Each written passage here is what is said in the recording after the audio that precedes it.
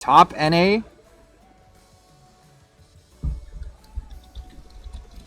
I have to put King Ray Jr.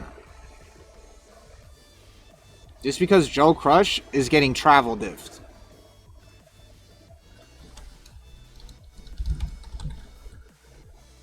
I forgot. I have to put Shadow too.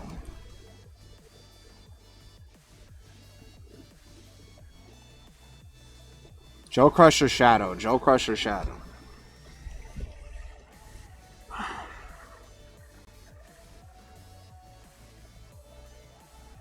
This is what I'm going to do.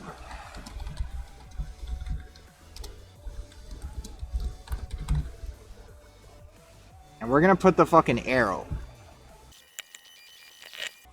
If Joe Crush had Shadow sponsor or King Ray Jr. sponsor, Joe Crush would be number one. Because I can't sit here and say Joe Crush is number one when he's literally just getting sponsor diffed.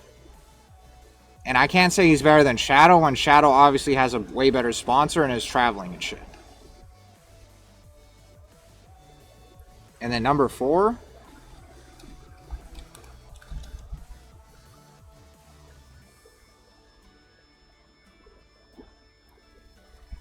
And to be honest, if you're a fucking Joe Budden fan, I'm kind of sorry to tell you this, but I haven't proved myself enough yet. So I don't even think I could put myself in top 10 yet.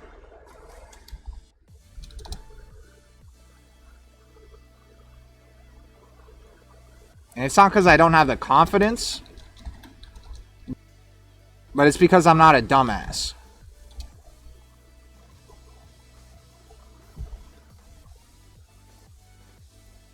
Like, I've shit the bed in too many tournaments so far.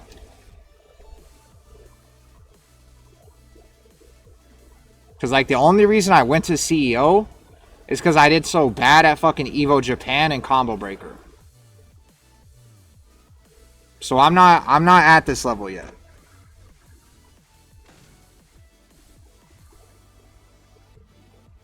But to be honest, I've still beaten fucking Ulsan and I've still beaten Bilal. And a lot of the people on this list haven't done either of those things.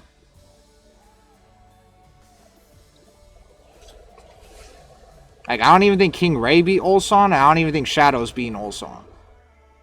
At least in Tekken 8. I could double check.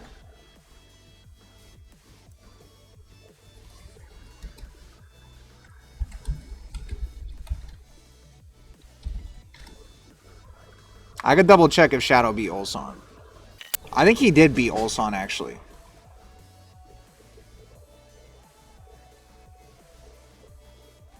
Yeah, he beat him at TGU. So I guess I'm wrong. Shadow did actually beat him. But Shadow still lost to Bilal, though. For EWC qualifier. But regardless, this list isn't about Joe Budden. I guess it is kind of about Joe Budden because it's about NA, but I'm not there yet. Number 4. This is going to be tough.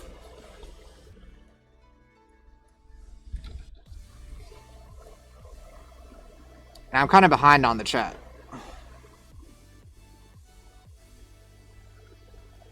Isn't Go Sane? Don't stretch the EU flag that much. Shadow. Cubic Z. Why are you always doing tier lists?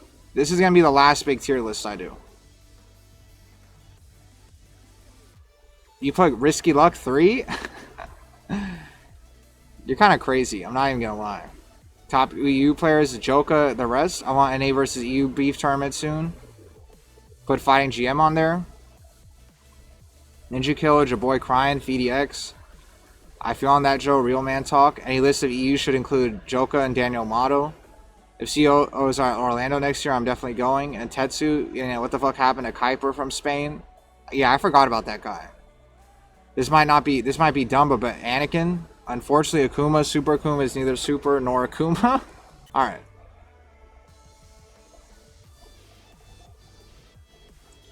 This guy, Joy. Joy didn't answer me. I don't think Joy responded to what I said.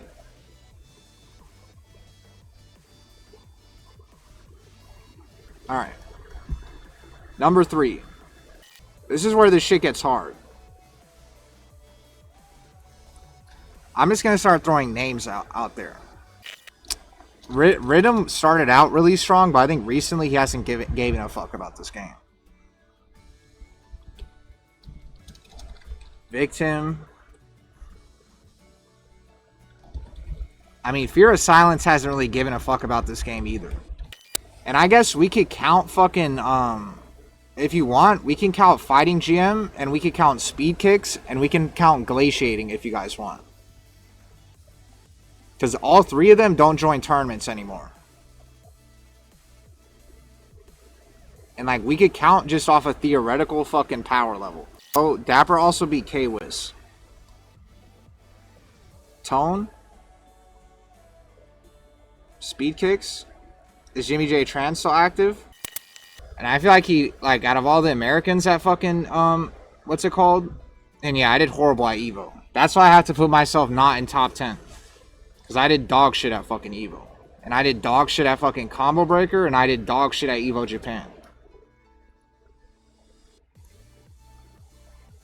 And the only tournament I didn't do dog shit in, I got DQ'd at. But those are like my only 4 majors I've been to.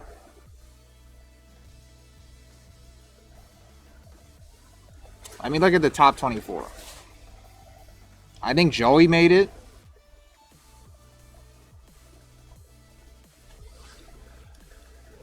I don't even think Joey made it, actually. Yeah, it was just Joe Crush. I remember this was a really bad EVO for America. This EVO was really bad for America.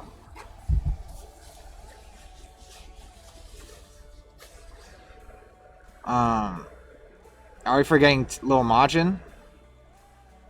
You are on the spectrum? I'm on the spectrum for making this fucking tier list. I'll tell you that much. Put Pit Viper? Pit Viper doesn't play this fucking game. I haven't fought Pit Viper since like the beginning of season 2. That person doesn't play this game. And Pit Viper is like the 60th best player in America. I forgot Ninja Killer too. Yeah, and what Kilo said, that's what Ninja Killer said too. Ninja Killer was in this stream. He was actually in like one of my first streams. And I asked him this shit. I said that you still have a lot of untapped fucking potential or unfulfilled fucking potential in Tekken, and that you should not fucking leave this shit yet, because when you fucking play, everybody wants to watch you. Like, you were the only person at EVO that I saw like the entire crowd fucking watching that shit for in Tekken. It was like him and Joe Crush. Are we forgetting Lil Majin? Throw Emily on there while we're theory crafting. Lawyer dumbass. I am on the spectrum technically. I don't have to play a specific character just to get out of certain situations. Best NA player by their character. I'm not gonna do that shit yet. Maybe in like 2 weeks or something I'll do, but this is the only list I give a fuck about.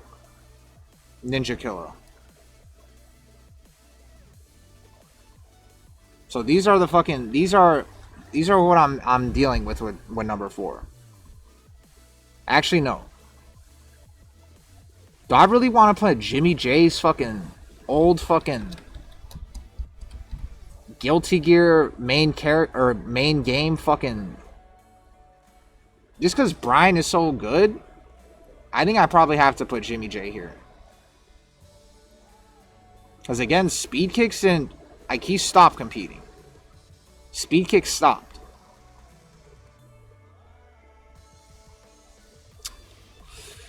I think we have to do actively competing. I think we can't, if we start doing fucking like theory crafting on people that don't compete, then this list is gonna be too hard to do. Yeah, this list is gonna be too hard to do. Because we can, like, obviously you could put like Glaciating and like Speed Kicks and like Fighting GM at like top 3. And you can't really, like, there's no like logic behind it really. Because we don't really know like what's gonna happen. And like the funny thing is, fucking Speed Kicks didn't even compete in Season 2 with Horang when he was actually completely broken. Like, Speed Kicks probably could have actually made top 8 with this version of Horang.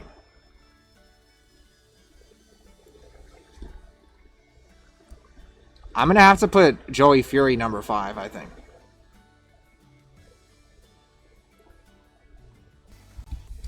And he started getting a lot better in season lately with Jack. He started playing more like Joe Crush.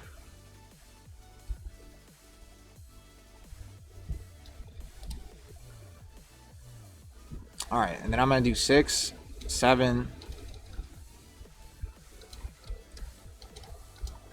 Yeah, I'm glad this shit is not top fucking 64 or whatever. That shit would take too fucking long. Joey Fury. And yeah, I saw the list that Rack did where he did top 3 per character. I've seen that list. I have to do active players. I would put Fighting GM top 10, and I would put Glaciating, and I'll put Speed Kicks. But they're all fucking retired. Yeah, and Little Majin, no. He's fucking retired too. Joe Crush is a Jack 8 guy, yes. Alright, Anakin, Victim. You know, what's funny is I kind of want to put Nomar this high too. Every time I see Nomar in a tournament, he does really good. And also, I think Kendo and JJ Breeze get like honorable fucking mention. JJ Breeze kind of sucks online, but offline he does really good. And no more. I guess since I put Nomar, I have to put fucking EXO, and I have to put Dapper. I don't think Dapper is top 10. I think these two are better. And obviously all of these guys are better than Dapper, but I'm not even going to lie to you. If I put Dapper here, then I almost want to put myself fucking here. So yeah, Dapper, you're not there yet. Dapper definitely did better than me at Evo. He got like 30th or something, but you're still not like top 8 at a major level. I think Nomar and EXO actually are top 8 at a major level. Like, I'm pretty sure Nomar got fucking, I'm pretty sure he did really good at Evo one year. Like, I think last year he got, like, almost, I feel like last year he did really good at Evo. Yeah, like, 17th at Evo 2024 is really good.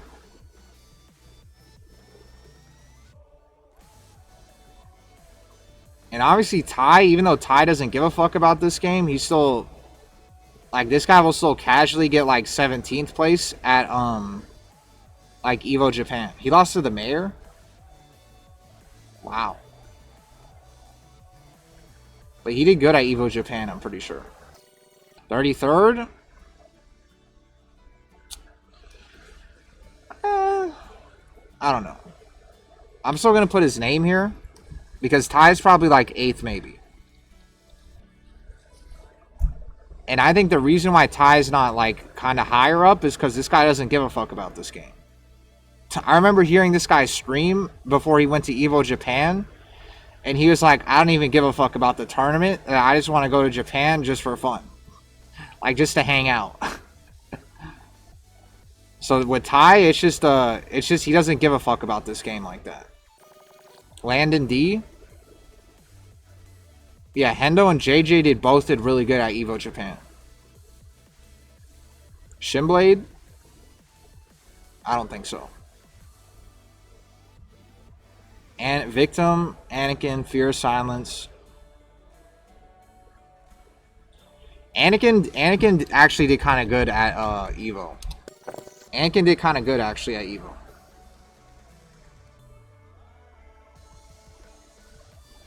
I mean, not good for Anakin standards, but like, he's not looking like old Anakin anymore. DBP? Yeah, and I saw the Matsuba game. The Matsuba game was really good. And he beat Go... Yeah. Yeah, Jimmy J's here. I didn't even know he beat Gosane. Yeah, Anakin did even better than Shadow did. And what the fuck did Joey Fury do at EVO? I saw Joey Fury at EVO too. Damn, 65th? You guys all did pretty bad at EVO. I thought I did horrible, which I did. But some of you guys that are supposed to get like top 8 at EVO did like almost as bad as me. Like, we actually did really shit at EVO. Like, super shit. Rhythm beat Nomar. Wait, Brawl Pro was here? Brawl Pro beat Do Glider? That's pretty funny. Chad, yeah. I forgot Cuddlecore. I think because Elisa is so good in Season 2, I might have to put Cuddlecore ahead of Joey Fury.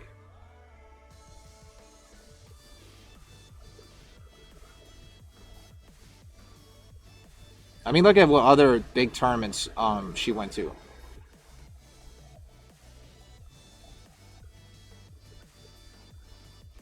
She was at Only the Best. I think I might have to put Cuddlecore ahead of Pika. Sebaton. Who the fuck is this? I forgot Jake Man. I'm a fucking dumbass. I totally forgot to put Jake Man. Jake Man is top 10. Swoj guy, you beat Jake Man? Swoj guy is a local player though. So I'm not that surprised. Throw Aru? I know who Aru is. I think FDX is retired. He's gone when Noctis was gone. Bro say Ninja Killer? I did. Oh, I didn't.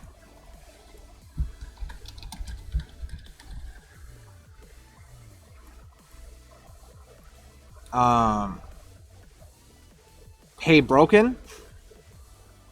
Medical Doctor Jake, man? FDX has actually been doing pretty good lately in tournament. Like for FDX Tekken 8 standards. I don't know why Fear of Silence DQ'd. I forgot about Peeling too. Peeling? I thought Peeling would have done better in Tekken 8. I thought Peeling would be like here. Based on what Peeling does offline, but Peeling is probably down here. And to be honest, I was thinking about Avery, but nah, he's too washed. Yeah, even though Jake Man lost to Swoj guy comes to our locals sometimes. And our monthlies, so it's not that surprising to me. And also, this was a good tournament for Anakin.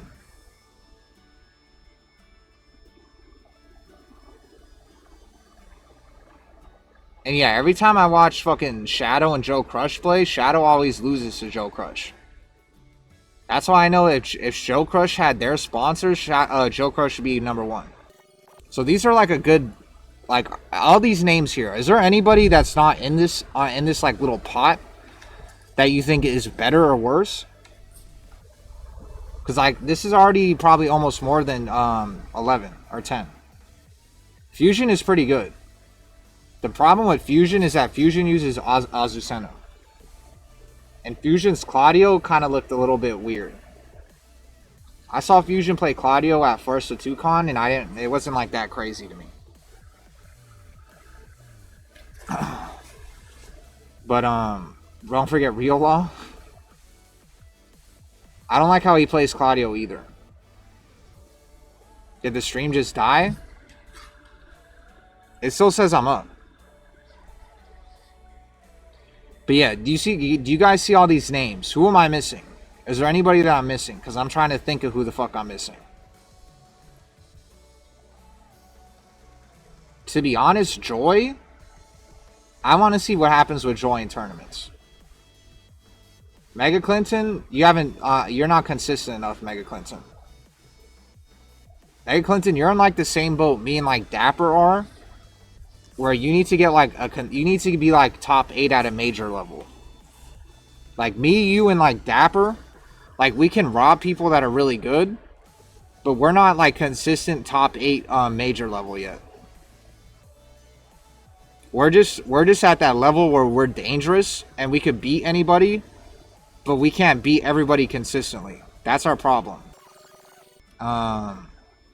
Genghis is kind of washed in this game, but just for the let me look at Genghis really quick. I think Genghis is kind of washed in this game, and I can tell he doesn't know what character to pick. But he did win Texas Showdown though. Yeah, like he did as bad as I did at Evo. That's not good. And Genghis gone top 8 at Evo. CEO? I forgot. Who the fuck did good at CEO? We're gonna look at CEO and then Combo Breaker. Who the fuck got top 24 here?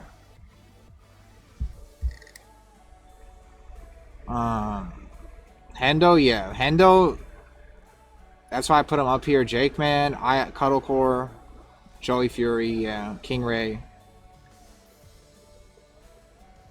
Shadow, obviously. Then we're gonna look at Combo Breaker 2025.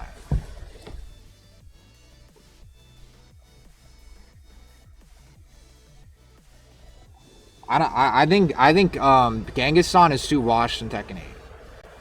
I don't think Genghis has really found like the one character that he wants to stick with. But yeah, I also did horrible at this tournament. But if I didn't do horrible at this tournament, I wouldn't have gone to CEO. Chris G won third strike. Damn, where are the Americans? Hendo again, yeah. Hendo and JJ Breeze, they kind of put themselves in the next tier of like top 10 NA. I noticed at Evo Japan, Combo Breaker, and CEO. Especially at Evo Japan. So yeah. To be honest, I don't think we can put Genghis on. And I also think Nomar and EXO, that there hasn't been enough tournaments with you guys at majors. Although I think I probably would have to give the edge to Nomar. Because I think, like, was EXO at Evo? No, Nomar has been to bigger tournaments than EXO. Or more tournaments. Yeah, like 49th. Like, even Nomar has gone close to top 8 at Evo. Although beating Rest is really good. So I'm gonna have to give the edge to Nomar. Alright. I don't think there's anybody on this list that we're actually like that is better. Sean Dude, FDX, nah. They're like all these people on here are better than Sean Dude and FDX. Ninja Killer, Cuddlecore, Fusion, Slept On, don't forget Real Law. Where's my local? It's in Los Angeles. Or close to Los Angeles. Like I live in Los Angeles, but the local is like right near Los Angeles. But I guess it's still Los Angeles County. Trizzy the rapper? Nah. I think Trizzy kind of stopped giving a fuck about this game. And Landon? What did Landon even do at Evo? Landon's one of those weird players to me where, like, skill-wise, it feels like Landon is like a top 10 NA player skill-wise, but he never has like a breakout tournament run at like a major or anything. Although he did beat Victim, but still. Like, all these guys have had breakout tournament runs at majors. Except EXO and, I feel like even Jake Man has had like almost top 8 at a major before. But yeah. Tendo to meet the meme quota? No, I'm not doing that. On the Joe Budden on the list, obviously, will you actually play against EU? I don't think Trizzy, maybe in season 1 Trizzy, but not anymore. I think Trizzy stopped giving a fuck.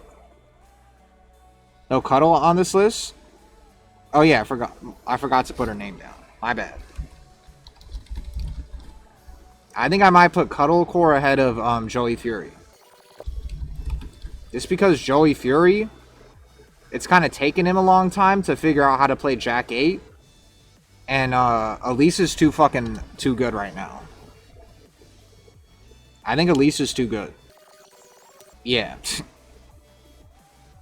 Ninja Killer, Victim, Joey Fury.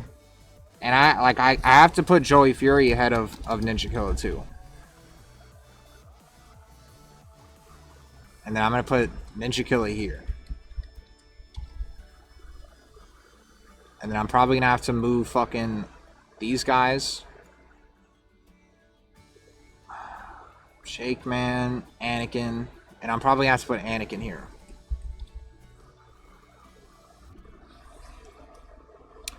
Actually, I don't know. That's a good question. Victim or Anakin? I feel like it's between Victim and Anakin. I think Victim might have had better results than Anakin. And I said Genghis-Khan, but I don't think Genghis-Khan in Tekken 8 has like I think what's held him back is he's been changing characters too much. So he's not like what he used to be. Joy, I just talked about you, Joy. And yeah, I was gonna put Riddim. Like I think Riddim would have been top 10 in season 1, but I noticed in season 2 he kind of thinks Shaheen sucks, and he's been playing like Nina and stuff. Because I if you look at fucking Evo, I don't think he did that good at Evo. I think I'm pretty sure he was at Evo. He did 33rd isn't horrible. He beat Sandy and Nomar. Oh my god. And also I saw Riddim beat someone at like a pre-local for the Evo tournament. That was pretty good. I guess maybe I do have to put Riddim. Maybe then. But yeah, Joy, I'm telling you, I don't know if you heard me the first time I said this shit, but like you're casually like a top 10 NA player online. So you should like go like try to take this game seriously, Joy, and see what happens. Because it's at this point it's not a joke anymore that you're just randomly fucking making top 8 at like TNS and fucking Paragon and winning Paragon and all these fucking like Oni and shit. Like you actually need to play this game seriously. Anna's way too good, and you're clearly the best Anna in America. So yeah, you need to take this game seriously, Joy.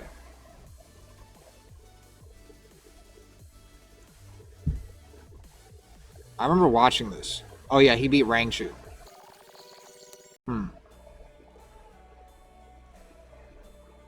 I think Victim has to be on this list.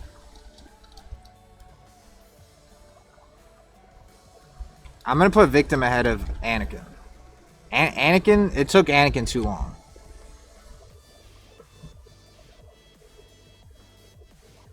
Man, I want to put Jake Man 10.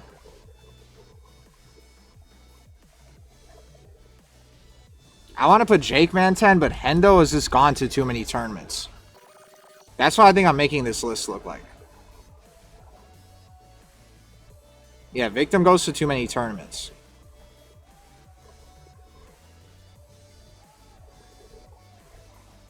And also, you say Jake Man went to like a Jobber or Steve player. Javoy Cryan is arguably like one of the best Steves in America. He just doesn't go anywhere. Am I part of the corporate core clique? Had Donald Trump? Yeah, Hendo has to be on. As replacements? I feel like I'd kind of be a pussy if I put honorable mention. Like, if you didn't make the list, you didn't make the list. Like, Peeling, Jake Man, JJ Breeze, Nomar. I'm only a little bit hesitant on putting Anakin. I'm a little bit hesitant on leaving Anakin. I feel like if I was gonna leave Anakin off, that I would replace Anakin with either Jake Man or Nomar or Peeling. I'm gonna do this. I'll actually make a poll for this one. I guess EXO has a lot of hype, but I'm telling you, I think it's too early for EXO to place him ahead of those three.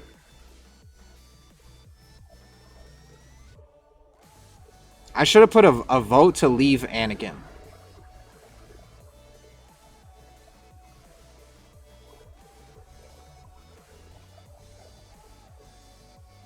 Yeah, I don't think you guys agree. I think you guys probably want to leave Anakin then. This is what I'm going to do. I'm going to put Hendo ahead of Anakin. I've seen too many fucking tournaments this season of Hendo making like top 24 in too many tournaments. Jake Man, replace Anakin with Jake Man?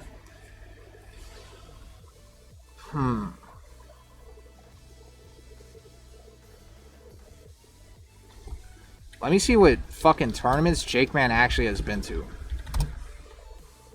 If Jake Man is barely fucking like right outside of top 8 in like every major he's gone to, then I'll put Jake Man. Obviously PAX West he got second. Raph fucking beat Jake Man. This tournament he got top 8. Actually no, that wasn't, he didn't get top 8 that tournament. This was the pre fucking local shit. Okay, CEO, he got 17th. That's really good. I think he might have even placed better than Hendo.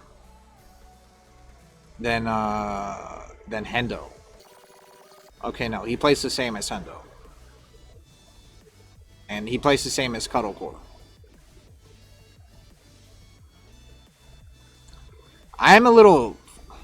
I feel like maybe I put Cuddlecore slightly too high.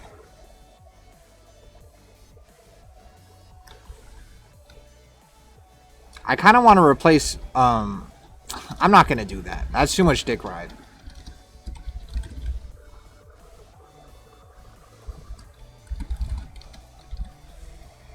I'm going to do that.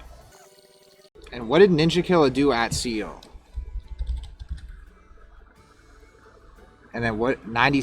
Oh, 25th at CEO? And then what did Victim do at CEO? 49th? And then at Evo. If Ninja Killa did better than Victim at Evo, then I might put Ninja Killa ahead of Victim. 25th? That's not that bad. And he beat Dapper and Fear Silence.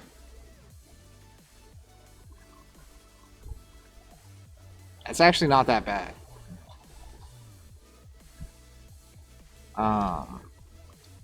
Victim. Yeah, I'm gonna put him ahead.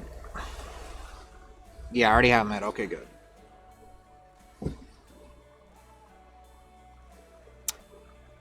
Let me just double, because like the more I think about Cuddlecore, I'm just trying to remember like what the fuck she did in this game in season 2. 7th at this?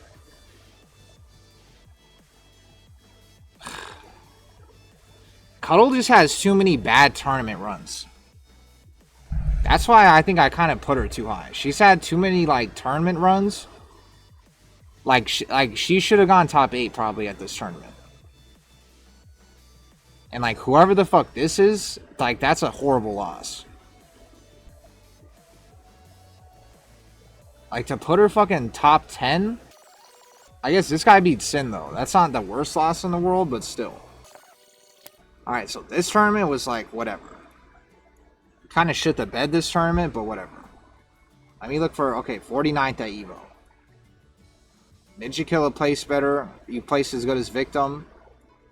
And then what did Hendo do at this Evo again? I've already forgot what fucking Hendo did. What about a guy named Machine Gun Wizzy? He doesn't... Machine Gun Wizzy's only gone to like Frosty Fausting. Does a ranking order matter if we're just comparing regions? I just want to have a top 10 list on both. And then when we do like the bracket or whatever, then it's whatever. But I just want to have a set top 10 list so that we know what we're dealing with. And I forgot what I was looking for. 49th? Ninja Killa placed better. Chain shift, didn't get top 8. Lost appealing. Place as good as Jake, man. Combo breaker 33rd. Nick RM. Nick RM plays Elisa. I feel like Jake Man was that combo. Actually, no, he wasn't. Like, the more I'm thinking about it, I have to drop fucking, I honestly think Hendo has done better than Cuddlecore.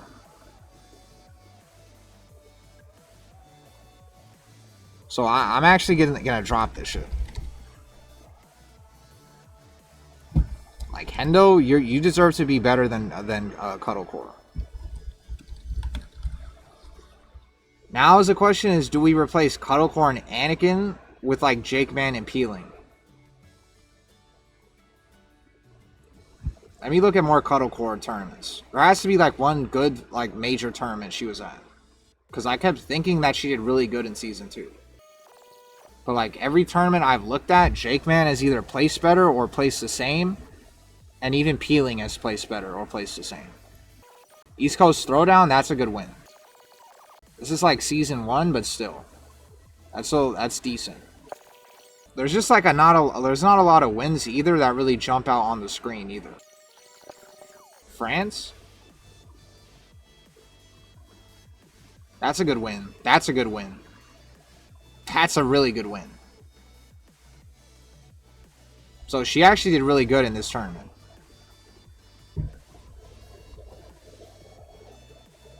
So I'm going to have to, like, literally because of this tournament, I might have to put her ahead of Peeling still. That's a really good tournament right there. And let me look at what Peeling did in EVO 2024 and 25. Peeling wasn't at EVO 2024 or 2025. And I know this is technically Season 2 or Season 1, but 33rd? 33rd. Alright.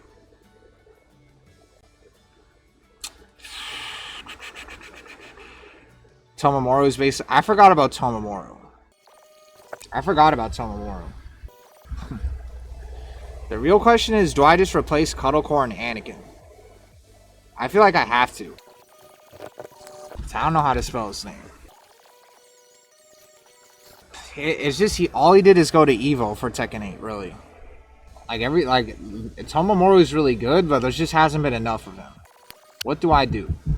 Do I put Nomar or Peeling ahead of Cuddlecore and Anakin? Or Jake Man? Didn't she have a win over Nia at some point? Even though Tomomoru represents the Philippines, I would have put him on the NA shit.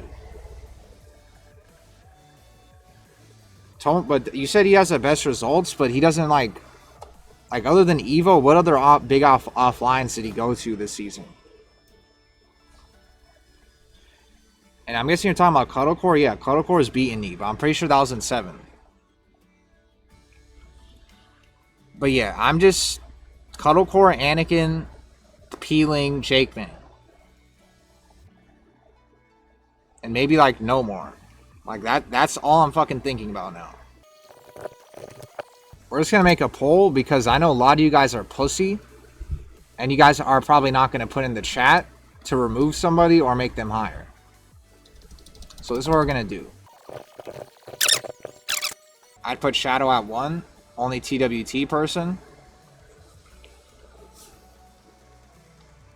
I feel like EWC is harder than TWT. And yeah, Fear got on TWT because of like the local points or whatever. You say no way? I also think that Shadow's had like 1,000 times more tournament, like what's it called? He's had 1 million more tries than King Ray. And somehow Shadow still never qualified for EWC.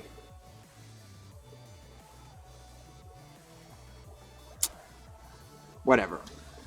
I'll listen to you, but it doesn't feel like Shadow's the best player in NA. It feels like King Ray is. But if you want to count fucking TWT, then I can't really argue with you. But it honestly doesn't feel like Shadow's the best player in NA. I bet you if you fucking asked EU who they would want to fight against, Shadow or King Ray, they would probably say Shadow. But I'm just going to do that. Because it's also a sponsor diff between Shadow and King Ray. King Ray's sponsor is good, but he doesn't get to go to as many places as Shadow does. So that's probably why his TWT is better. So yeah, we're just going to do the same. This is what I'm going to do. You know how I put the arrow with if he had their sponsor? I'm going to put if he had his sponsor. Unless, do you guys think VIT and Liquid are like the same? Or is Liquid better? Because I think Liquid is probably better than VIT. It's low-key better right now for Tekken. So you don't think that if King Ray, you don't think that Shadow has been able to go to more tournaments than King Ray then? That's what I'm getting at. Is that, yeah, Shadow's like top TWT, but I mean, has Shadow gone to like twice as many fucking tournaments as King Ray? It seems like it. Okay, but answer my question though. Has Shadow gone to more like major tournaments, more chances to get TWT shit than King Ray? Because like we could look at CEO, we could look at Evo, and we could look at Combo Breaker. And I'm pretty sure King Ray outplaced him at all those tournaments. And then also King Ray beat fucking Shadow at that one Challenger event. But I guess it's not a matter of if you beat somebody, you're better than them, but still. Okay, and then what did Shadow get at Evo?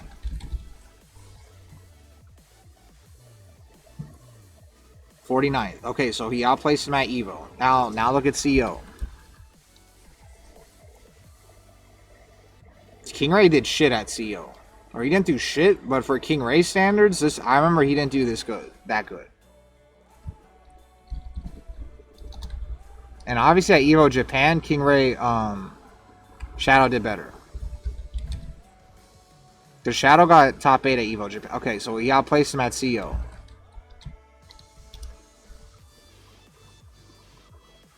Well, actually, King Ray didn't go to Evo Japan.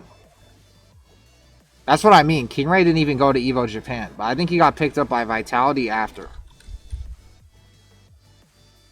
13th. Shadow. I think he did bad at Combo Breaker. 17th. So King Ray outplaced him twice. Shadow outplaced him once. And then if you look at the fucking Challenger event, King Ray won that shit and Shadow got second. But then if you look at Evo Japan, Shadow got top 8. Alright, I'm going to put Shadow in. I'll leave it. I personally think King Ray is number 1, but on paper, with results and everything, I guess Shadow has done better. Because Shadow's had more opportunities, it feels like. The real question is, do I put Jimmy J behind,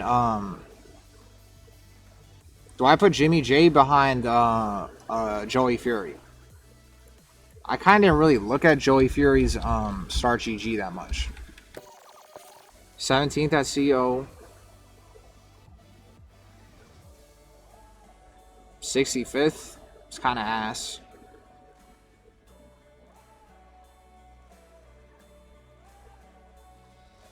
Joey just like didn't really travel like that.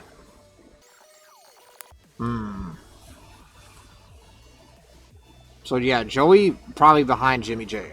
Because Jimmy J, I think he almost even made top 8 at Evo Japan too. Alright. So this looks fine. Or no, I forgot. We're still on, do we replace Cuddlecore with, or do we replace Anakin and Cuddlecore? Like the beats? I know Cuddlecore is your friend and Anakin probably, but I'm thinking of replacing Cuddlecore and Anakin with like Jake Man and Peeling. I'm going to compare Peeling's results with No More. That's pretty bad. I remember Peeling lost to Code Red too. And he lost to Anakin. I don't even think Peeling was at CEO. He was? That's not that good either. That's what I kind of meant by Peeling, is that like his fucking results offline in big tournaments I thought would be a lot better. And that's why he gets mad at me when I say that shit, but I'm not lying. Appealing, I thought you would be here. The way your fucking Ling is online, I thought you would be here. But somehow even like Hendo has like done a lot better. And like what's another one? Combo Break, because I know he didn't go to 2025 Evo. Combo Breaker CEO. That's like really it. And I guess like the level up your game tournament or the level up expo tournament, which I like is kind of whatever. I guess he did good at this tournament. This is when he beat Jian Ding. And I guess he did better than Jake Man. But like it was literally just Arslan Ash, Rangchu, and like Jian Ding. This was kind of like an American tournament. Peeling not up there for top 10? Yeah, I agree. Jake Man should be up there? I agree. This is what I'm going to do. Because Anakin, I think Anakin has started to look really good.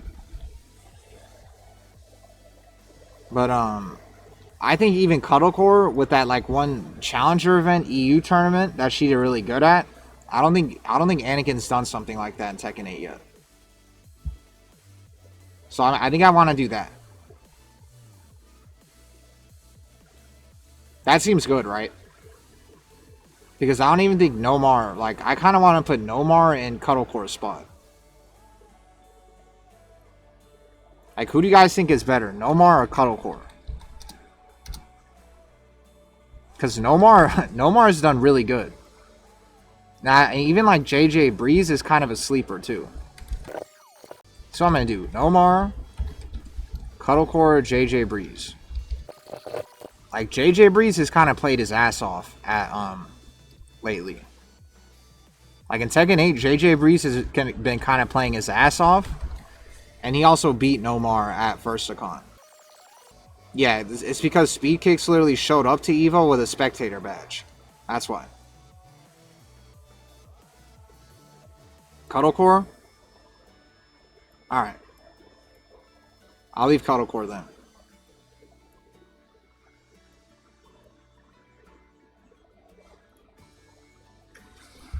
Yeah, this is good. Because I originally had Cuddlecore even higher. Because it felt like she did really good in Tekken 8 Season 2. But that's probably good.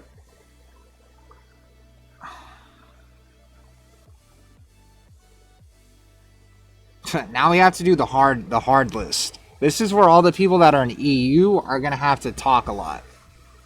Because the NA list is easy. Yeah, the NA list is fucking easy. And also, I know Jake Man does like all caps.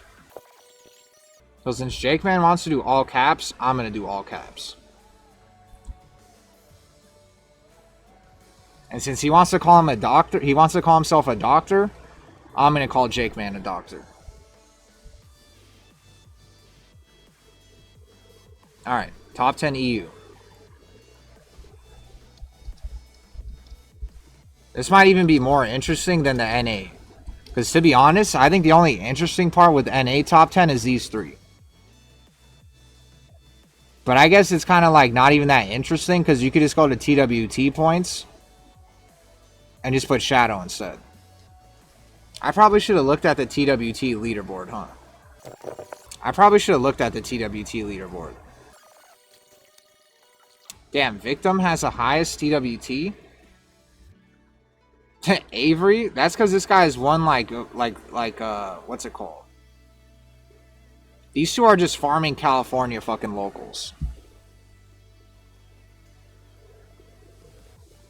Well, I guess no. Tone won, what's it called? He won Sandia Showdown. Or he won Watermelon Showdown. So that's why Tone is up here. But yeah, this shit is kind of ass looking at. I think global matters more. Because even in like Japan, I think even my dumbass is in the Japan leaderboard. I guess I'm not. I remember when I looked up the Japan leaderboard on Liquipedia. And because I got like I did good at a local or some shit in Japan, it actually put me on there. I guess I'm not there anymore. I had like 5 points. I had like I was at like a 32 plus local and I got like 5th or some shit. And it gave me 5 points. Alright. Let me look at global. Okay, let me look for an American. King Ray. Oh yeah, I gotta also take account the EU. Damn, Eddie is that high? I mean, Anakin is 31 on TWT. So if you want to count fucking TWT shit, Anakin is pretty high. But you guys probably wouldn't say Anakin is top 10.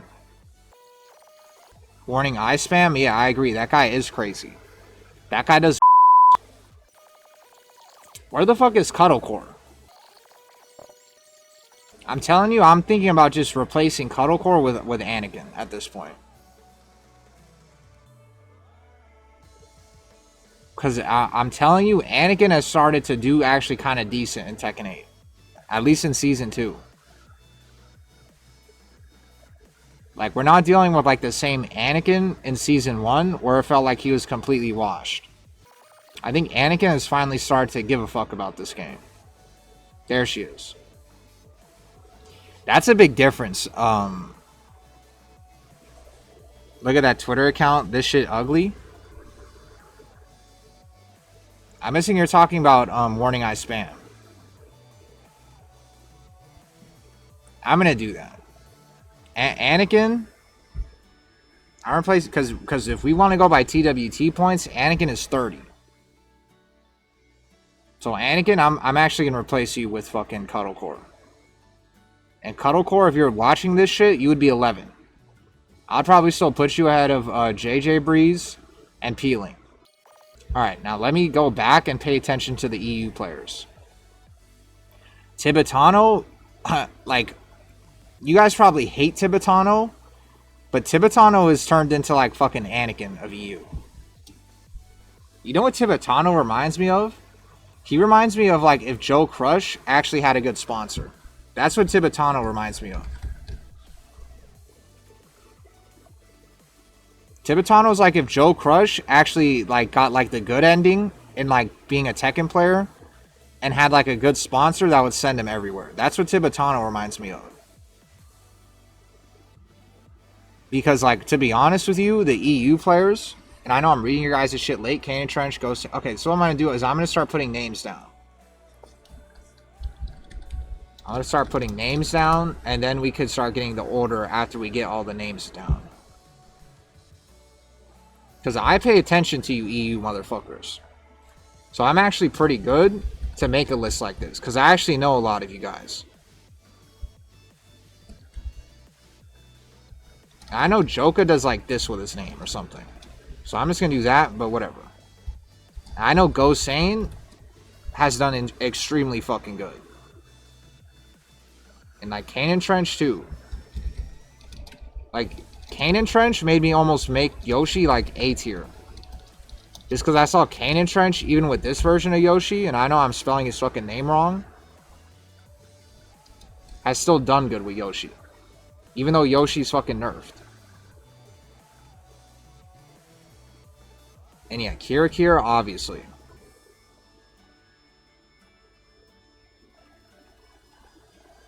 Sadly, I don't know if I can put Richie top 10. Sadly. I want to put Richie top 10. I might put him 10. But that guy stopped giving a fuck about this game. Like Richie just wants to play rematch. And I forgot Nino. Even though Nino seems like he kind of disappeared in Season 2 when they nerfed Bear. That guy was kind of carrying EU at first. And obviously Daniel Motto. This guy has just been in Korea this entire time. Dewglider? I don't know if Dewglider is a top 10 EU, but I'm just going to put Dewglider's name just for now. And I forgot Ilias.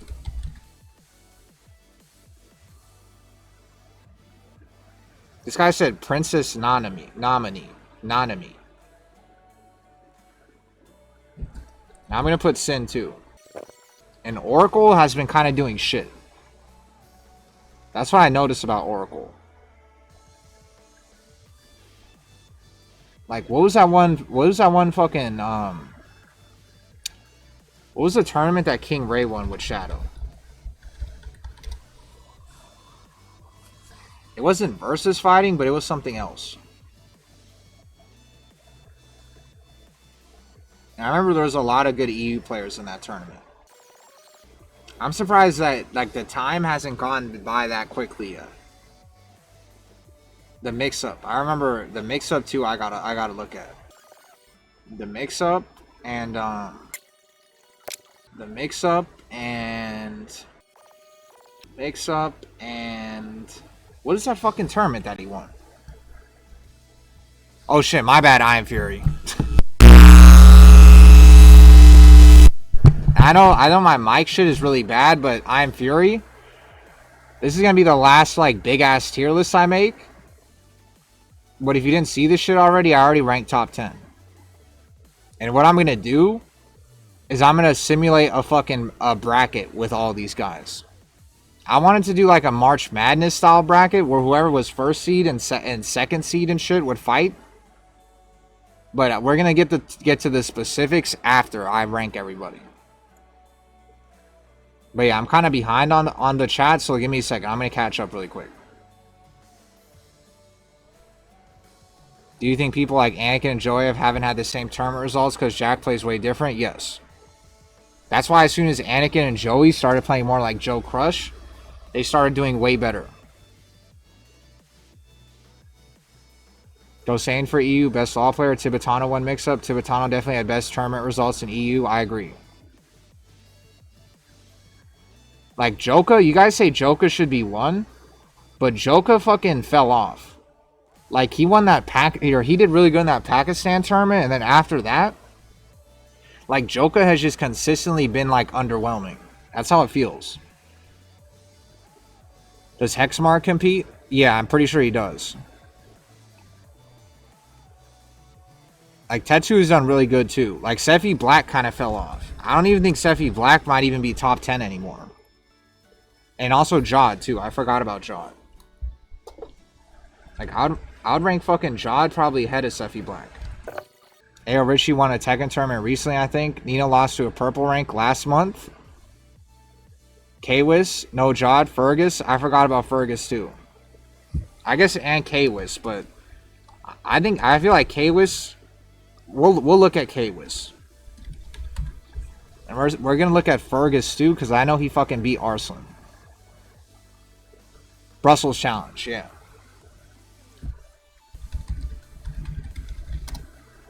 I want to look at Brussels Challenge, and I want to look at the mix-up. And also, there's a lot of EU players, but I know who the fuck this guy is. Eddie? This guy might not be top 10 right now, but I think he will be pretty soon. Like, I think that guy might be better, might have a better Fangway than fucking Joka. And if you don't know the lore behind Eddie, that guy was just living in Japan for like almost 2 years. And going to every fucking local and playing ranked fucking 30 hours a day. So if you live in EU, you better watch out for that motherfucker. Like, even Kaizuko Lars. Kaizuko Lars, I thought when they buffed Lars, we would start seeing him more, and we didn't. But you guys have a lot of good players, though. Like, even Kaizuko Lars, I would say is worth mentioning. And even, like, Buffalo Soldier is worth mentioning, too. Like, you see how many fucking people I have to put? Like, this is a lot of fucking people. With NA, it's like it was easy to come up with these guys. But you guys have like 1,000 fucking people that are not like top 1, but like in like this range.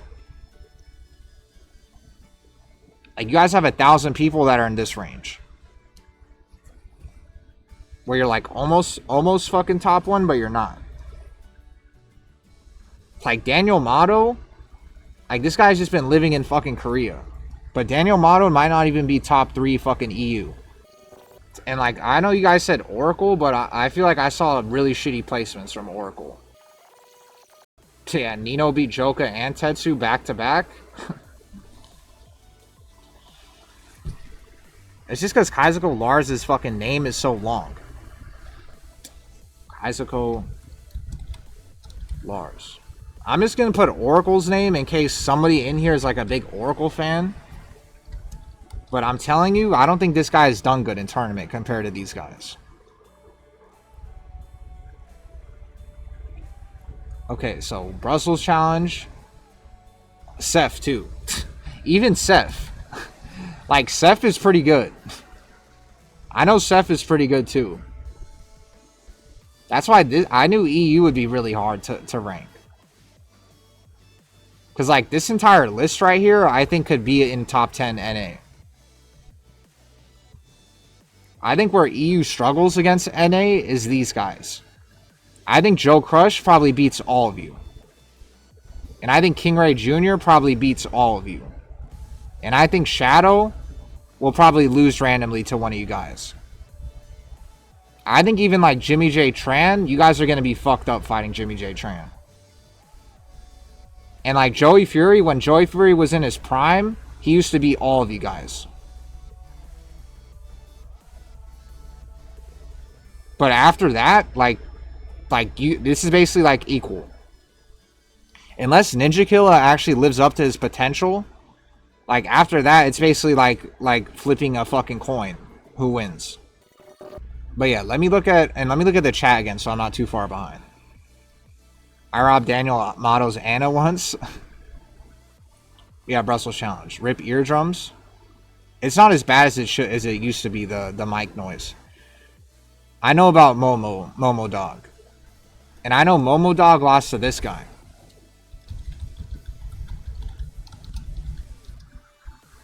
The guy that I was just talking about. You know who I think would actually be pretty good? But he's not top 10 is Hasboy. I think if I could beat people like Ulsan and shit with my Claudio, I think Hasboy would probably rob some of the people in NA. Me and Hasboy play really similar. But Hasboy's too young. And like versus fighting was like his first like big tournament. So maybe in like a couple of years, Hasboy is going to be like the new Tetsu. But you guys better watch out for Hasboy. Because what was the fucking EU tournament that Momo Dog was in?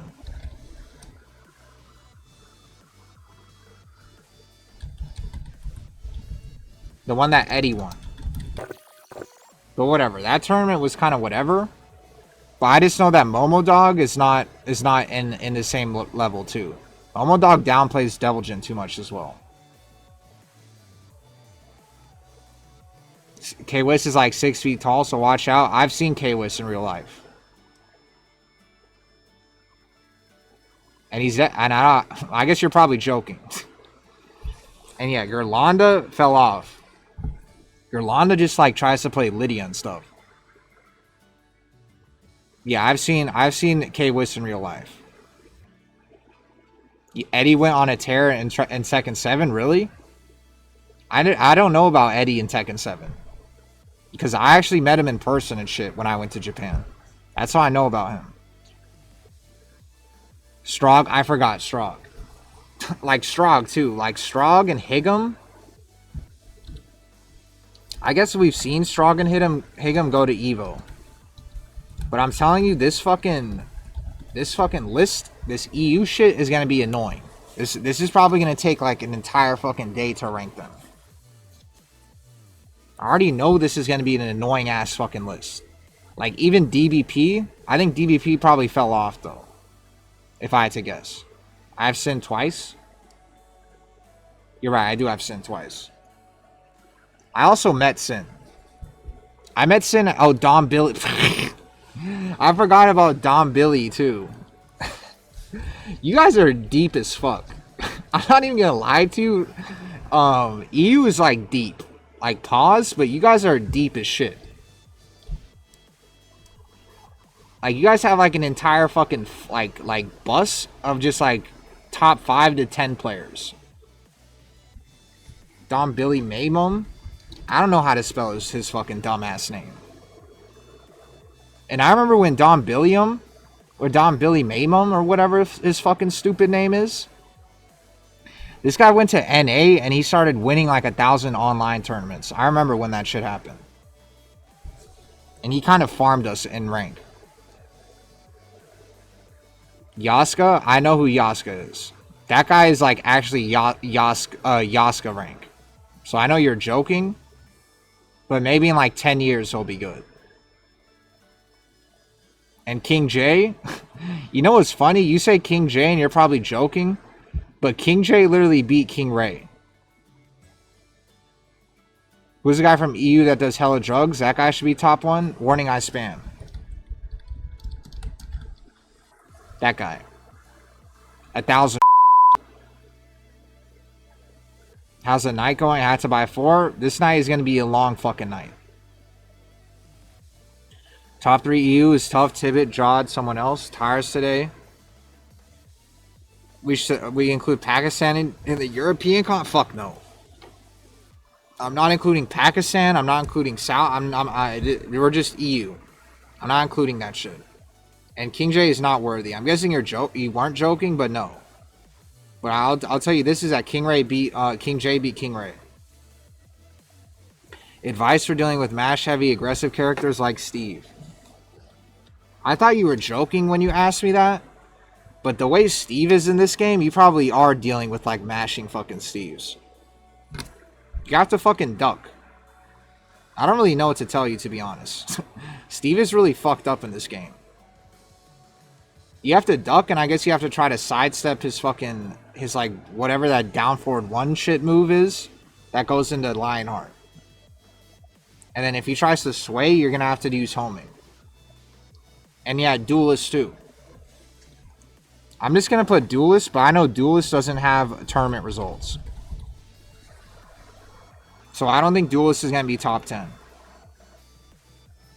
What about the Devil Jin player Ryujin?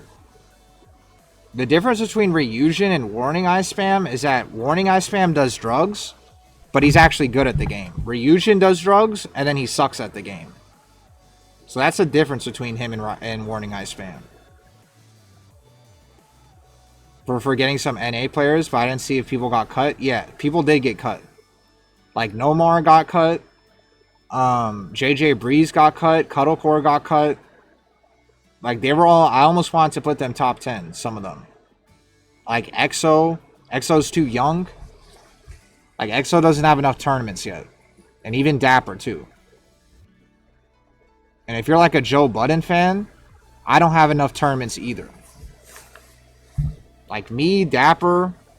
Like, we haven't gone, like, consistent top 8 out of major status yet. EXO, I guess, has technically gone top 8, not at a major, but like semi-big tournaments, like regionals, but still.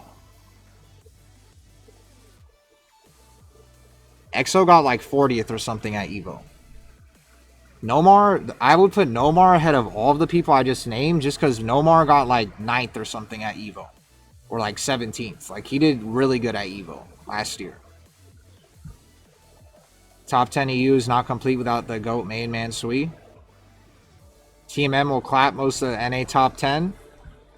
Well, I don't know if you saw this list, but I already made a list kind of like that. It's kind of schizo, but this is what would happen if Main Man fought all of the Mishimas in NA. And I had to move Tai up.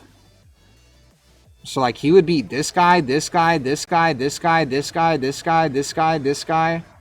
This guy, this guy, this guy, like even these guys right here, Dan Danny, Chaotic Perfection Jr., he would 9-10 them. And like Heavenly Uchiha, he would definitely beat. Because Heavenly Uchiha lost 0-4 to this Kazuya player. Like this guy, like Main Man is going to body bag all these guys. Some of these guys you probably don't know. But the reason why Jisandy's here is because it's Jisandy's Kazuya. Like, some of these guys, you're seeing their names, and you're like Ty, for example. I'm obviously not talking about his Brian. I'm talking about his Kazuya. That's why this shit is color-coded. But we already did this dumbass list. But I'm not going to do a main man versus NA, not Mishima, because I don't think it's going to be as interesting. And yeah, I know about Yasuka. And when Yasuka stops being Yasuka rank, then I probably will put Yasuka up there. Coach Cosma are pretty good. I don't know if they compete though. Lil Majin and Coach Cosma, I don't know who Coach Cosma is. And yeah, Pika, I've heard of Pika too. Pika, I don't really know too much about. So you guys are going to have to help me with him. I've just seen his name in bracket. Hello, Joe. Don Billy quit? That makes sense, because I haven't seen Don Billy in a while, actually. Do I think 2XKO is going to blow up? They took too long. He does yes. Joe Crush is an honorable mention. Joe Crush is fucking here, top 3. Yeah, crossover. That's a tournament I was looking at. Crossover. That's what Eddie won. Someone fill me in? Who are you talking about? I'm talking about Warning Ice Spam and Ryujin. They both do drugs. But when Ryujin does drugs, he just sucks at Tekken and he downplays Devil Jin. But when Warning Ice Spam does drugs, he actually gets better at the game. And then when you watch his Nina play, you can't touch him. And he's like teleporting and shit. The Phantom, yeah, the Phantom is old and doesn't play this game anymore. And the Phantom fucking shakes your hand like insanely fucking hard and like breaks your hand. That's what I know about Phantom. And he gets really angry too. The frame jailing jab check spam. What I would do, Big Daddy Savage, is go here. If you want to learn how to fight Steve, go here. Choose your fucking character. Not Tomomoru because he's an NA, so his fucking waifu is boosted. Pick him. Go to the online leaderboards in game and then follow him. Or make him your rival and then sort your replays versus Steve. That's the simplest way to help you get better against Steve. Without giving you like specific fucking tips and watching your replays. Why are you asking people to fill you in? And yeah, Faribors, I don't have enough room to put Faribors. Ain't Risky Luck better than Ao Richie? Risky Luck doesn't give a fuck about this game. I mean, Ao Richie doesn't really give a fuck either, but like, I don't know. And I know Risky Luck beat Ao Richie at Versus Fighting, but still. Any advice for players wanting to learn matchups? What I just said. Go to Wavelength, go to Asia, pick your character, go to the leaderboards in-game, follow them, and then sort the replays by the characters that you suck against. And then watch the replays. How fucking plus is Steve Heat Smash? I feel like it's -9. Or +9. I could be wrong, though.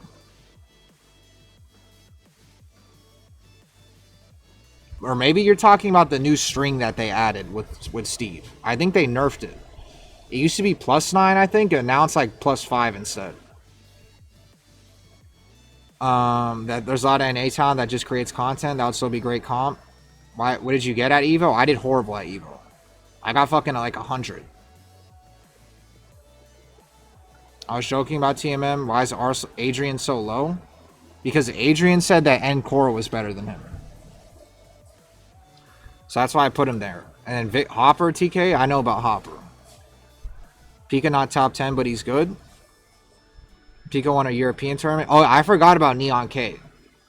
Neon K Kurijawa, or whatever the fuck his name is. I know about him too. And that guy was like a young ass fucking kid, I remember, in 7. He was like a young ass kid and he would just like rob people with Fakaram. But he hasn't really done anything in Tekken 8. And I know about Eagle 46 too.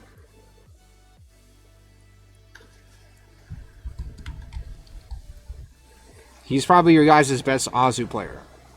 Even though he played Lucky Chloe in 7. Yeah, his Hayashida steps are disgusting. Warning Eye spam literally does drugs. That's why his Hayashida steps look like he's fucking teleporting. Because that's the power of doing drugs and playing Tekken. Especially when you do fucking uppers and amphetamine. Or amphetamines. Chicken McNugget is Shaheen is super solid. I've never fucking heard of him.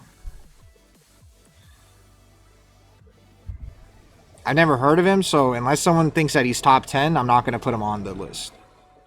Where does Medusa rank? I think if Medusa, like you see how I made this list, I think Medusa beats Droopy and Ishan and Tommy P and Trunkies. I think like Medusa basically body bags all of these guys.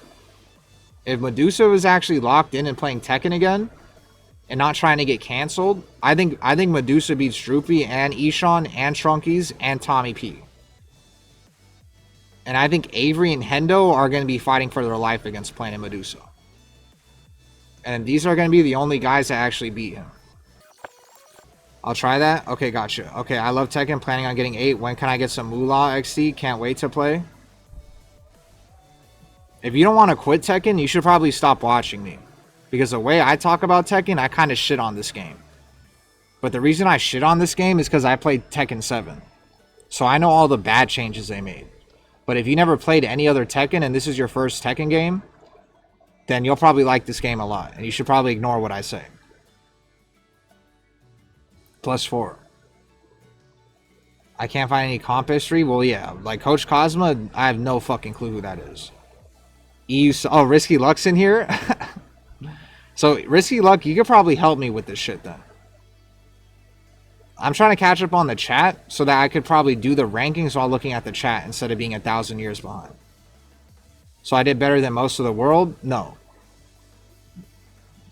100 at Evo sucks. Neon K is top 10, definitely. It's +3 now if you go into Flicker stance and -9 stance. Arson did steroids, it's like the same.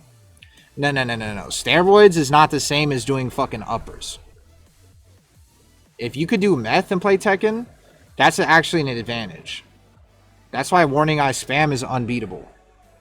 Half of them aren't top 10 TBH. I kind of figured. People were just giving me fucking names, and I just started putting them on. Like Fake Potter. Like Fake Potter, I'd probably put on, but I don't fucking know. Whatever. Fake Potter, I know who the fuck Fake Potter is. But I'm just like putting names just to put everybody's name, and then we're gonna start removing names. Check my latest YouTube shorts. 4,000. This is my first Tekken, but the game's dying into shit. Top 100. Okay, I'm finally down. I'm at the bottom. Alright. Now we're gonna start ranking this shit. So Tibetano, I think is best EU player. Just off of results. I want to put Gosane number 2. So in contention for number 2, it probably is I'm guessing it's either Gosane, Kira, Joka, and then Tetsu, if I had to guess. Am I wrong?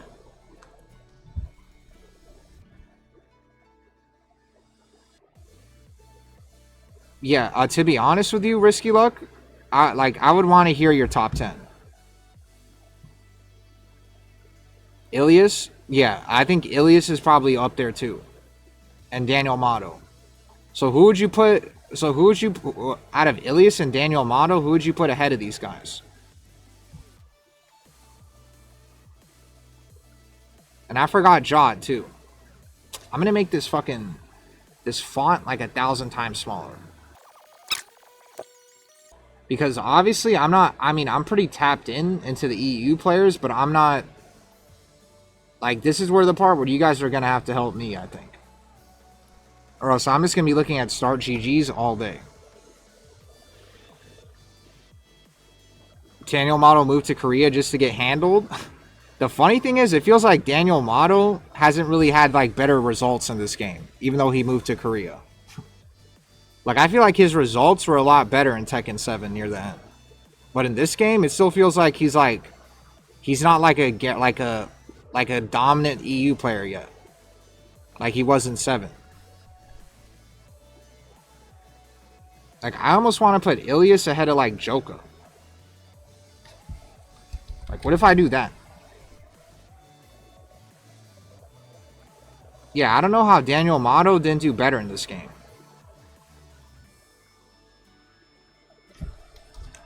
Like, even, it honestly feels like even Jod has done better than Joka. Tibetano, Gosen, Joka, Tetsu, Jod, Strog, Ilias, Neon K, and then me personally would put myself, and any of them are capable, I guess. Damn, you put yourself top 10, Risky Luck? I like hearing that shit.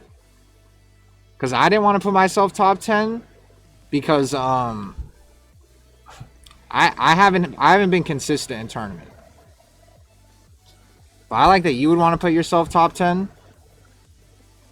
But the reason why I wouldn't even put you in top 10, Risky Luck, is because I know you don't give a fuck about this game.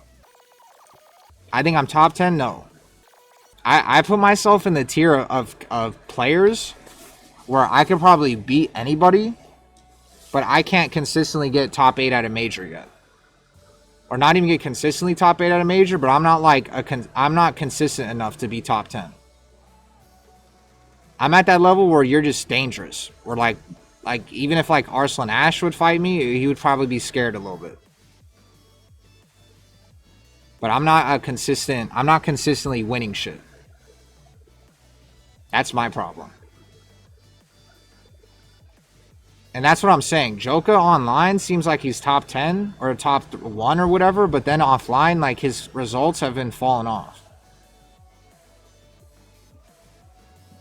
Okay, so you say Tibetano, Gosen, Joka, Tetsu, Strog, Ilias, Neon K. So you wouldn't even put Kira top 10? You really don't think Kira is top 10? I'd put Ilias above Kira. So I guess Kira just got one good tournament then. Or he got, whatever he qualified for EWC, then I'm guessing he got lucky. I'm going to look at the TWT leaderboards again. Good player, really good, but no. 2XKO, there was a lot of interest in Tekken Master is like Saudi, or I think he's Saudi, I think. I don't think Tekken Master counts as EU. Yeah. Let me look at, what is this, 2025? Okay. Tibetano. Gosen. Noel. What about Noel? Nobody mentioned Noel. But I guess Bolivia. This kind of shows how much of a dumbass I am. I forgot. Yeah, that Bolivia is not EU. I'm a dumbass. I'm actually really stupid. It's because I saw Tibetano's flag, and I for a second thought that Noel was from Spain. I'm surprised this guy is top 20, though. I've never heard anybody talk about Noel ever. Alright, Ilias. So technically, if you go off TWT, it's Tibetano, Gosen, Ilias, Kanan Trench, Daniel Mato. Damn, Eddie is 32. Since Risky Luck, what's the deal with Eddie?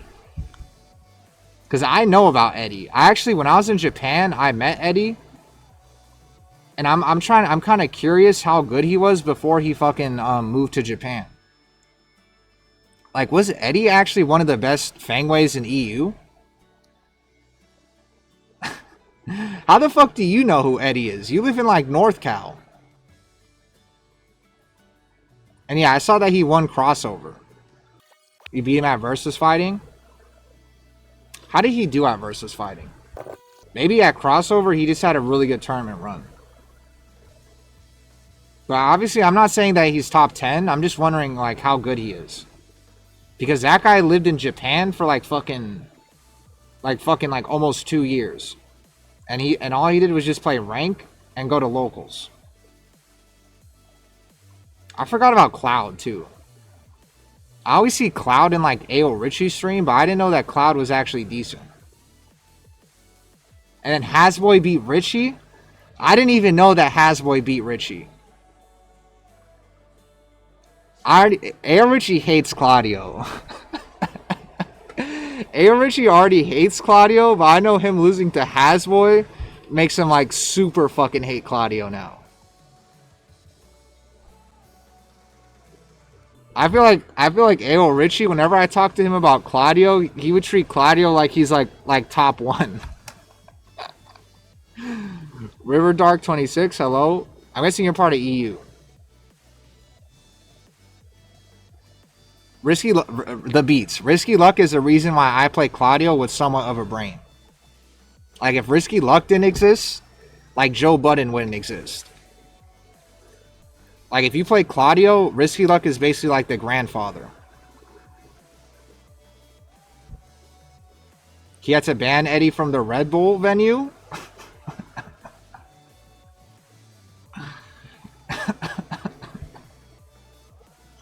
I also forgot about Schizophrenic 6ix9ine and also Shirtle. I remember I thought that there's like a Lee player in NA. There's like a Lee player in NA named Saichi, and I remember I walked up to him and I thought that it was Shirtle. And I said, "Are you Shirtle?" But it was actually somebody else that lived in NA because they looked similar. Cuz I know Shirtle went to like Evo Japan and stuff. But I'm guessing Shirtle's not top 10. And also, I've heard about NRC too. It's so funny that Hasboy got top 8. That's why I was saying this earlier too, is that in like 2 or 3 years, Hasboy's going to be like the new Tetsu. He's going to be like Tetsu Jr. Or he's actually Risky Luck Jr., but I think Hasboy's probably going to be a problem. Oh, he beat NRC?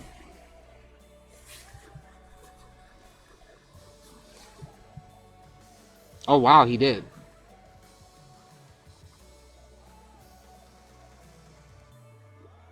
That was a good-ass tournament run by him. It's kind of a shame that versus fighting happened during EWC. Because usually versus fighting is really entertaining to watch. Like, versus fighting is usually one of my favorite EU tournaments to watch. Speaking of Lee, you forgot about Super Akuma. Super Akuma is not fucking top 10. Oh, I forgot about Mr. Croft. The reason why I want to bring up Mr. Croft is because Mr. Croft beat Weka. The Korean Ling player, he beat Weka and Amir. But I don't know if Mr. Croft is top 10 though. Oh, and he beat Ninja Killer too. Alright. So let me look at what you said, Risky. You said, what was your fucking top 10 again?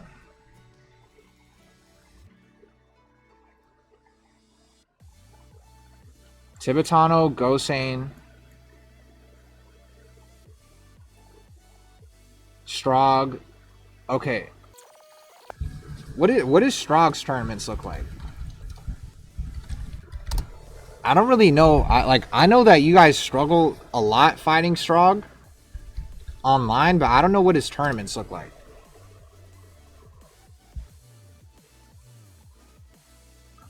Like, there's people like Strog and Higem where I don't really know too much about their tournament results. Oh yeah, and I forgot to look at the mix-up.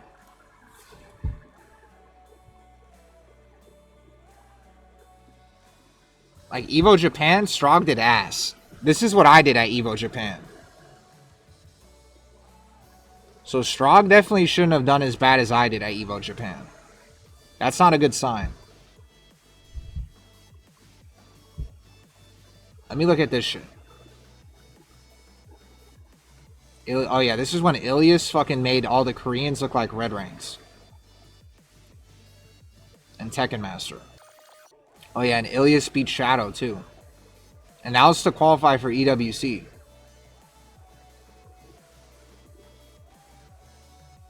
Yeah, like Sephi Black, I don't think Sephi Black is top 10 anymore. Sevi Black is kind of like a complete fucking shell of himself. Same with fucking Joka. You need to watch your latest shorts. Is there another guard break video? Or not a guard, another unblockable? Oh, this is Hasboy. Next time, next stream. Okay, tomorrow. All right. You know, you could see the sweat on my head. This is Hasboy, by the way. Tomorrow, right? You first define me with whoever the hell you want, bro. If I lose, 400 gifted. 400 gifted. You can know all my tendencies. You can know all my tendencies, buddy. You buddy? Just suck. Buddy? 400. Oh, I'm sorry. I meant 4,000.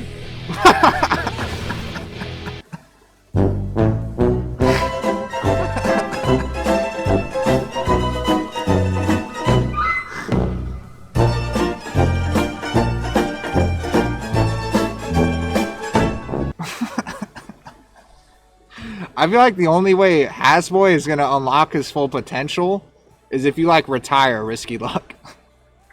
It's like if you still exist, then Hasboy's gonna know that there's someone in the universe that can like shut him down.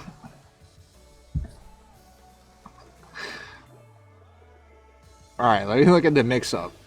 But I think you guys probably all agree with me that Sefi Black is not top 10 anymore. Because Sefi Black was arguably like top 2 EU. It felt like at the end of 7 that like your guys' best players were fucking Joka and Sefi Black. Like you got like every single top 8 I would see would be Sefi Black or Joka. And obviously like Super Akuma until the Pakistani showed up. Yeah, his Miguel was nasty. He cracks everyone else in EU ranked on... Oh, he cracks everyone else in EU? Oh, in ranked, I guess. But in tournament, he's just been a shell of himself. That's what I noticed. Pika, Evil 46. This guy's good, B-kun. This guy's from Japan. Neon K. I also think, like, Neon K, I remember near the end of 7-2, Neon K was really good as well. But I feel like I stopped hearing a lot about Neon K.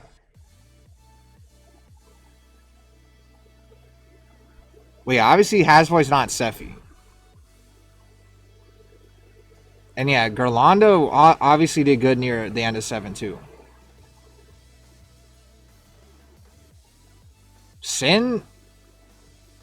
Like, you wouldn't put, like, Sin? You think Neon K... Oh, he wins online? Okay. Because, yeah, like, I haven't heard a lot about Neon K. I feel like I've heard more about Sin and, like, offline tournaments than even Neon K. Alright, let me go back to this shit. Osane, I have Ilias fucking twice. Daniel Model is kind of weird, too. And also, would you put Tetsu above Jod? I feel like you probably would, right? I forgot what you put Risky Luck again for your fucking list, but let me look at it again. Joka, Tetsu, yeah, Tetsu above Jod, yeah. I guess let me finish looking at Strog's results. Because Strog... Whoa. This is too bad of a placement. This is way too bad. I don't know if I could put Strog top 10 because some of these placements are really shit. I guess this is decent. And Jonah's really good, but... Like, this guy did as good as I did at EVO Japan. And that was like my first major. And I was like depressed after EVO Japan. Like, I literally had to smoke cigarettes. And I don't even smoke cigarettes. But that's how bad I did at EVO Japan that I had to smoke cigarettes in the rain. From getting 129th.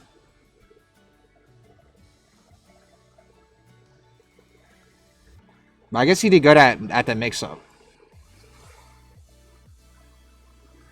Oh, no. Like, I know you guys probably are also counting online shit, but I'm just counting, like, really offline shit. Like online I know matters because that's why Ninja Killer is so high. But obviously like with online, I can't put Ninja Killer top 5 because if we just count online, Ninja Killer is like 1. But in terms of like major tournaments and shit like that, I don't know. Nyanke won a team tournament offline over K-Wiss's team, and who was on each team?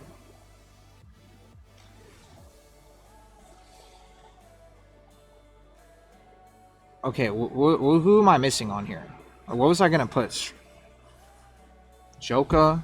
Okay, so Tetsu, Jod. Let me look at Joka's results again. Because I know Joka's been doing shit, but I want to know exactly how shit Joka's been doing. He lost to Kira. 49th at Evo for Joka? That's pretty bad.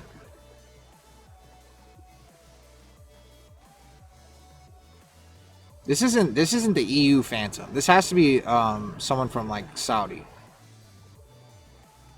Yeah.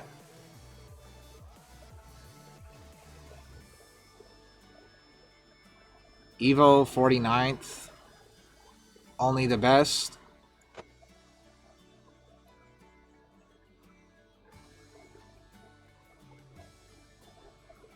Oh, he beat Jod and Daniel Motto. That's pretty good. And then he lost to Fergus. So is Fergus actually top 10? That's the other question I had. And yeah, obviously the players that don't really compete or don't go to tournaments, we can't really count them. Because we have a couple people like that in NA. Like, you probably have heard of Glaciating. But I have to remove him from the list. Oh yeah, and Fergus beat Shadow, huh? Is Fergus actually top 10? Gosane, Shikamaru, and K-Wiz. I know about Shikamaru too. Everyone can beat everyone. Well, I know it's all opinions, but I feel like there's still a way to like find like the objective fucking answer of it. I know I'm not objective, but like at the end of the day, there's still results. So it can't be like completely fucking subjective. Now my new name is James Bond. I already said the bracket that goes saying that I'm top 3. It's also too risky luck. Like how you said like some people don't compete. There's also like the sponsor diff shit. Where like we have Joe Crush. My fault. Where we have Joe Crush, but because Joe Crush has a shitty sponsor, that King Ray and stuff has surpassed him. So I'm sure that shit happens in EU too. There's just so many fucking names that I have to like do this. Where I put 7 and then 8 and then 10. Like this. That's what I'm gonna do. There's so many fucking names. Let me just get 10 names on here. And then we can start arguing about the specifics. Ilias, Tetsu. I'm just gonna put Joka. Cannon Trench. Daniel Motto. Oh, I forgot Daniel Motto. Daniel, like, there's no, even though Daniel Motto has done shit, for Daniel Motto standards, I would kind of find it hard to believe that this guy has just been in Korea and got worse. Seffi Black, Jod, Nino. Also Nino, too. In Season 2, it feels like Nino kind of like, you have a 100% win record on Tibetano. That's probably because he used Claudio against you. That's the funny thing is watching Tibetano's Claudio, especially from your perspective, and when you like react to it, it feels like his Claudio is like horrible. But like he just like makes his Claudio win in like the ugliest ways possible. Explain what I mean by sponsor. Like people that are gonna like there's people in NA like Shadow that have this as their sponsor. Team Liquid. And they get to go everywhere. And then there's people that have this as their sponsor. Team Paragon. And you're not like And like you see how they're in like a school? Like that's the difference between Team Paragon and Team Liquid. Like Team Paragon doesn't have the money to send somebody like a Team Liquid does to places. And I'm guessing this is not Team Paragon, the fighting game. This is like something else. But yeah, these guys, they don't send Joe Crush to a lot of places. But Team Liquid and Vitality, they send King Ray and Shadow everywhere. So that's why even Joe Crush is probably the better player. He hasn't been able to have the same amount of international experience as these two. So they surpassed him. Or King Ray surpassed him, and Shadow obviously has been still ahead of him. Even though when him and Shadow fight, he wins. And yeah, if it works, it works, yeah. Like, Tibetano's fucking, his shit is ugly as fuck. His Claudio is ugly as fuck, but it works. Who made this list? Machine Gun Wizzy? I hope you're not telling me to put you on the list. I hope you're not telling me to put you on the list because you already know why you're not on this list. And it's not because you're not good enough. Because to be honest, Machine Gun Wizzy, you should have been like here. Hendo and Anakin. I don't know if you've seen fucking Hendo's fucking start GG. But he's gone in top 24 in every single major he's been to this season. Like online, Hendo kind of looks like ass sometimes. And also, Hendo fucking plays on PlayStation. I tried telling Hendo to get off fucking PlayStation. But Hendo doesn't fucking listen to me. Because Joe Budden is telling him to do it. And he thinks he's better than Joe Budden, so he's not going to fucking listen to me.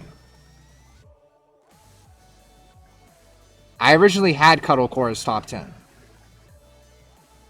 And Jasandi, hell no. I mean, not hell no, but Jasandi, I don't think so. And I looked at Anakin and Cuddlecore's placements. And they're kind of the same, to be honest. Jasandi doesn't like this game. Like, Jasandi probably would fry a lot of the people on the list if Jasandi actually was, like, completely serious about this game.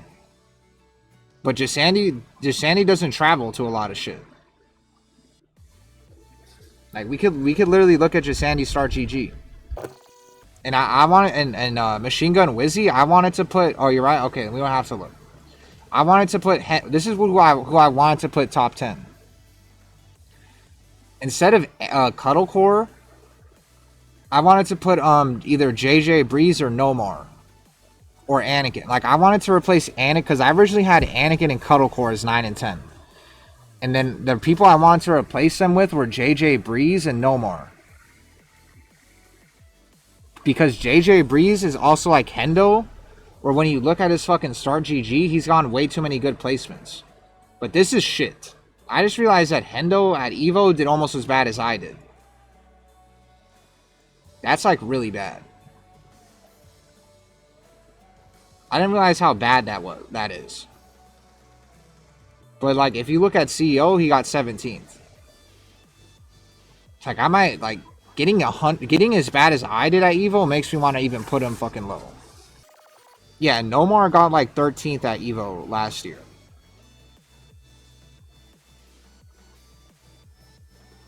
Like, the only Americans that made top 24 are literally just Hendo, Cuddlecore, Joey Fury, and Jake Man, and King Ray. And all those guys are top 10 except Cuddlecore. Because I'm not married to the idea of this being the end of it. I feel like this is more set in stone. But I could probably get convinced to move Hendo or Jake Man or Anakin. And like Hendo at Combo Breaker, another like 17th. And that Evo Japan 17th too.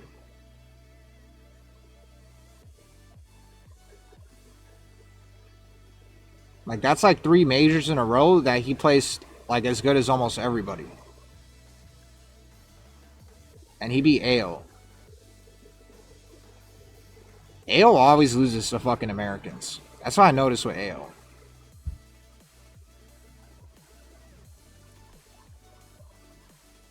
And yeah, like, do you see in the top 24, all it is Shadow, Kingray, and then Hendo again.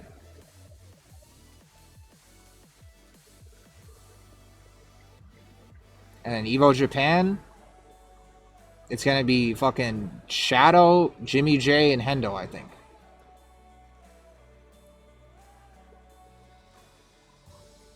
Yeah, Hendo, Shadow, Kingray, and damn, Goopymon made top 24. Who the fuck is Sair? And yeah, Shadow. Where the fuck is Shadow at? Oh yeah, there he is. Yeah, Hendo offline is just, he's done too good at offline. The only thing he didn't do good at is fucking Evo. And that placement at Evo is so trash that I wouldn't even mind doing like this. Like replacing Jake Man with Hendo. I wouldn't mind doing that. Hayes is a must-have? No. Over Joey? I wouldn't mind moving Joey back. I think Hendo deserves to be top 10 still. I'm not saying that. I'm just saying that the Evo placement is shit. Like really bad. Why is SpongeBob so goated? I don't know. It's kind of crazy how good SpongeBob was. And also EU, I'm kind of sorry that I kind of stopped talking about you guys, but since Machine Gun Wizzy is in here, I kind of might need to relook at this list. I'm just really hesitant on putting Ninja Killa higher. That's my only problem. Because Hendo has gone fucking like 4 fucking majors in a row better than Ninja Killa. But obviously the reason Ninja Killa is so fucking high, same with Jimmy J, is that like the skill level is obviously too apparent. So I don't know what to do now. Because I feel like if I put Ninja Killa top 5, it's going to look like I'm dick riding. Let me see how this looks. Ninja Killa, Big Timo, Hendo. DreamHack is not like fucking... Like, winning DreamHack is not as important to me as getting 17th at like Combo Breaker, Evo Japan, and also CEO. Like, in a row. That's why I even wanted to put JJ Breeze top 10. Ninja Killa's placements aren't even as good as that. Oh my god. Now I'm going back on the NA list, and I'm starting to hesitate again. Because Victim also is not like... Even Hendo has had more consistency than Victim. Victim randomly will have like 50, like 50ths, 40ths, 60ths. But then, like, obviously the skill level of Jake Man makes you want to put him here. This list is fucked. As soon as you started talking Machine Gun Wizzy, it started making me doubt myself on this list. But yeah, you're kind of right. Like, let me look at JJ Breeze's shit again. This list is really, like, surprisingly, time is moving really slow. I thought it would have already been time to end the stream, but we still have a couple more hours. Let me look at JJ Breeze's shit again. The fuck? You could DQ off of... I'm guessing he lost this shit. I know how you DQ and, oh, he did. He lost and then he DQ'd. I was like, how the fuck do you just DQ out of TNS and you get, fucking, 65th? Also, for real, Aiden got second? Yeah, Horing, I'm not lying about Horing. He got second again? Oh, wait, no, I'm a dumbass. Wait, what the fuck? Did I see Victim's fucking dumbass at Atlanta? Huh. Oh, North Carolina. Oh. You see, that's not as good. And he lost to Super Akuma. That's not good. That's probably why you're not top 10. Like, literally, like, I feel like I'm basing a lot of my list. And, like, this is not as good as Hendo either. But he did 17th at EVO Japan. But I think if you, like, Cuddlecore, I think is actually higher than JJ Breeze. You know that's a pretty good run. I just feel like, where's Ty on the list? Ty's not enough either. Ty in Tekken 8 is like a Temu version of himself. And yeah, Peeling got consideration. Peeling got consideration. Ty got consideration. Jasandi didn't get consideration. Sour Piggy, I actually didn't check. But I feel like the big tournaments that I'm basing a lot of this list off of are CEO, Combo Breaker, EVO, CEO, Combo Breaker, EVO Japan. And like, I'm also counting sometimes like last year's EVO as well. But like some of the regional shits, I don't care too much about. Like 49th at CEO, that's... Like, I got like 60th at CO and I fucking DQ'd. So I wouldn't say this is good. And he lost to Cuddlecore. So yeah, like, I think if I was gonna... 25th at Combo Breaker is good, though. And he beat Ilias. That's pretty good. That's pretty good. Let me just look at what the fuck the bracket looked like.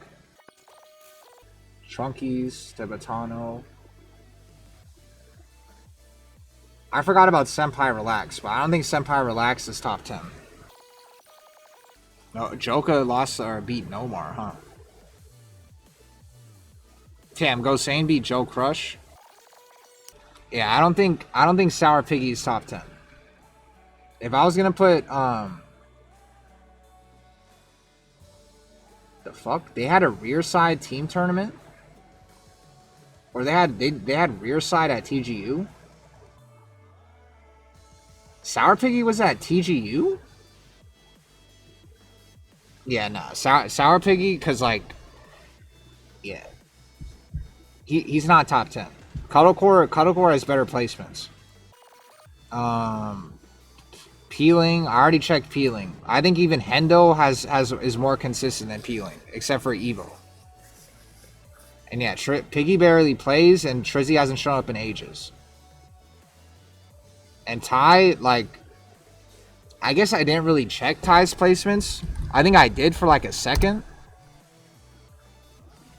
But I think like only EVO Japan he did kind of good at. Like 65th at EVO for Ty is like not like amazing for him. And he lost to the mayor. Like for Ty standards, this is not that good. Ty is like a 17th or lower at EVO.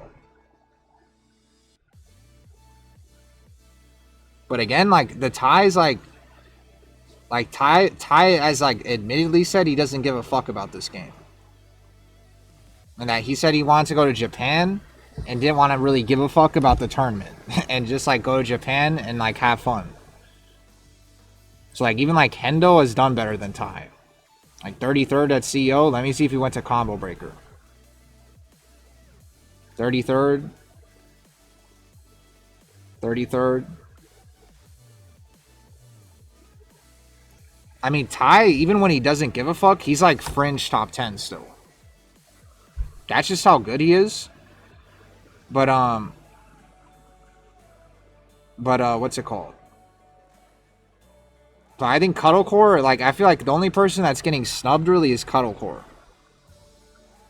Like, Ty, Sour, like, all the people you mentioned that aren't on here, Sour Piggy, Jasandi, Peeling, I think Cuddlecore's placements are better. No bullshit, I think placements only matter for first to two. Well, what other areas are placements mattering, though? Like, I'm pretty sure that's what I'm doing.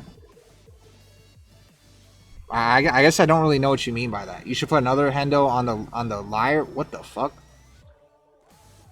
You should put another Hendo on the list? I know what you mean by that.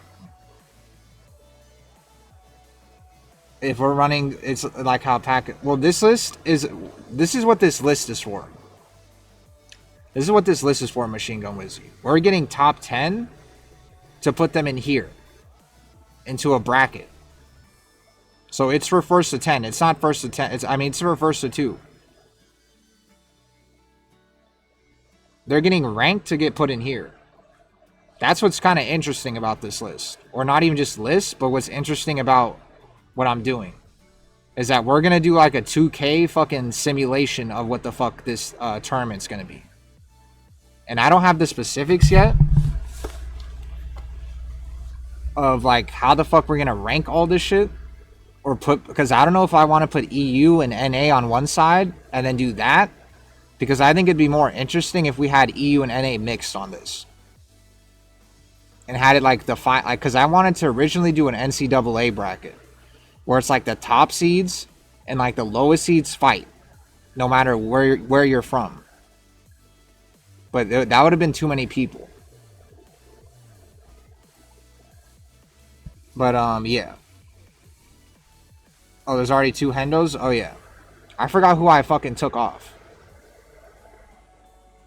Who did I take off? Oh, Ninja Killer. I'm gonna have to do this. Let me see what Jake Man did at CEO and what he did at Evo compared to Ninja Killer. I might have to put Ninja Killer below Jake Man. Because even though I'm not really counting regionals, those still kind of matter a little bit. Actually, Jake Man didn't even go to Evo. Jake Man said, I think Evo's sucks this year, so I'm not going to go. That's what somebody told me. But 25th at CEO. Okay. What did Jake Man get at CEO? And also the funny thing is, even Jake Man in the beginning of Season 2, he kind of slowed down on this game. He kind of stopped giving a fuck about this game. Okay, so he did better than Ninja Killer at CEO. I'm gonna have to put Jake Man ahead of Ninja Killer. I feel like I'm even spelling Ninja Killer's name wrong. I don't know why I put an H at the end. Okay. Doctor, the Jake Man, and then Victim. I think this is one of those things where even though Doctor, the Jake Man hasn't gone to nearly as much shit as Victim, that just based off of fucking skill, I have to put Jake Man ahead. But with Hendo, even though I think Jake Man is better, Hendo has done too good in tournament. He's been too consistent. So that's where I'll leave Jake Man. And then Victim, I'm just gonna leave him ahead of Ninja Killer just because Victim's been to too much shit. Now Joey Fury and Anakin. Kira needs to be on the EU side. I'm just gonna put this here. And then we'll get to the end of the shit soon. And not the end of it, but we'll get back to EU. I feel like Nino is not top 10 anymore. Cam is off, gang? My bad.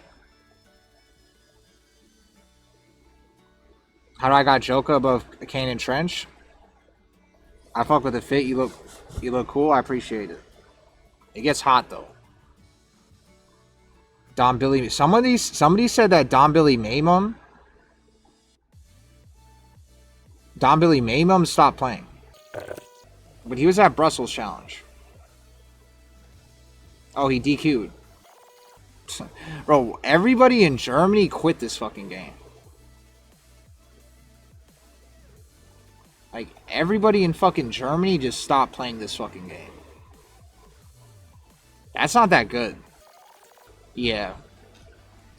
I know Don Billy Maymum was like almost top 10 at one point, but since he kind of quit this game, I'm not going to put him on the list. Yeah, like I heard Don Billy Mayhem was really good. And when he went to NA, he won online tournaments. But that's the thing. There's a lot of good EU players that don't compete internationally a lot, but we can't count them. Because we have people in NA that are the same way. Like, we have this guy named Glaciating, where, like, the only way he can go outside is with a hazmat suit. So, obviously, this guy's not going to EVO and shit. I kind of like that Risky Luck put himself top 10. But I think I can't put Risky Luck top 10, one, because he only went to one tournament this year. And then two, because he, like, admittedly says he doesn't give a fuck about this game. And, like, he's not in his, like, prime of, like, grinding the fuck out of this game and studying shit. But the crazy part is even when he's not in his prime, he could still do really good.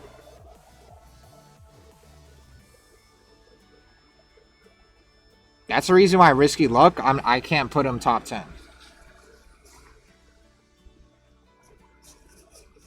Big Daddy Savage, do what I said. When I told you to go on the Wavewank and look at the Asian players using your character, do that. And see what they're doing that you're not doing. And see what you're doing that's constantly getting you fucked. That plays Geese and Devilgen and Tekken 7 still play? You're not talking about Momo Dog, right? Oh yeah, and Hasboy said that he fucking I'll play this shit really quick. Next time, next stream, okay, tomorrow, alright. You know how you could see the sweat on my head. Tomorrow, right? Vegeta mentality. You first define me with whoever the hell you want, bro. If I lose 400 gifted, you can know all my tendencies. You can know all my tendencies, buddy. You just suck. 400. Oh, I'm sorry. I meant 4,000.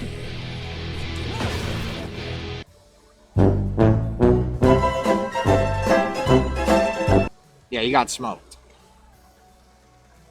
Younger dude, what was his name? Oh, you're not talking about... Oh, no, never mind. For a second, I thought you were talking about Madara. Or like... But that guy didn't play Devil Jim. Or even Geese, I don't think. You guys keep saying Strog, but Strog's fucking placements look kind of shit.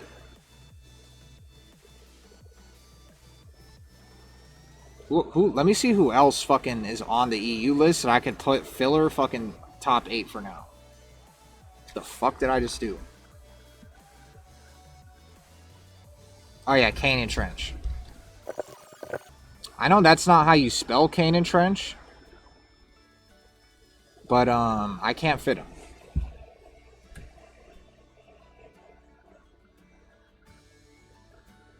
Kira. I didn't put Kira. Even though Risky Luck said he wouldn't put Kira top 10. I don't know. I think qualifying for EWC is a pretty big deal. I want to put like Sin maybe, or K-Wiz or Fergus. Maybe I'll put Fergus. Just because like Asuka is so fucking broken that like Fergus's his placements have probably been really good. And 33rd at Evo. That's like, I mean, that's not amazing. But like, that's still decent. Like, there's a lot of people on the fucking list on the NA side that got even higher than that. Well, not a lot, but all I'll just say is this isn't enough to make me not put you top 10. And yeah, this shit. Although CEO is kind of trash. 65 at CEO is trash. I got 65th place at CO, and I got disqualified. So that should kind of tell you how that's a bad placement. Although Combo Breaker at 17th is really good. This is kind of shit. But I guess that's 2024. I don't know. People in the EU are going to have to argue with me about Fergus. Because I kind of asked you guys, is Fergus even top 10? Would you put K-Wiz over Fergus? That's a real question.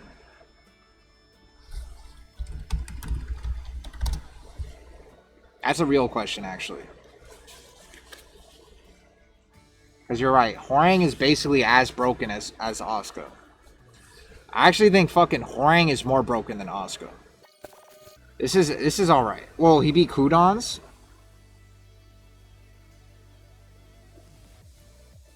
That's really good.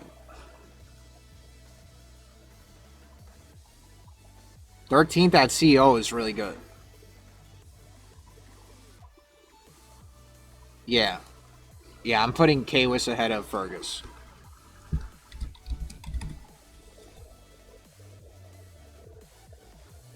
Alright, so we'll get back to EU. And you guys could argue with me about that shit after. I'm not done with America. Okay, Jakeman, Hendo. You would? Okay. I'm guessing you're talking about putting Kawis over Jake. What's it called? Kawis or over Fergus. Fergus handshake is top 10 for sure. Oh, and Veins, yeah. And Veins doesn't play anymore. And Veins like disappeared in season 2. Asuka's easy to counter. You're kind of crazy. Yeah, she has way too much homing shit in season 2. All right. So for any of the Americans still in here, what am I gonna do? I feel like I have to put Hendo here. I feel like if I made a poll and I said Jakeman or Hendo, that you guys are all gonna vote Jakeman. But I don't think you guys realize how good Hendo's placements were. And Jakeman hasn't traveled enough. Like, this guy Hendo went to EVO Japan and got 17th. And fucking beat, it's like JDCR, I think, or some shit. He beat Ilias, Tishumon. I guess that's not... I mean, Ilias is a really good win, but Tishumon is kind of washed, I think. So I guess it wasn't as impressive as I thought. And like 97th at EVO is kind of ass. I think Jakeman would never get 97th at EVO. This is what I'm going to do. This is what I'm going to do. Even though Hendo's placements have been really good, 97th at EVO, I don't think Jakeman would ever in his life get fucking 97th at EVO. Because the thing with Jakeman is it's not that he's had bad placements. He just doesn't have enough tournaments. That's the only reason why Jakeman is not like fucking even higher than Jimmy J. Anytime Jakeman goes to a big tournament, he's like one of the most consistent players in America. Jakeman doesn't lose to people he's not supposed to. These guys, they sometimes do that shit. Like, who the fuck did you lose to at EVO? Snipe God? Or, oh, I was gonna say, I thought you lost to Snipe God Wave. Yeah, you lost to Brawl Pro at EVO. Yeah, I'm sorry, but that's like... I know you said not to look at one tournament, but you lost to Brawl Pro at EVO. So I have to do that shit. Jakeman... If Jakeman ever lost to Brawl Pro at EVO, I think he would quit Tekken.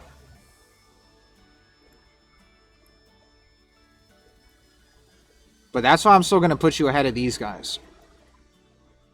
So now what we're doing is just Joey Fury and Anakin. Do I replace Anakin with Cuddlecore? I don't know where the fuck Machine Gun Wizzy went. But I guess he left. But I'm trying to figure out if I replace Anakin with Cuddlecore. I'm just going to leave it. I'm going to leave it.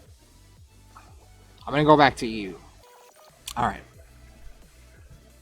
You can't have 3 Jack players. It's boring as fuck. Well, sadly, those are our best players. Alright, now I'm going to actually just go through the Star GGs. That's the only way we can do this shit. I feel like Ghost Sane is kind of obvious top 2 EU.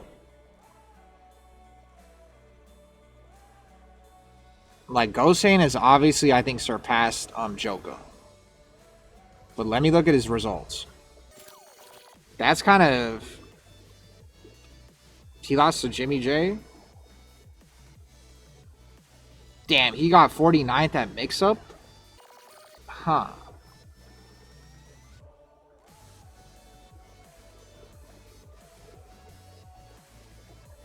Alright.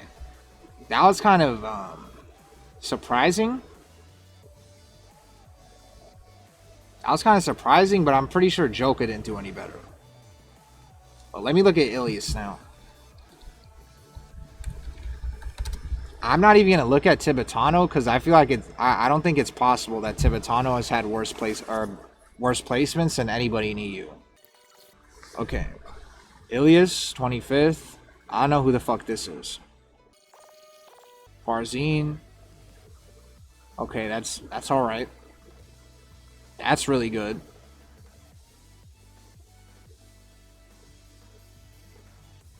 It's a dojo, whatever. It's all right. There has to be someone else maybe in EU better. Let me look at Tetsu. I feel like if Tetsu, I think Tetsu probably has better tournament results than Ilias.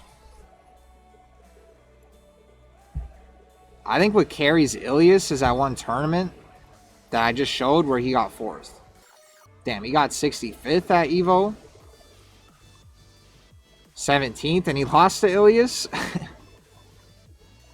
33rd. I think even Ilias got what did fucking Ilias? I'm just gonna go side by fucking side. That's how we're gonna do this. Okay, Evo 33rd. Evo 33rd. Combo Breaker 33rd. Combo Breaker 13th. That's good. And he beat Kudons. But also that's when fucking Tetsu had this is, well, I guess it doesn't really matter because characters have been broken as fuck in this game. But this is when Claudio had 4-4-3-2. So even though 13th is really good, I'm still going to take it with a grain of salt a little bit. Evo Japan 65th. And then Ilias 33rd.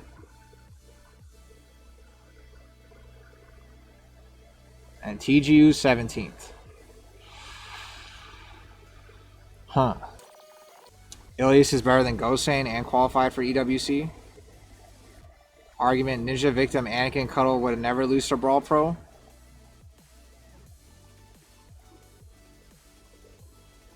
I mean, yeah, but also too, like, Doctor the Jake Man is just there's just too many things. He's kind of like Ninja Killer, where like the skill kind of jumps off the screen too much, and online he's too good.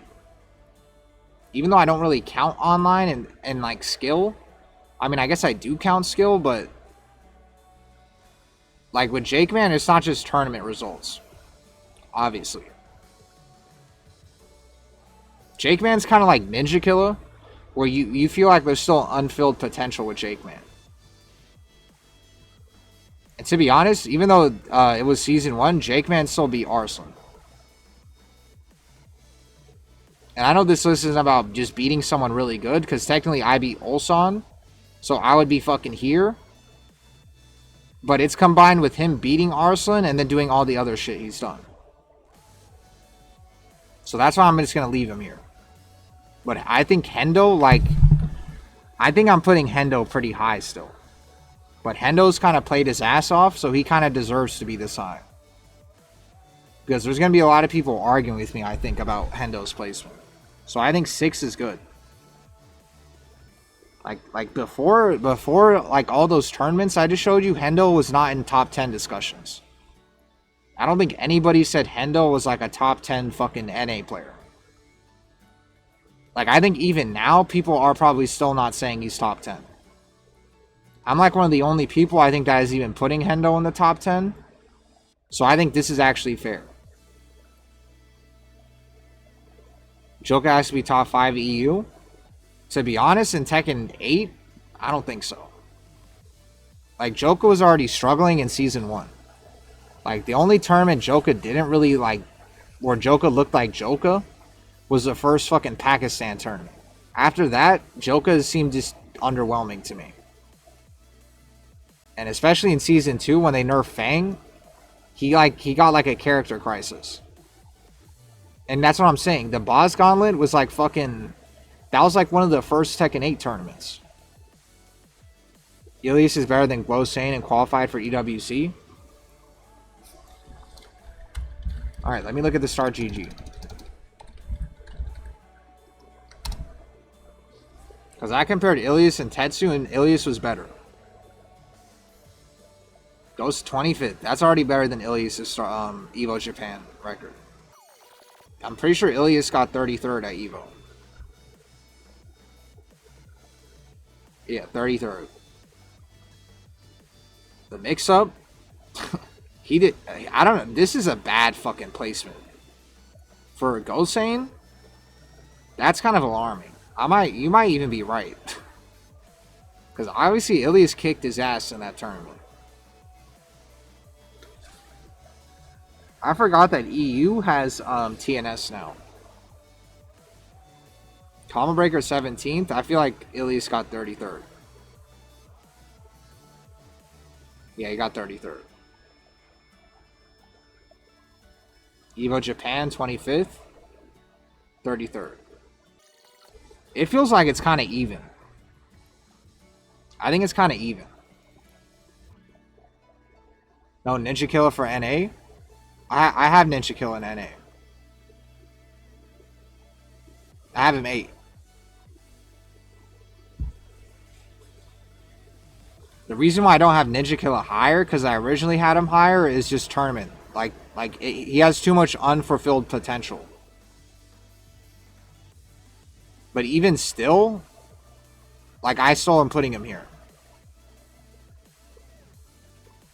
But to be honest, for like 9 and 10, I'm debating on whether or not I want to put Cuddlecore 10 instead of Anakin.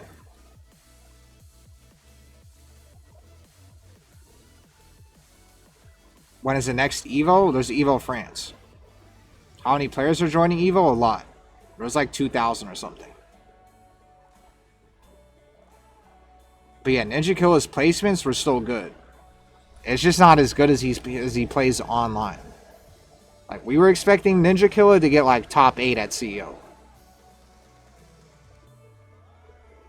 And we were expecting Ninja Killer to beat like a Pakistani or something.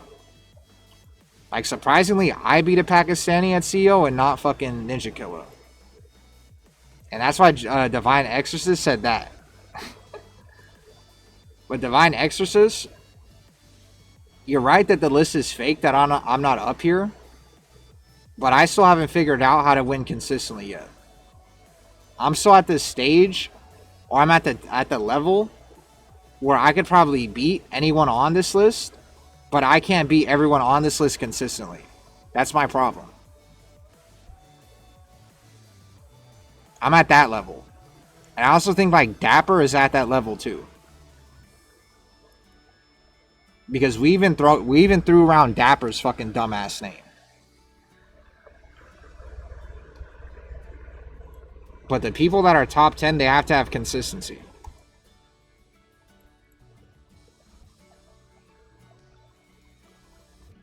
I just keep fighting fucking King? Yeah, well, there's 1,100 Kings. Invictus? What the fuck is Invictus?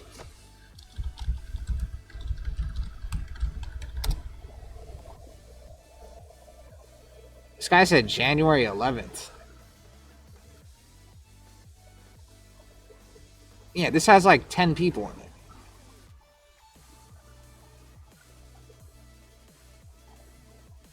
Who the fuck is this?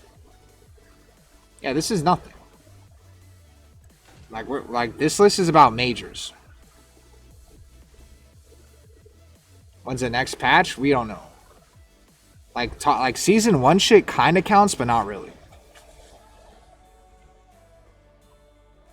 But what was I looking at? Ilias and Gosane? I think they're even.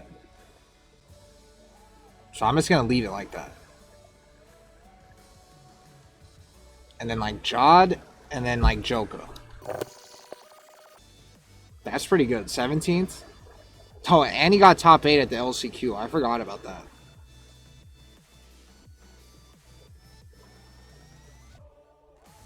Although Joka beat him at this tournament, but Joka didn't get top 8 either.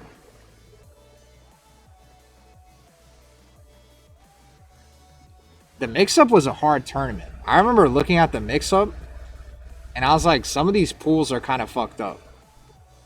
So I'm not surprised people like Jod and Gosane did horrible at the mix-up.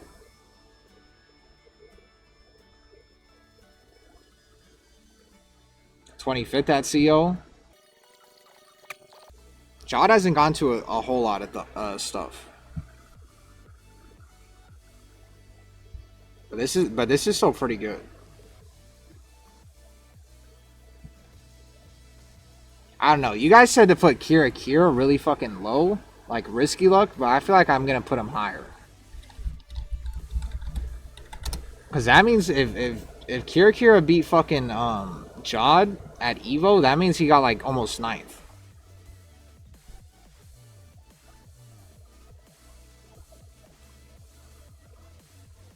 And of course he lost to fucking Tibetano.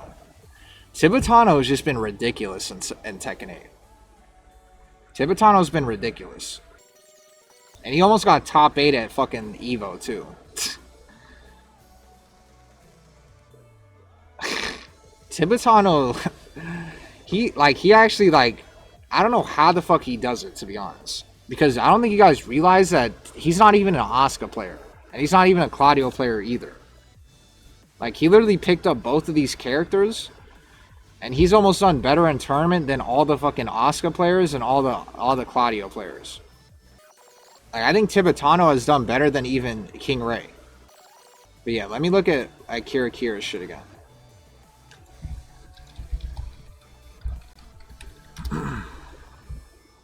This is gonna be a long fucking stream. I feel like I have like 1 more hour in me, and then I'll probably finish this shit tomorrow. Because the crazy part is that not only is this shit ranking, but now that I have to put them in a fucking bracket and simulate what the fuck's gonna happen. But at least it's just top 10, and not like 64 or like 1,000 people. Jod won a major in Ivory Coast, but it was season 1. I remember that tournament. Why would you simulate it? Just play it out? I'm not like saying I actually would simulate it, because there's not even like a thing to do that. Unless I like use ghosts or something. I'm just going to tell you what I think would happen. 13th. 33rd. Yeah, this tournament was rough. And then of course Tibetano won the shit. Like this seemed like one of the hardest tournaments in season 2. Every time I look at people's start GGs, they have like shitty ass placements in this tournament. 33rd. Damn, you lost to Trizzy the Rapper?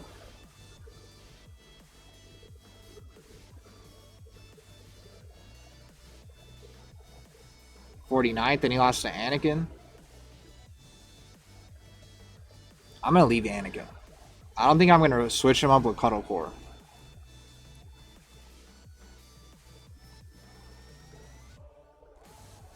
Damn, he barely went to tournaments.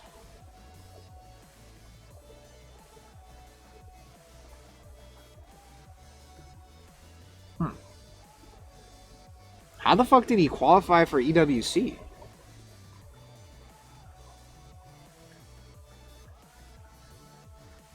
How the fuck did Kira qualify for EWC? What fucking tournament did he win? Damn, Ilias won Head Stomper too?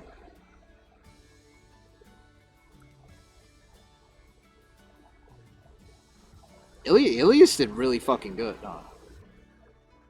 Was Gosane at this tournament? Yeah, he was.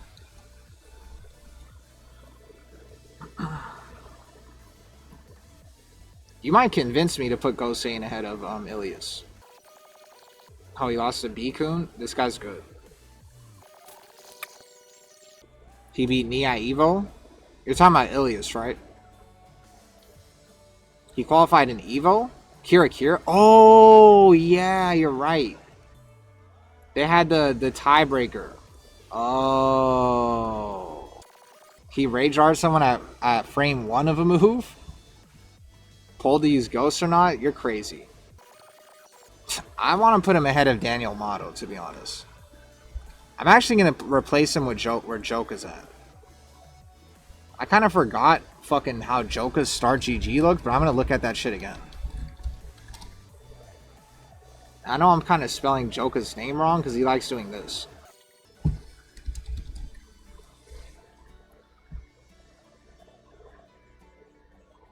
That's decent. Or this is pretty good. 49th, 17th, 33rd. I feel like a lot of the fucking people I've looked at, they all got 33rd at CEO. So that's alright. Let me look at that. What was that again? Oh, Brussels Challenge. Yeah, 65th. I mean, his star GG doesn't look horrible. It's just kind of jarring not seeing Joka make like top 8 at majors. It's just jarring. Let me look at Daniel Motto and then Kwis. Because I kind of have them in my memory. Like what their placements were. Swap Anakin for Rip and Joka for Spaghetti Rip. Hendo's GG is way better, so that means NA better overall. I mean, to be honest, you're kind of right. Hendo had 17th at like all of those tournaments. That's why Hendo is fucking here. What was I looking at? Daniel Motto. Ultimate Fighting Arena? Where the fuck is this? France? Alright. My bad. That's pretty good. Oh no, this is a dojo. This is the dojo that Book used Claudio. I'm surprised he 3-0'd fucking Daniel Motto with Claudio against Jin. Stars Cup? When the fuck was this? This guy's pretty good. Doma, I have him on my friends list. Lee 3? Why the fuck was Lee 3 seeded so high? What? Why is he fucking 1 seed? Did Lee 3 the beats? Do you know if Lee 3 won this shit Stars Cup before or something? And Monkey D. Luffy was fucking here? He used Claudio?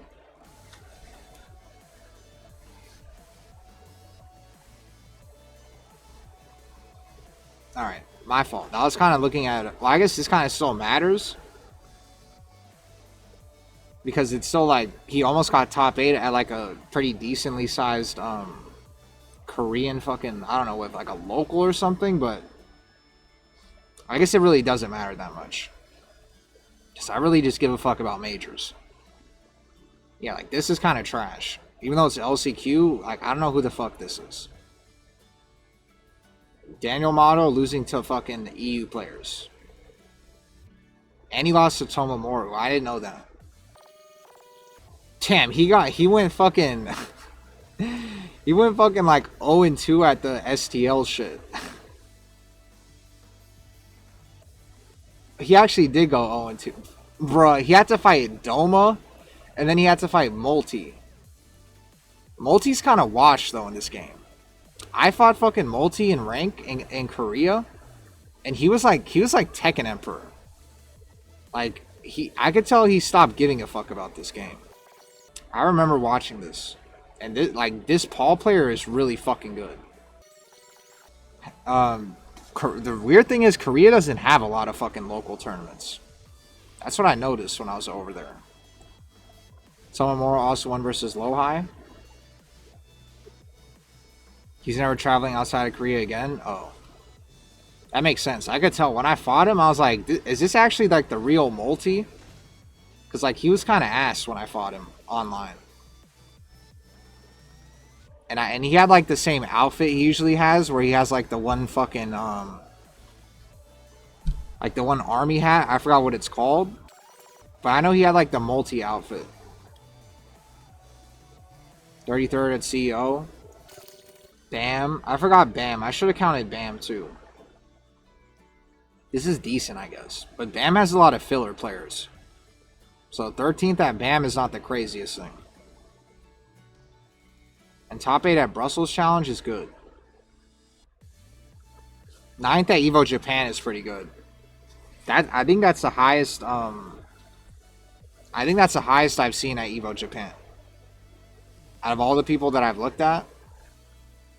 Watanabe, Ser, Goopimon. I think he placed the highest out of all the EU players at Evo Japan. Yeah, all the EU players got left in the fucking dust. There wasn't even a single EU player, actually. And he was in winner's side, too. Yeah, there wasn't even a single EU player in top 24. I'm going to put Daniel Motto ahead of Kira Kira. I think I'm going to leave Jod ahead of him.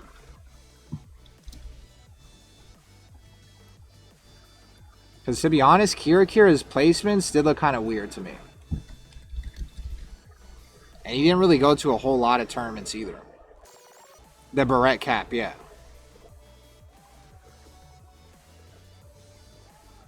Okay, now Kane and Trench. I think I was done looking at, I feel like I was done looking at Daniel Motto. Let me see. Yeah, like this is 2024. That's not bad. Now Kane and Trench. People kept telling me to put Kane and Trench even fucking lower on the shit. Or higher, I guess. Because yeah, I know he got second at Only the Best. This is the reason why I didn't want to put Yoshi even lower. Because I saw he did this at Only the Best. I don't know what the fuck this is.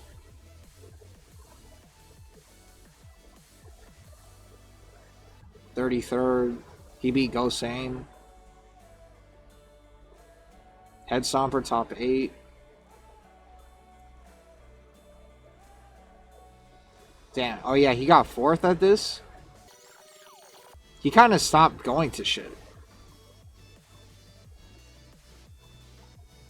He didn't really go to that much shit, I guess. Because he doesn't have any combo breakers or like CEOs or even Evos. So I'm actually going to leave Kane and Trench there. Like, I might have to actually put Joka ahead of him. Because Joka, I'm pretty sure, did better than him at mix-up.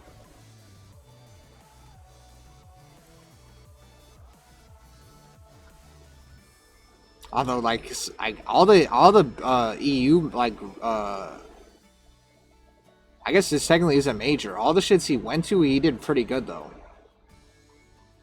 Like, every time he goes offline to a big event, he does pretty good.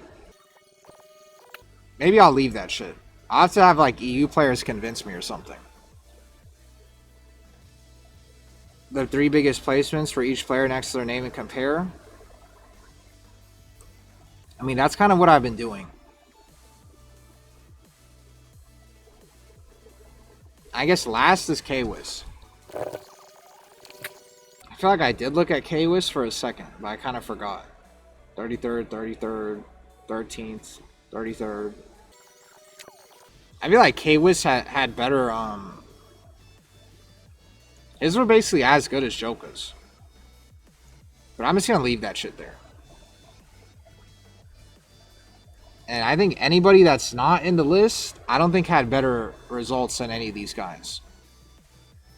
Like Buffalo Soldier, I don't think he did. Fergus, I don't think he did. Because I think we looked at Fergus. Seffi Black, I'm pretty sure he didn't. Like Sin, Seth, I don't think so. I mean, I could look at Sin really quick.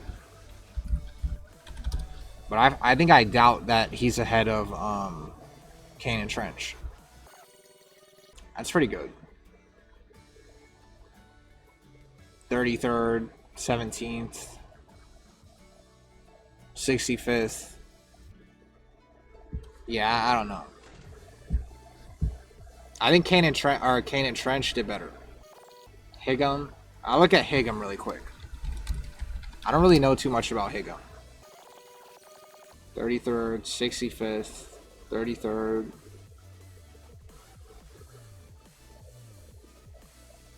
Damn, you got a 129th. Yeah. I feel like this is good. Maybe what I should do.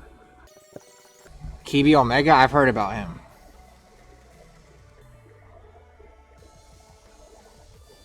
Yeah, I know Super Akuma used to be like that. I don't think Kibi Omega is better than, or is done better than Kane and Trench. Or Joker or K-Wiz. Maybe what I should do... I'm debating on whether I should just fucking... just stop here and then like post this shit and see what people say and then maybe change my fucking list rating, or I should just full on fucking simulate this shit right now. Listen, you guys didn't want me to stretch out the flag like that. You guys were telling me to stop stretching that shit out. I feel like, to be honest, like, I don't think anyone's gonna disagree with it. They're probably just gonna disagree about the order.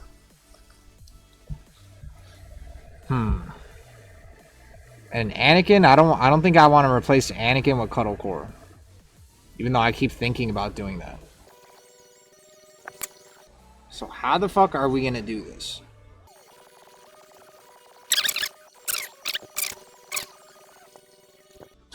I'm not even gonna lie to you. I can already tell you who's gonna win this tournament.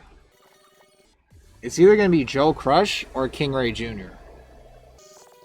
Alright. So number one is gonna be Shadow. This is what we're gonna do. And then we're gonna place whoever is 8 seed in EU. I'm trying to figure this out. So if I put... So technically I have to do this. I have to put Tibetano and Shadow on the opposite side. But I don't want this to be split up, where it's EU versus EU and then NA versus NA and then it's only EU versus NA at the end. I don't want to do that. That shit is kind of boring. Also, I'm kind of glad that I'm not on this list, because I already know I'm kind of doing the thing where I'm like jinxing shit. I'm like cursing I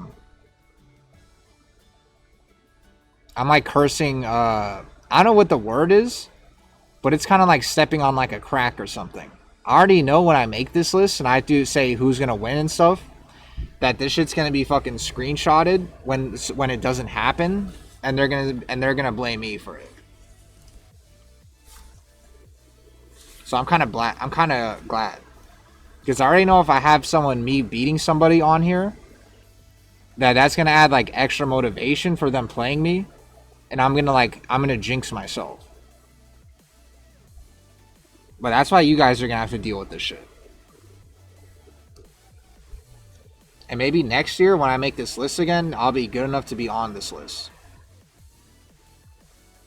But to be honest with me, and I'm not trying to make excuses, but I literally just started going to major tournaments. Like Evo Japan? How fucking long ago was Evo Japan? I guess it's 4 months. It doesn't feel like super long, but I guess it's decently long. But I'm not like some of these guys where they've been going to fucking major tournaments for like fucking 10 years. So you guys are gonna have to gonna give me some fucking time first before I get put on this list. I'm not gonna need that much time because I play Claudio, but still. Give me like another year. Alright. I'm just trying to figure out, what's it called? Yeah, NA versus E. That's what I was thinking of doing, 8 habits. I was going to do that. King Ray lost to Tibetano, EWC, yeah. Wait, he did lose to Tibetan on EWC? Am I fucking forgetting something? No, he did. Yeah, you're right. Evo France? Yeah. I'm gonna try to go to Evo France. But the thing is, what it says winner of 8 seed and winner of whatever. This is how the fucking play-in works. Where the 10th and the 9th seed, they have to face off to fight to be here. So who's 10 and 9? So 10 and NA. 10 and NA. That's what I'm gonna do. I'm gonna put this picture on the screen so that you guys see this shit. So you guys know what the fuck's going on. It was only 250k tourney, no big deal. Okay. Oh yeah, and I could also look at my OBS screen. Okay, so 10 is Anakin. So we're actually gonna put 10 of EU. Who's 10 on EU? Kwis. So Kwis is gonna fight. This guy's a large ass fucking name. Kwis is gonna fight. Also, the interesting thing is we could look at like. There's like a couple ways to try to like, what's it called? There's a couple ways to try to make an educated guess on this shit. Like, we could look at wavelength history and we could see if they fought each other in tournament. So, Joey Fury. This is already off to a pretty good start. Kwis versus Joey Fury right off the bat. And the loser is gone. See, this is why I'd be a good ass fucking, I'd be a good tournament organizer. Cause this match would already be like a great fucking match. Win or lose, it's a first to 1 or first to 2, and if you lose because it's a play-in, you're sent out. Like, you only get one chance. The thing with the play-ins is that if you lose and you're seated here, you get one more chance. That's the thing with the NBA play-in, which is actually kind of cool, to be honest. Joey Fury, I think, beats Kwis. Actually, I don't know. We can't see the bracket because of the overlay? Oh, my fault. Yeah, tell me if that shit blocks. Joey Fury versus Kwis. Horang seems like for against Jack, that seems like cancer. I feel like Joey Fury has fucking lost to Kwis before. Joey Fury versus Speed Kicks. That's the worst one too. Blocking the. Oh, this is when he used Marduk. This is when he used fucking Marduk, of course. I don't know. I think even though I think Joey Fury would win, I think fighting Horang with fucking Jack, he would have to play his ass off. Yeah, I feel like Jack might have to work too fucking hard. This is what we're gonna do. We're gonna see if Kwis loses to shitty fucking Jack players. Cause also you gotta understand that like Jack uses armor a lot, and Horang could just fish with that fucking low. That will obviously stop armor, and he could counter it long. Yeah, like look at this shit. This guy doesn't have a losing record against a single fucking Jack player. I think this would be too cancer for Joey Fury. What we could do is we could put Cuddlecore. This is gonna be like NA bias going on. But what we could do is put Cuddlecore 9th. And then put Joey Fury 10th, and then maybe Cuddlecore beats Kwis. I might do that shit. Didn't Joe Crush beat Kwis at Evo? That's actually a good point. I don't know, man. No offense to Cuddlecore, but I think like picking between you and Anakin is like the same. Like obviously you guys are not what you used to be in Tekken 7, but like you guys have both kind of turned it around lately in season 2. But I think for the sake of this list and entertainment wise, I think I have to leave it how it is. But to be honest, like let me watch Joey Fury against fucking Joe Crush versus K-Wiz. I think K-Wiz would win. Wasn't this shit at Evo? I feel like Joe Crush posted on his channel. I think he did like we mogged at Evo or something. Yeah. Yeah, this matchup can be 4 pool. Yeah. Jack. Let me see who won the first game. Oh, no, follow up. Fury and Sparrow Jin. They probably call each other brothers. Brothers, yep. Absolutely. Alright, we're going to a... Nice duck. Bro, every time I watch Warring, I just like... They changed that down 3-4 Character's Wrong, fucking and at some point in T8 to give it more block stun. Okay. So you're not supposed to get caught out like that anymore, but maybe he was just a little bit late committing to the How the fuck did Joe But win the this? Peacekeeper comes out. And again, the accelerator, again, he just wants to end these rounds as quickly as possible. Oh, man. Tried to float off of that trade, but did not work out for Joe Crush right there. I'm not gonna listen to this shit. This was really the commentators at Evo. It was fucking, what's his name? Bloodhawk? Or not Bloodhawk? I think it's Bloodhawk. Bloodhawk and the other girl? Are you still going to be... They just did the single low by itself. Ooh. Engage. Counter hit, the big stop sign. How the fuck did Joe win this? Nice launch on the... Oh, I know about Fluido. Big opportunity for Joe. He's got to make it count. Yep. Oh yeah, that guy died. The guy that key charged Cuddle Core. There it is. Drill him. It's the red stop, but stay... Yeah, I never heard about him after that shit. I guess before he died. But maybe he died immediately after that. Oh, not too long after that? Oh. Slow on the draw, I'm paying for it. The tournament organizers were on bleep. I like this shit is like Evo, and we have like TNS commentators. +4, trade in Joe's favor. Yep. Ooh. Joe Crush interrupted the disrespect right there. That was so sick. Jab, stomp. Like where the like even Markman is better. Spends it into the heat smash. So much chip damage. Markman is like the bar for like commentating to not be worse than him. I think if you're worse than Markman, then you shouldn't be commentating. I wonder if we're gonna start seeing some throws out of Joe Crush. Yeah, we haven't seen much of throws. Markman's like the bar This side. Cannonball. where he's like just good enough to be like a good for me to want to listen commentating wise. Doesn't break. Doesn't break it this time. But he's only like just good enough by like a hair. Like especially when you compare Markman to like Rip or Tasty Steve or obviously Eris. Wants to set up the kill situation. Nice. Like even that one guy that was like a Killer Instinct commentator was really was entertaining. I forgot which tournament he did, but like that bald guy that looked like a wrestler, I kind of like that guy. These clutch crotch jabs and the instant offsetting 4. Alright, final round. This is set point. I could already tell Joe Crush like actually mogged him the second game.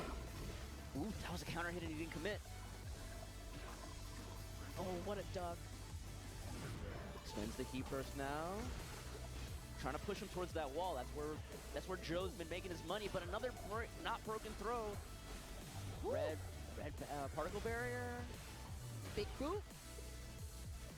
Joe Crush is like it's kind of a shame that Joe Crush never got like a Shadow sponsor or a King Ray sponsor because he's literally like the perfect fucking Tekken 8 player.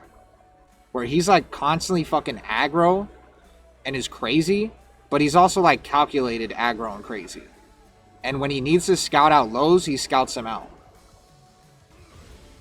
He's like Tibetano. That's why I say like Tibetano's like the NA version of Joe Crush. And Joe Crush. Like him and Tibetano are like built to play this game. Out of it just yet. Hitting him with the rerun. That Gamma How 1, I think it's... Like if Joe Crush were to have as much opportunity as Tibetano, I think Joe Crush should be nearly as dominant. Going with the forward 2 times in a row. A lot of questions when I think of the commentary. Get his pressure going. Yeah.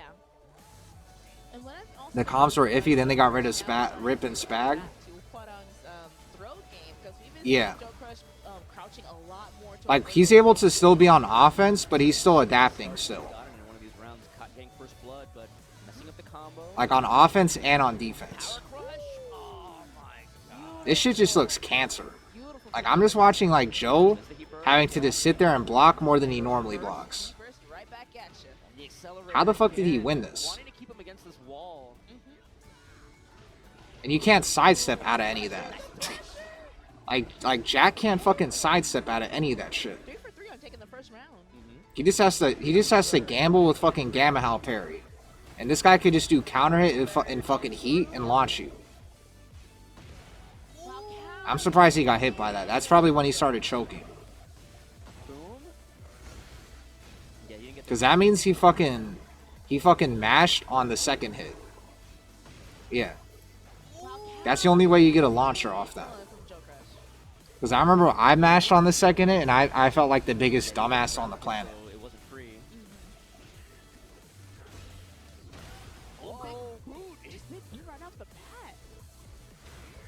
Yeah, he just has to sit there and block and look for a dig shot to get him off.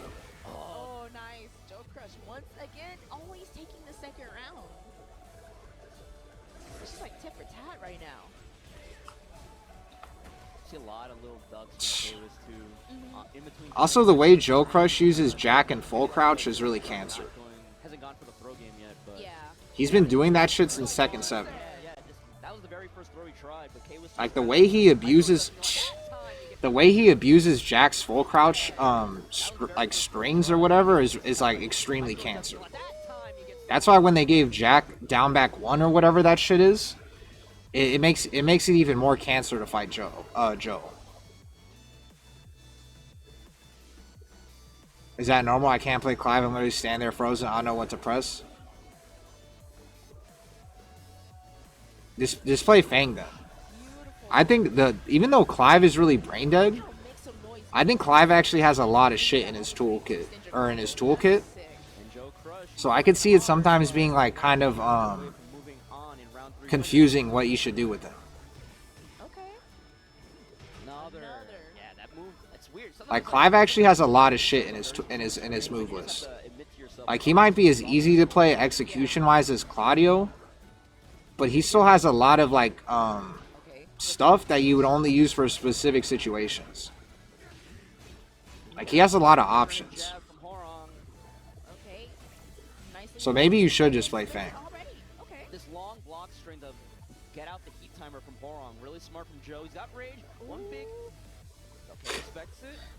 Oh, completed it. Oh, tried to throw Damn, it. this went final round. Three. All right, final. I think the problem with Joey Fury and why Joey Fury would lose is because you see how when the only time Joe Crush is winning is when he starts mashing on it. That's the only way you can beat Horang. Once you start just trying to block everything, you're fucked. And Joey Fury, that's how he plays. He tries to block everything too much.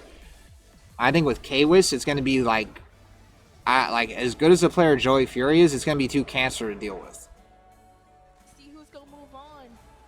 Joe Crush can even though this matchup is basically unwinnable for Jack, Joe Crush can do it because once like you said, Strike Miss, once he gets momentum, he can keep the offense going. Like watch. Yeah, like look at this shit. All that fucking chip. Now he's dead. Did he save it all just for this one? And he was gonna do Seed Planner again. That's what I mean. Like that was just a Joe Crush round. That's the only way you could beat. That's the only way you could beat Horang. And Joey Fury doesn't like playing like this with Jack. +4. Nice, down 2. Like look at this. He did Gamma Hal parry, and then look how much chip he's doing. Comes out. This is Joe's. And this is after they nerfed chip too. Holy fuck, that shit is so fucking like I'm not gonna say monkey, but it's literally just monkey fucking style. Did he save it all just for this one round? Nice low parry. It's the wall's in a weird spot though. He's 1 life away and the Like this, the clap your hands fucking Jack move is like a perfect like explanation of how the fuck you have to play Jack. nice low parry. You just have to play like a wild fucking animal, He's 1 life away and the especially if you're fighting against Horang. So I'm going to say that K-Wiz wins. And sadly, that means Joey Fury's out.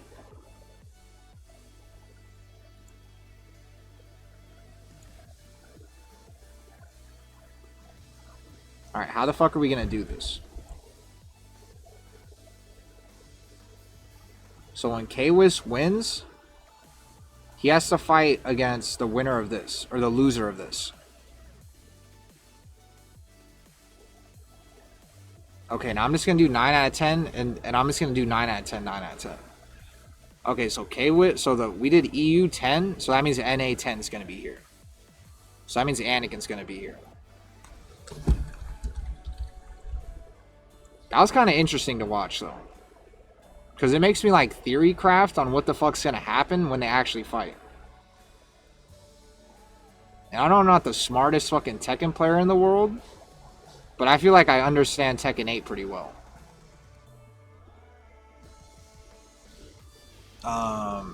Okay. He's going to have to fight Joka?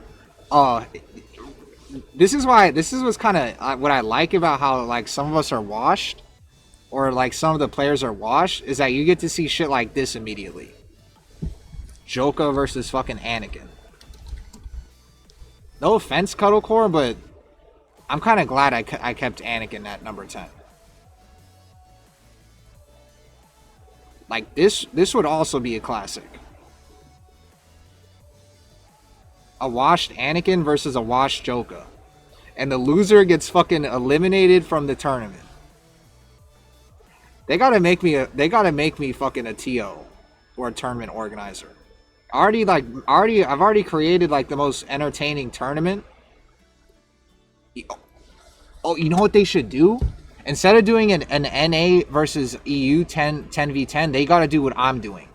So Spaghetti Rip, just fucking steal my fucking idea. Please. I think this might even be better than that. Than doing a 10v10 and whoever fucking loses. But maybe I'm just like dick riding myself too much. But like seeing this, loser fucking gets out of the tournament, and then seeing this is already kind of peak. Joka versus Anakin. And I'm glad that it's not too late for me to stop streaming. Because this is actually getting interesting now. It's gonna be definitely a fun time. Well, just disrespecting that down for one that goes to Oh, this is when they were just showing off the game. This is before the game even came out. Oh yeah, when Anakin was playing Bear like a dumbass.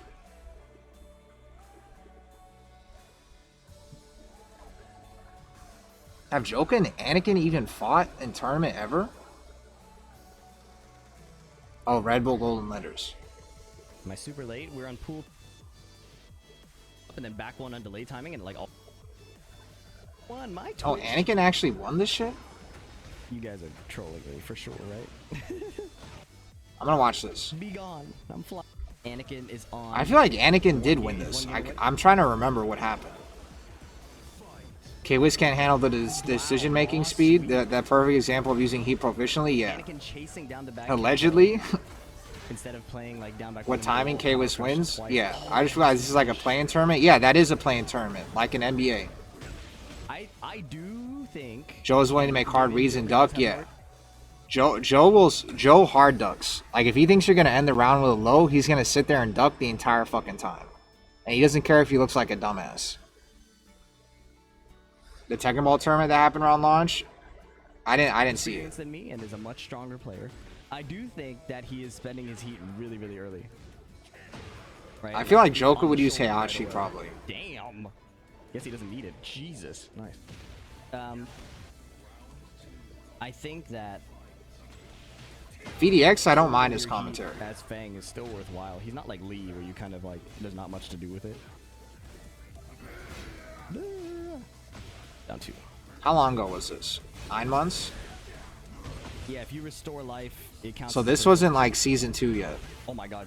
Can you launch that? So Jack wasn't as crazy yet. So Jack was still kind of crazy, Joka is getting his side but you could just tell the way Anakin plays Jack that he's not doing like the monkey play style where like how Joe Crush does.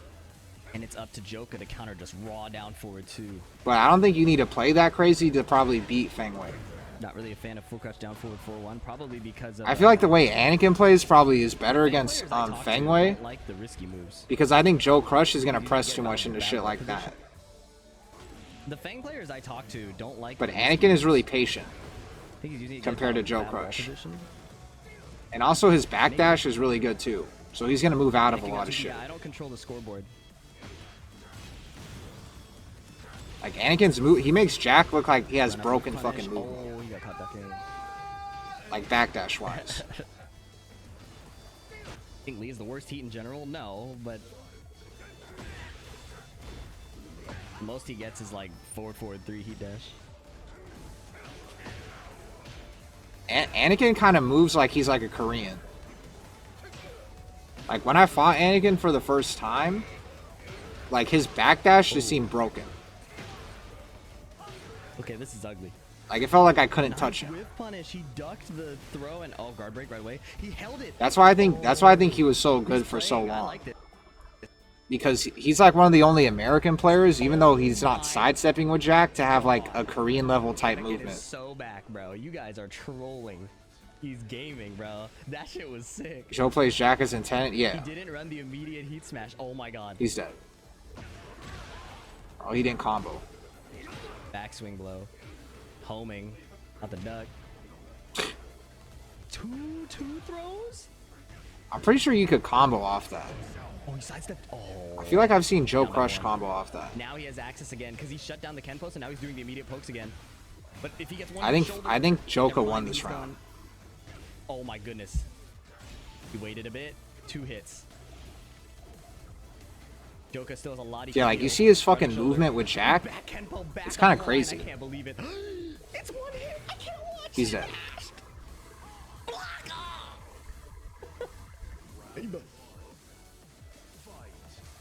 To be honest, I think Anakin might win this. Equal to Anakin. Yeah, I die the same way. That makes me the same. Like I don't really care who wins this one, but I think Jack got better and Feng Wei got worse. Because this is when Feng Wei was better. He abused Joka, like he. I feel like he conditioned. Like I actually think Anakin would beat Joka now. And then barely started to abuse it before Joka started back Kenpoing again. I wonder if he's keeping track. Although I feel like Anakin still won this shit. Right. What a whip punish. I'm trying to remember what happened. But let me see. Also, this is back when Joka still had the Joka haircut. I know this is kind of like weird to me to say, Step 4, no. but as soon as Joka stopped having this haircut, it felt like he started getting even more washed. I feel like when he had the geese haircut, that was like when Joka was in his Damn, prime. That's 2 golden letters. Not that it really matters at this point. Although Anakin could theoretically, nice block. Could So he should bring the geese haircut back. Even if his hairline is getting worse, Oh my god. he should just bring that shit back. Because that's one of those haircuts that you can have even if you have a widow's So peak. good. Oh yeah. See what I mean about saving your heat? Look at that shit. That shit is stupid. Well, And that I still think Anakin would win. But I don't know. Can only combo off the Blue Spark version of the throw. My only problem is I kind of want to see what Joka would do farther in this tournament.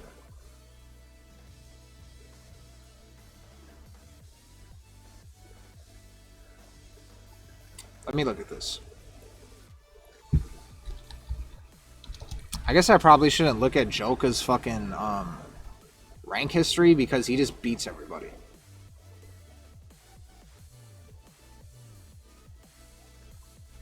Who the hell is Heli M? And like your guys' Jackson EU kind of suck.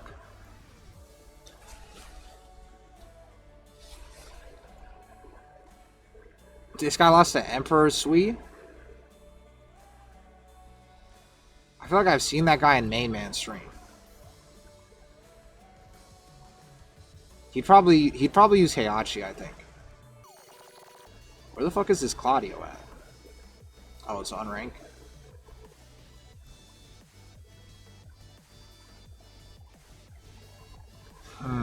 I want to say Anakin would win.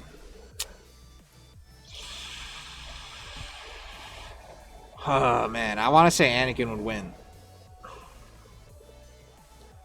Because that shit was pretty close. And that was when Jack wasn't as good. And Fang was way better. So I'm going to take Anakin. Even though I want to see... I honestly would rather see Joka move farther on in the tournament than Anakin, but... Because I'm just curious to see who the fuck would be here for him to fight. But I just think Anakin's going to win. That shit was way too close with that version of Fang and that version of Jack. And Anakin wasn't even playing as fucking Joe Crush-like as he does now. Where he's doing the Joe Crush combos, and he's playing more like Joe Crush, where he's spamming fucking all the Joe Crush shit. So I think it's going to be an even better version of Anakin this time, and a worse version of Joka. So I think Anakin's going to win. Alright, now 7 and 8. So it's going to be EU, American, then it's going to be EU again. So 8 is Kane and Trench.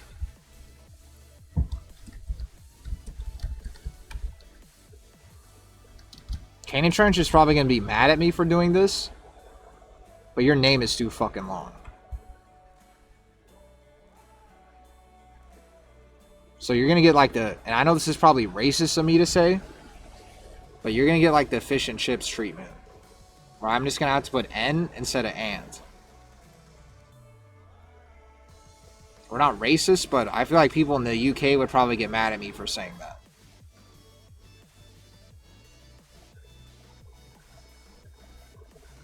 Alright, and 7 is Victim. That's pretty good. Victim versus Kane and Trench. I don't know the way, like, I guess this is not loser fucking dies off or whatever. So whoever loses this is still in the tournament. And also, I know this is like an NBA bracket, but these aren't going to 7. Like, this isn't like a 7-game series. Like, these are all just first to 2s. Maybe like on like the final side, we'll do like the TWT rules where it goes to 3, but this is just first to 2.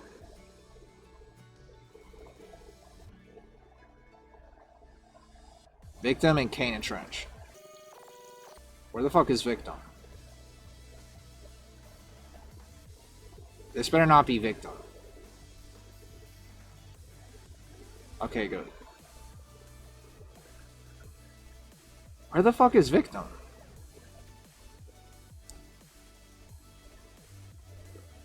Damn, he hasn't played Anna in that long? Or Nina? So Victim is just playing Anna now. One host battle? What do you mean host battle? Victim was so much cooler to watch with Nina. When I see his Anna, I just like fall asleep. And then Yoshi. And let me see Kane and Trench.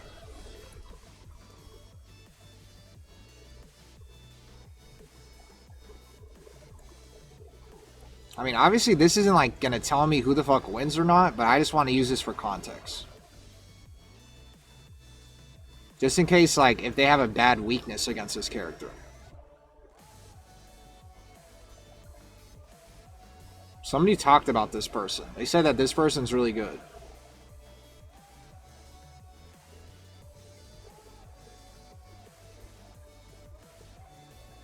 Oh, okay. So he beats Fran? That's not a good sign. But Fran seems like he's kind of washed. But also I noticed Fran, damn, Planet Medusa was beating him. Fran also plays ranked in Korea. I feel like I actually ran into Fran when I was playing rank over there.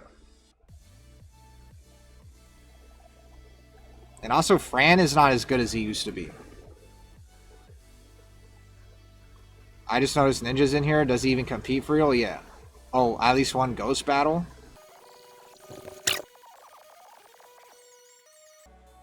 I'm gonna do a ghost battle really quick.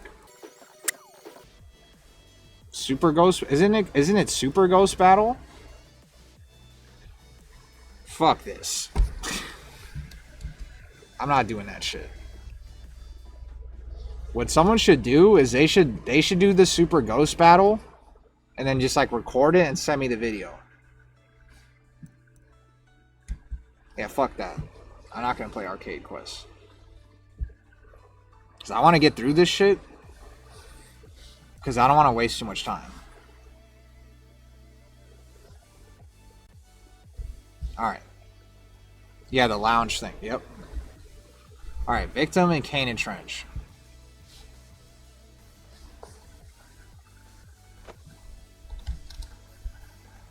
I don't think they fought each other.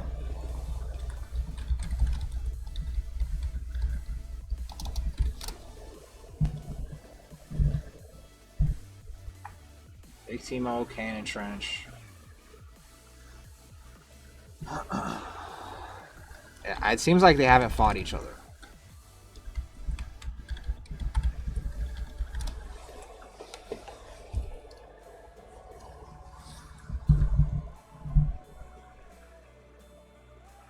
Yeah, I don't think they've ever fought. So this is kind of going to be a hard one.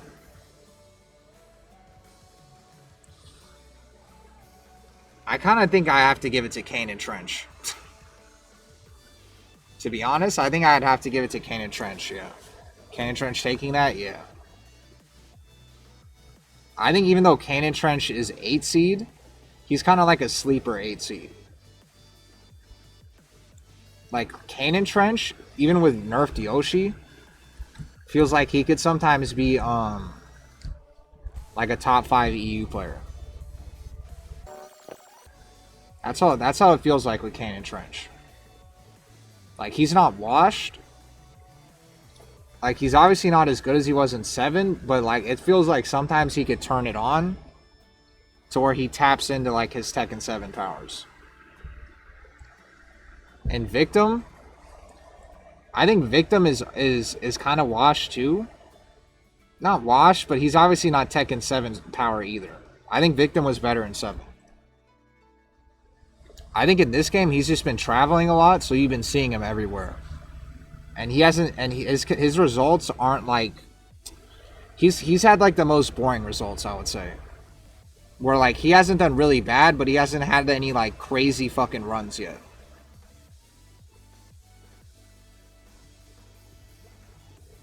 But obviously he hasn't done as bad as like Anakin or even like Joey Fury. Well, I guess Joey Fury just hasn't even joined shit. But Victim was never like super washed. And I guess he uses Ana now, so it's kind of hard to doubt him, but I think Kane and Trench wins. Or actually no, what's gonna happen is Kane and Trench actually goes here.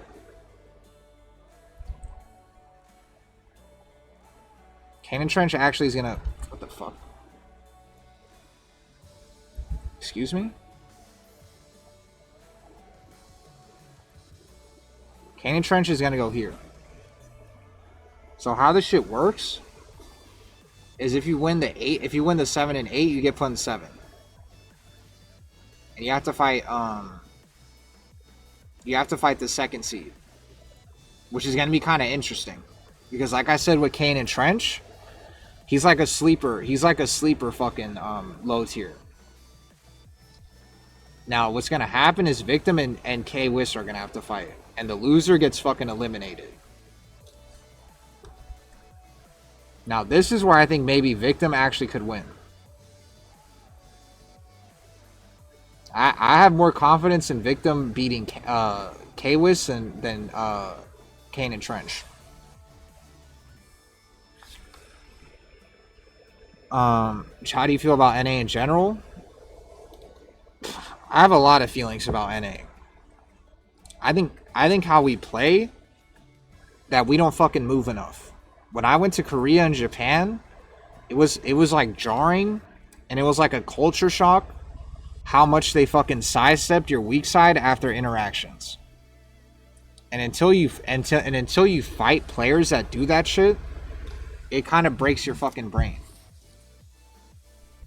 It takes like, it forces you to like rethink how the fuck you're gonna run your offense completely. People in NA don't really make you do that shit. But the crazy part is, like, even the people that aren't super top players in Korea and Japan, they all do that even at like Emperor rank. So that's what's also crazy. But my other problem with NA is that it's not even really our fault, but we don't have the infrastructure that EU and obviously Korea and Japan have, where our fucking sponsors actually like give us like are actually good.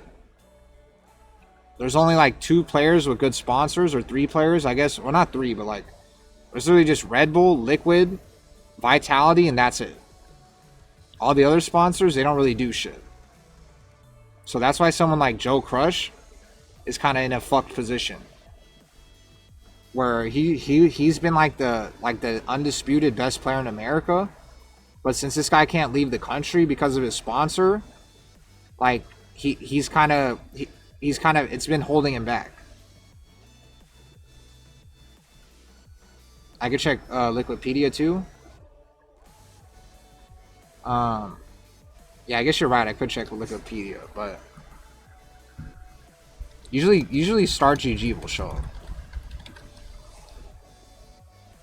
But maybe if like this shit doesn't show up, I'll do Wikipedia. Let me check on YouTube.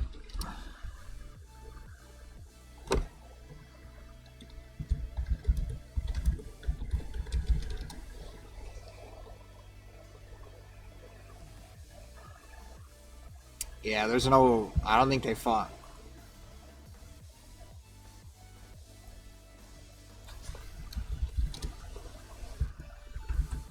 Oops. Let me look at his win rate really quick. Horang... Anna...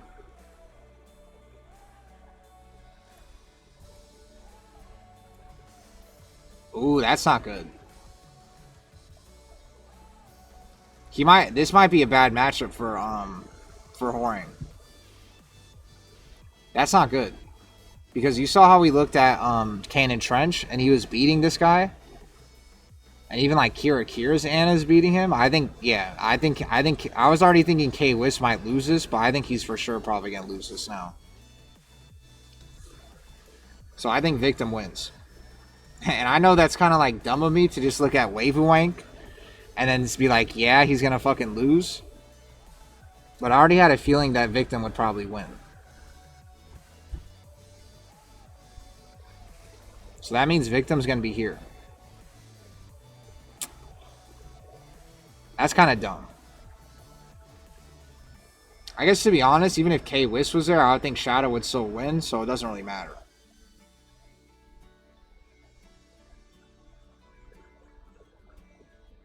I just didn't want to have it to be like Americans and fucking EU players fighting each other. Or EU and EU.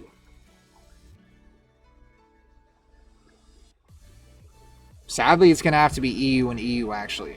It's going to be Gosane versus Kane and Trench.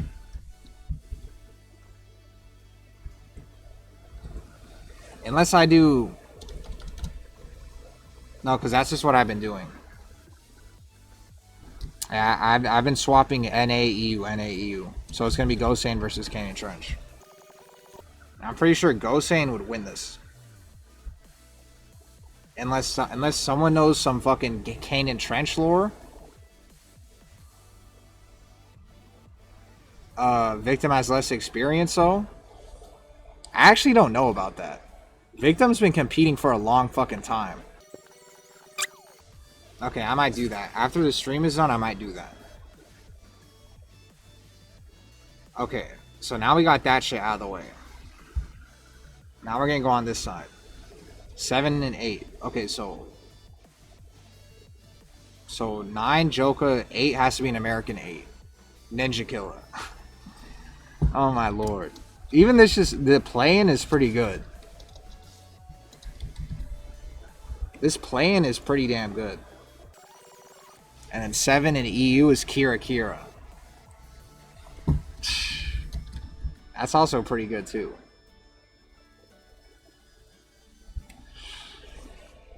I don't want my Ninja Killer biases to show, but I just assumed that Ninja Killer would win.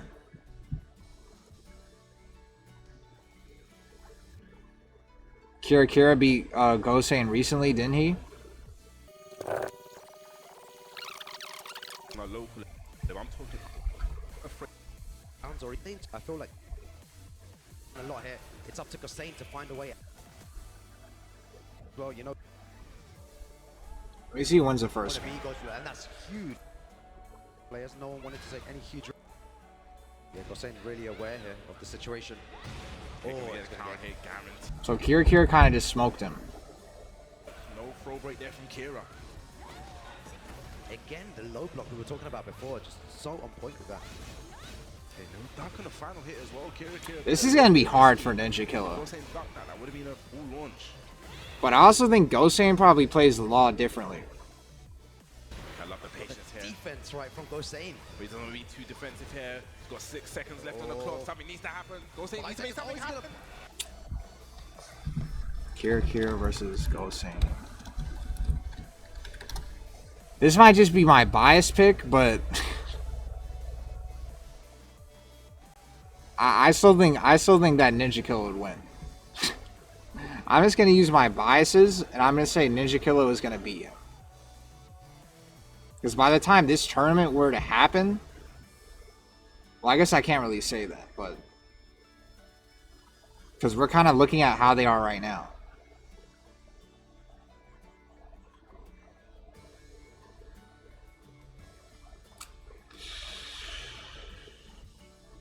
Huh.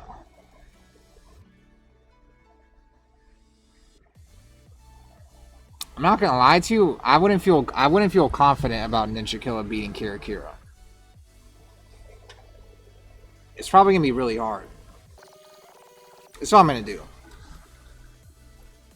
I think Ninja Killer loses, but he's gonna beat Anakin.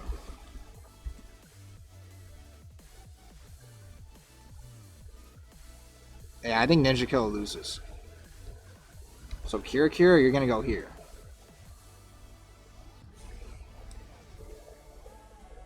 So Kira Kira, you're gonna go here. And then Ninja Killer versus Tibetano. Oh my goodness. You know what's the crazy thing? I actually think Ninja Killer could beat Tibetano. Now I might be really glazing Ninja Killer.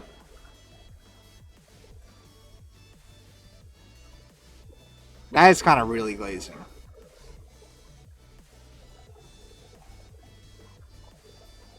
Let me get to that shit later.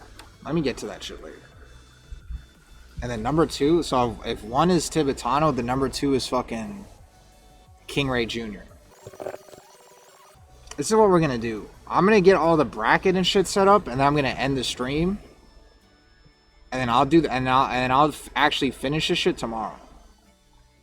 But I'm not gonna do these first. I'll wait till tomorrow.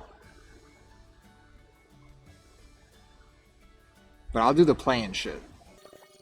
And I actually think I'm gonna post this without the results on it.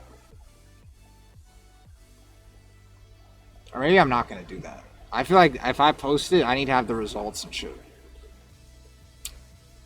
Alright, so that means that everything's already finished. So Gosen is 2. Number 3 is gonna be an NA. That's gonna be Joe Crush. And then number 6, I guess let me go to 4. 4 is gonna be EU. Tetsu. Oh, Tetsu versus Shadow? Well, I guess we don't know who's 5 yet. But I'm guessing whoever the fuck 5 is gonna lose.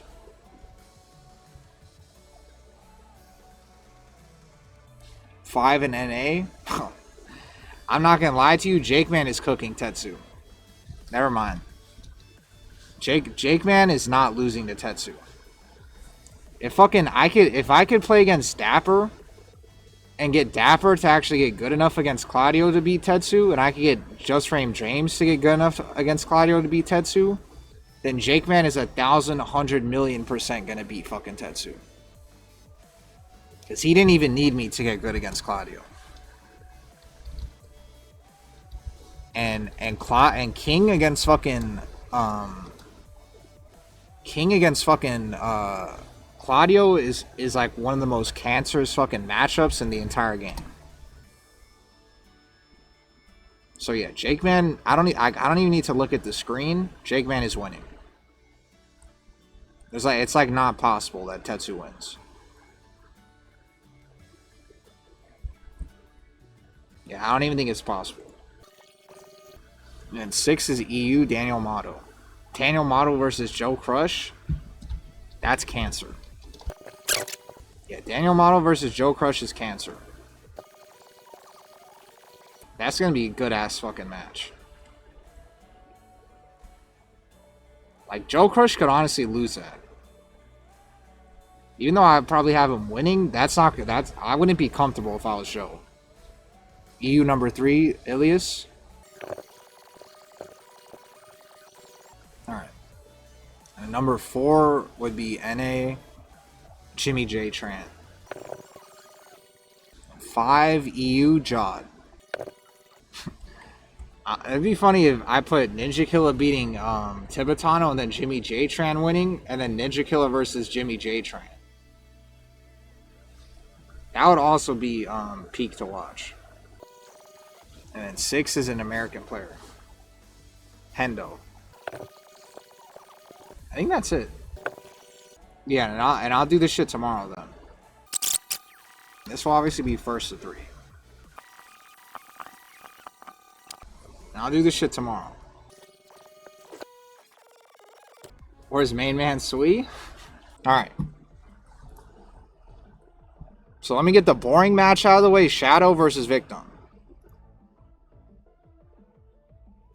Victim, you're gonna lose. Even if somehow you pull off a miracle, I'm not gonna simulate that shit. That shit's gonna be boring as fuck. Because no offense, Victim, but your Ana arc has been extremely fucking boring to watch. And you used to be one of my favorite players to watch in Tekken 7. But even Nina is so fucking boring in Tekken 8 that you've like really dropped down the list of like some of my favorite players to watch. But in 7, Nina was really entertaining. At least your Nina was. Tetsu versus Jake Man. Tetsu is going to lose to Jake Man. And I've already said this shit, but all of the people that I play with a lot, they all beat Tetsu. When I started playing with fucking Just Frame James a lot in rank, he started getting really good at fighting Claudio. And then he ended up beating Tetsu at Evo. And then Dapper used to complain to me about Claudio and on Twitter, I guess, and said that Claudio was like top 1. And then I started telling Dapper how the fuck to fight Claudio, and I started fighting Dapper a lot in rank, and now he doesn't complain about Claudio, and even he beat fucking Tetsu. So I'm going to take credit for both of those fucking wins. So that's why Jake Man didn't even need my help to be good against Shadow. Or to be good against Claudio. Because he's been beating Shadow even before I started going to fucking locals. And King versus Claudio is one of the most cancerous fucking matchups for Claudio in the game. Like, I think Tetsu is probably going to pull out Lydia. But regardless, I think even if he pulled out Lydia, that Jake Man would win. So yeah, Jake Man is like this is like one of my most confident fucking matchups that Jake Man would beat Tetsu's Claudio. That I am like that's probably the most confident I am on anything on this list. Because if Dapper can beat Tetsu, and if Just Frame James can beat Tetsu, then Jake Man, who never even needed my fucking help to fight Claudio, is 1,000% gonna beat Tetsu. Joe Crush versus Daniel Motto. This is gonna be a bloodbath. Or not a bloodbath, but this is gonna go down to the wire. Joe Crush is gonna be fighting for his life against Daniel Motto. This is gonna be like probably one of the hardest fucking matches in like the entire fucking tournament. Like Daniel Motto, he honestly could probably beat Joe Crush. Like, I would not be confident at all if I was Joe Crush fighting Daniel Motto. Daniel Motto could definitely upset Joe Crush.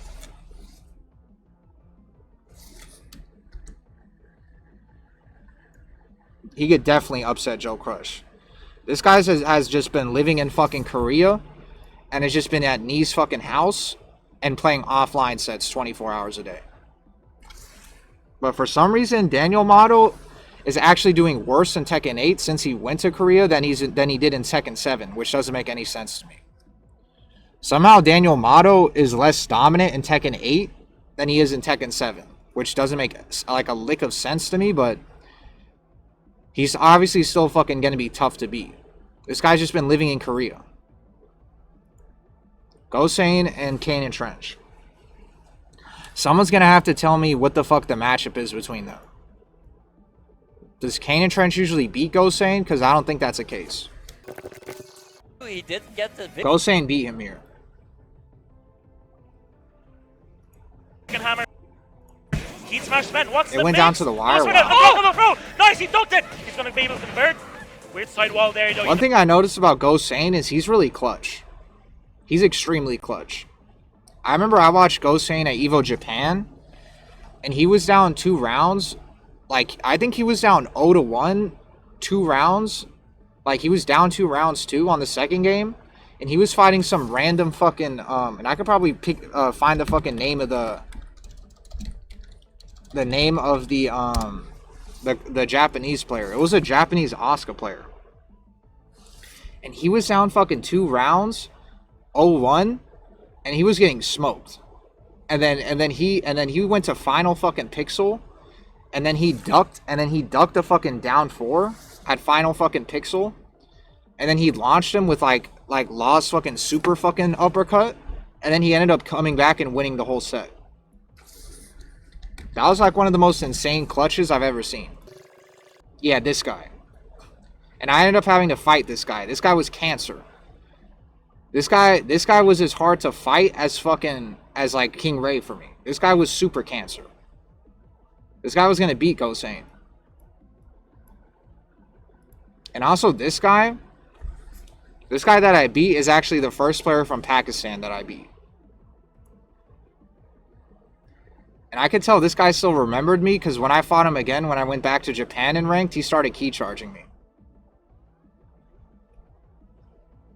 But if you look at his Twitter, he has pictures of him with Atif and fucking he has pictures with Atif and like Newman counter hit and shit. Or not Newman counter, but Newman CH. Yeah, and like Farzine. But he lives in Japan. So it's not like an actual like he's like a Temu Pakistani. He doesn't live in Pakistan anymore, but he lives in Japan now. But regardless, don't want to get that sidewall. Oh! The combo's not over yet. Both is in rage. Whiffs the grab. Dragon Hammer pressure. He's full crouch. He didn't commit for the wall setting one. What a block with no punch from Kane and Trench. He just stabbed. I can tell it's still going to be close though. It's going to be close, and Gosane could lose, to be honest. So I think this will probably also be a nail biter. And Gosane versus Joe Crush. That's also going to be a hell of a fucking match. Let me look at the chat really quick. The Italian Stallion, yeah, he sucks now. I'm not going to say that. Why would you play Lydia if you could play Claudio? Because Claudio against King is one of the worst matchups in the fucking game. You get no XP from bots. Who is Kane and Trench? He's the Yoshi player I just showed. He's probably the best Yoshi in EU.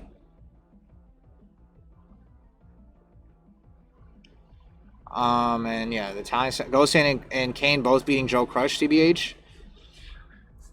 Gosane versus Joe Crush is another one where I think Gosane could probably beat Joe Crush. But I kind of want to give Joe Crush the edge still, because I honestly kind of have Joe Crush winning the fucking tournament. I'm pretty sure Gosane beat Joe Crush here. Yeah, he beat Joe Crush.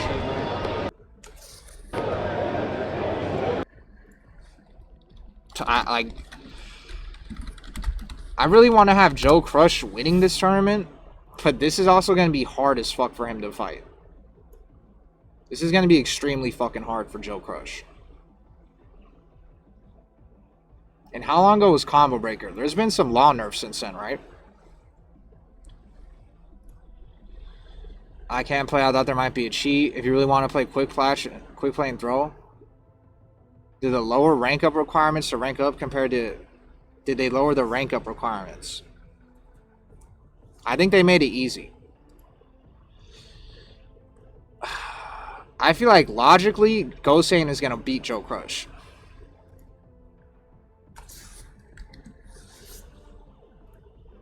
I think if I use logic, Gosane is going to beat Joe Crush. But I just feel like in a tournament like this, Joe Crush is going to get buffed. He's going to get the anime character buff.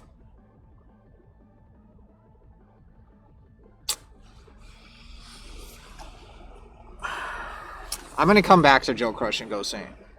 I know Joe Crush is going to get really mad at me if I say Gosane is going to beat him. But I'm kind of leaning towards Gosane beating him because we also just saw Gosane beat him at Combo Breaker. So we're going to go here. Tibetano versus Ninja Killa. I just have NA just beating all of the EU players. I'm kind of biased. But I just think Ninja Killa is going to win. I actually think Ninja Killa would be, in a situation like this, a tournament like this, I think we're going to see what Ninja Killa is actually made of. And I think he would beat Tibetano. And to be honest, I think Jimmy J. Tran is going to beat Jod. Because I want to see this shit happen. Ninja Killa versus Jimmy J. Tran. That would be one of the greatest matches in Tekken history. And I know Jod doesn't lose to Americans. But there's no way that EU has anybody like Jimmy J. Tran. There's no fucking way. Someone's gonna have, like, you guys have, like, BMAUT or whatever his fucking name is. That German fucking Brian player, but no, there's no way there's anybody on Brian that, like, this guy. Like, there's no way this guy is anywhere close to Jimmy J level. No way. And Jimmy J beat fucking King Ray Jr. at EVO. Yeah, I'm sorry, but... And also, thanks for the raid, Tiger Mask.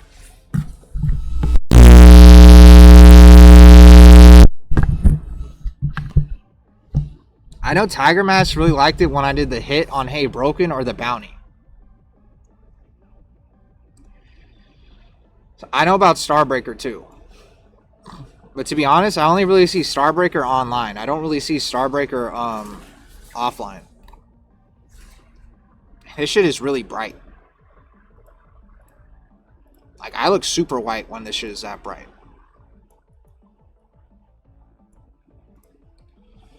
But, Ilias versus Hendo. Hendo's done really good, but Ilias wins this shit. And Hendo's fought Nomar a lot, so it's not going to be easy for Ilias, but Ilias is going to win. And then King Ray Jr., I think, beats Kira Kira. Now this shit's going to be really hard, and this is where people are going to get mad at me.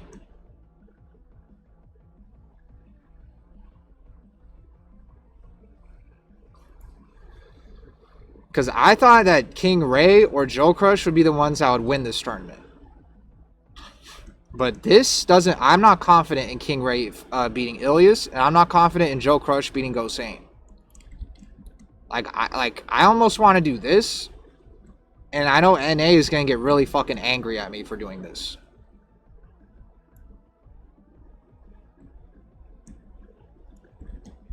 and North Cal is going to get really mad at me for doing this.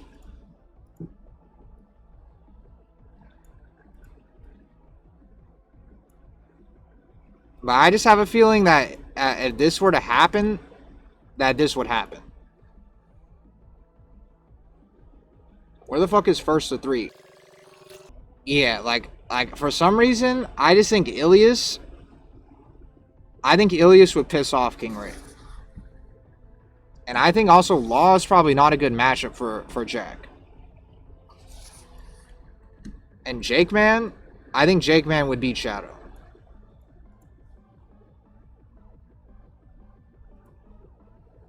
Especially if Shadow even pulled out fucking Claudio for one game. That's basically 3 points for fucking Jake Man.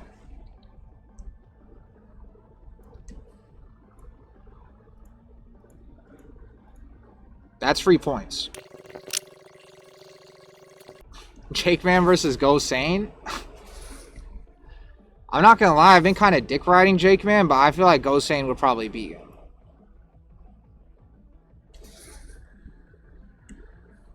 Ninja Killer versus Go Sane? Oh, fuck. Because I kind of think... I might be glazing Ninja Killer too much, but I think he probably beats Ilias. I think he would beat Ilias, and I think I think this is what would happen. I think it would be a fucking Law Mirror NA versus EU Grand Final. And this would also be extremely fucking hype. And who would win this shit? Oh, fuck. I think this is where the Ninja Killer glaze has to end.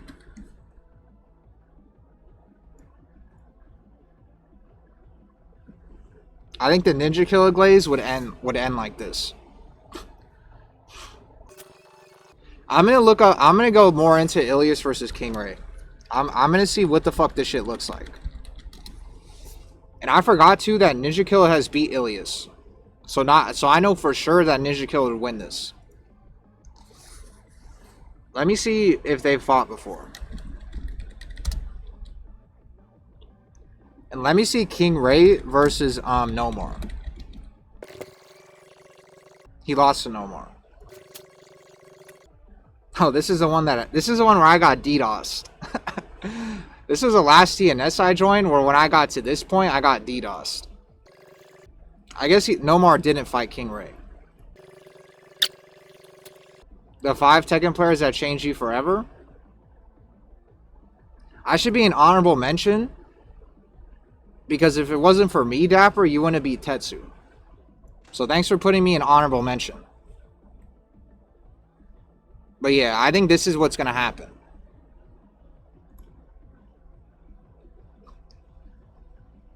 Who the fuck is John 316? You don't know who John 316 is?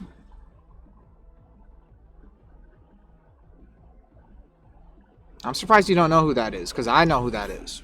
And that guy's been playing Brian since Tekken 7. But this is what I think happens.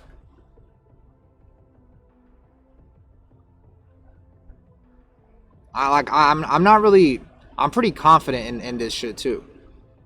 Like Gosane and Joe Crush is really hard for me to pick Gosane. Like it's really hard. Because before I made this tournament, I figured either King Ray or Joe Crush would win. But I think that Eddie... Like, I'm not that confident in King Ray fighting Ilias as Eddie. I think Nomar is probably the closest to someone as good as Ilias with Eddie. But I think Ilias is built different than Nomar.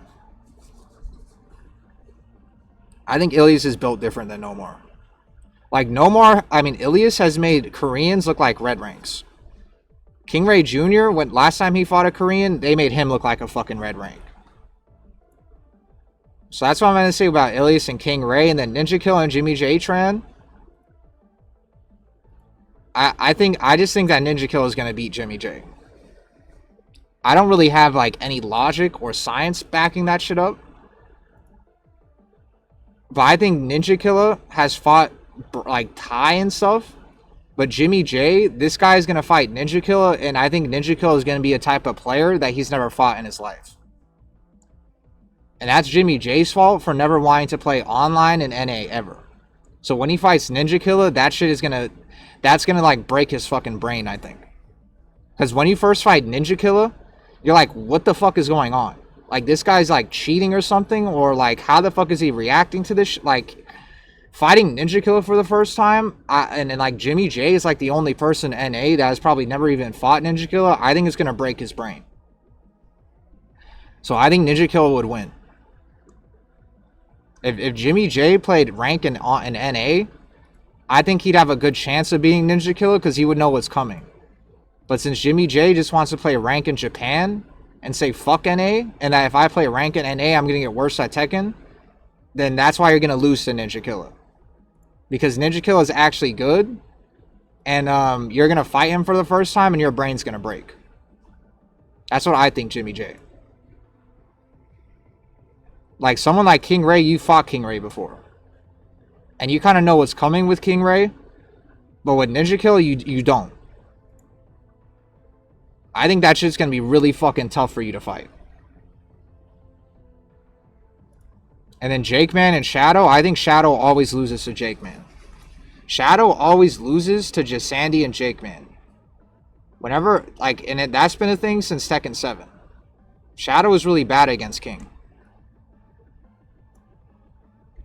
That's why I say that Jake Man, if he beats Shadow, or if he were to beat Tetsu, that I can't take any credit. Because he was already beating Claudio players before I even entered the fucking picture. That's why I just say I take credit for Dapper beating Tetsu, and I take credit for Just Frame James beating Tetsu. But Jake Man, even if I didn't exist, would still beat Tetsu. And also King is way too fucking hard for Claudio. So Shadow's gonna pick either Anna or he's gonna pick Zafina. And to be honest, I think it would still be tough for Jake Man because I seen Jake Man lose to Hey Broken Zafina. So you're kind of looking at me crazy for saying he's gonna beat Shadow, but I think he would. I think it's like a mental block thing. I think Jake Man and Jasandi have just had Shadow's number for so long. That's just one of those things where I think even if Jake Man's not the best against Zafina or fucking Anna, that he's still gonna win. And sadly, I have to put Joe Crush losing to Gosane, sadly. I didn't want to do that, and I wanted Joe Crush to win this tournament. Joe Crush was my favorite to win.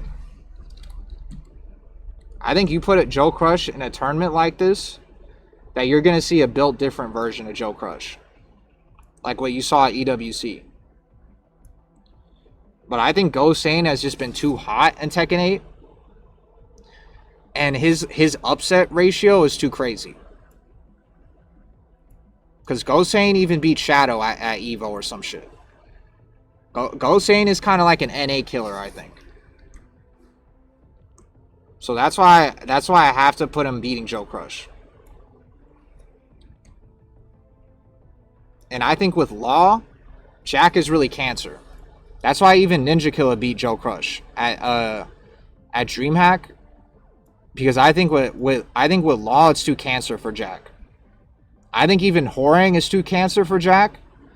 So that's why I had Joey Fury losing to K-Wiz. Because I think Horang, like something like Horang or Law, the pressure is too much for Jack to deal with.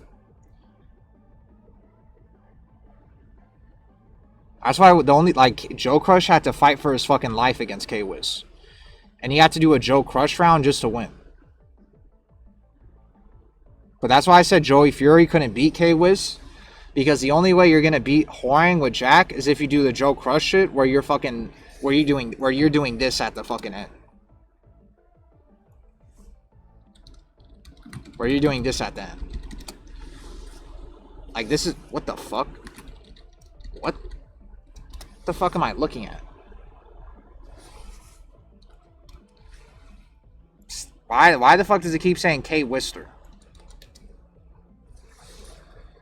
This and Joey Fury, I've never seen Joey, even though Joey Fury is trying to play more like Joe Crush, I've never seen him do something like this. Yeah, this matchup.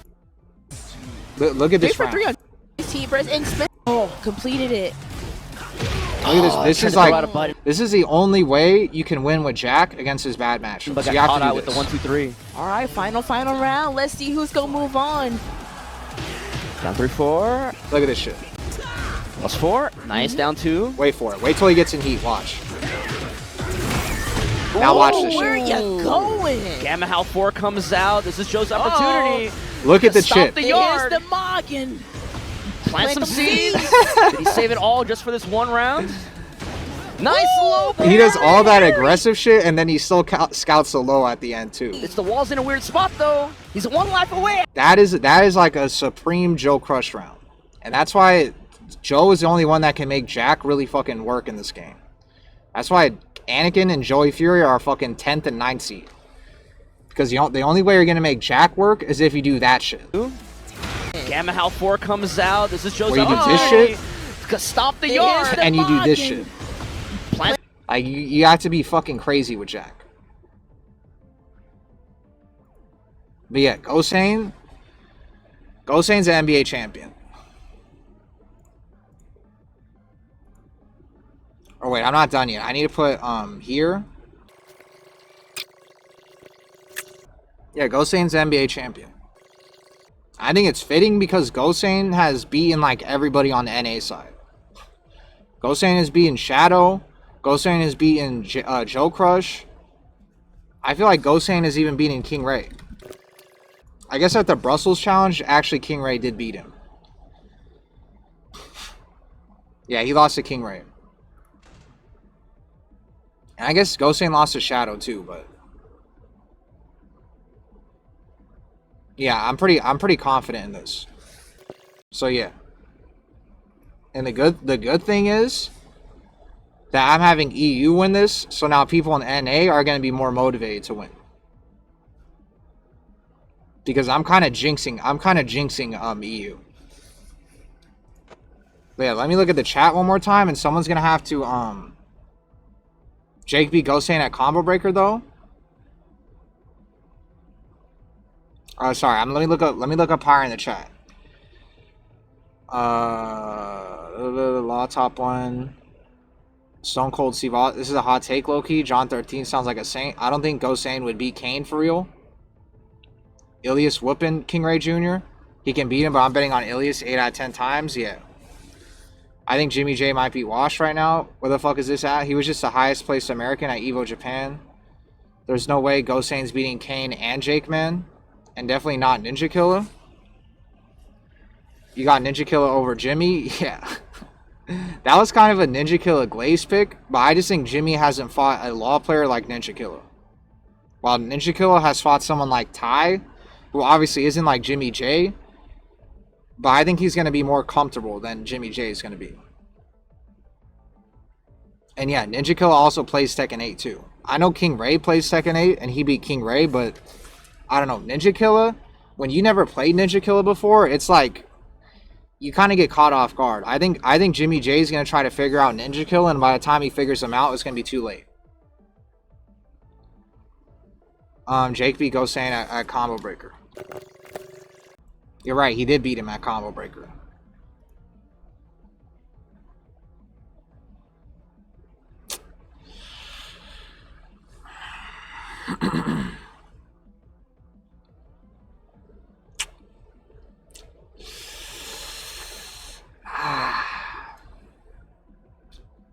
That's a good point, huh? And also, like, Gosane probably doesn't have to fight King players in EU that are like fucking, that are like Jake, man. I have Jod winning it all. So you think Jake Man would beat Gosane then? I know beating somebody once in tournament, and I know I've done that shit where I'm like, oh, he beat him before in tournament, that means he's gonna win. I know it's not as simple as doing that. Like, I know you can't just say, oh, last time they won, he won, so that means he's gonna win. But I don't know. It still feels like a toss-up to me. And I know Jake Man doesn't have nerves anymore. At least they're not as bad anymore, so I think he would do really good in this tournament. But I just feel like he would run out of steam at this point. I think Gosane, after beating like Joe Crush, will probably have a lot of fucking momentum. I know you could say the same thing about Jake Man, beating Tetsu and Shadow, that he would have a lot of momentum too.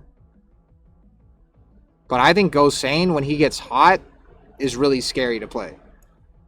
So even if fucking Jake Man has beaten Gosane before, I think when at this version of Gosane, after beating Joe Crush, is probably gonna feel like he's an Elder God. Jake Man 4 out of 2. He slammed him. I don't know if you don't know if he's beating Kane and Trench? I don't know. I think Gosane is beating Kane and Trench. If Jake Man beats Gosane, what is fucking Jake Man and Ninja Kill's record? Is his name really Mormon Thanos? Jake Man always has the stupidest fucking names of all time. King Kong 2009?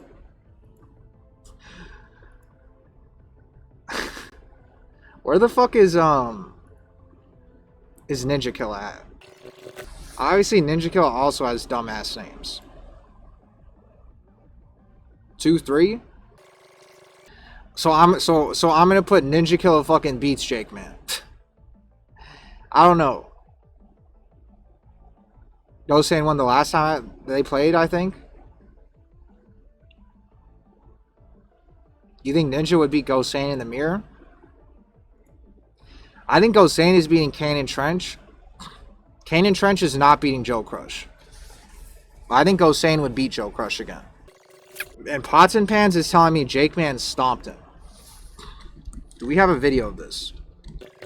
If you wanted to. Oh, this shit was streamed. I don't know why the fuck I'm seeing it shorts. Round 2 pools. That's what we're gonna do. I'm pretty sure this is the second day. We're gonna watch Jake Man versus Gosane. If it looks ugly as fuck, then I'm gonna have to put Jake Man ahead.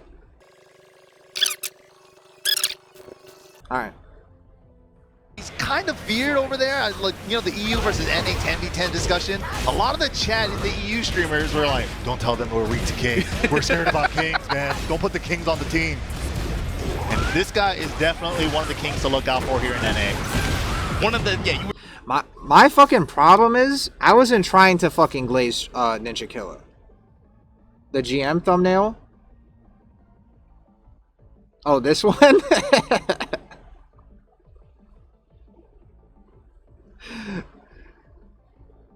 How does Ninja do versus Brian Joe? I don't know.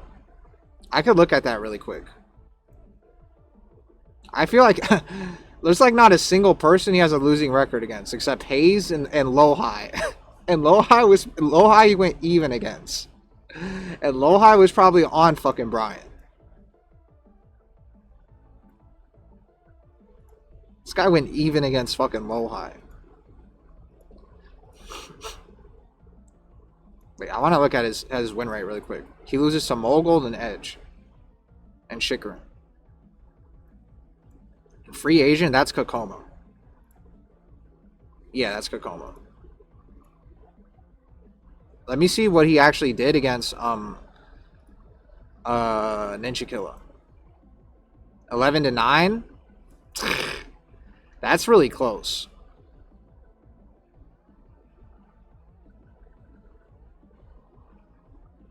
I think Lohai is slightly better than Jimmy J. So I'm so confident that Ninja Kill would beat Jimmy. But let me look at Alright Vibes. This guy also has 2 accounts, but whatever. I'm just gonna look at this shit. He smokes Incognito. And I know this isn't like prime tie, but still. He beats the brakes off of fucking Incognito and fucking Brian. Or a tie. Yeah, he's beating Jimmy. He's beating Jimmy.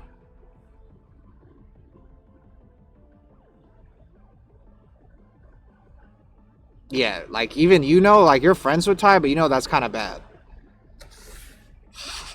If they do an NA versus EU, I almost want them to do something like this. This would be kind of clean. Instead of just a normal 10v10. I kind of like the way the NBA does the playing. But yeah, let me watch a Jake Man shit. Wilson still able to convert to the comp. Ninetide? I thought this guy played like Horang. I always keep forgetting what character Ninetide plays.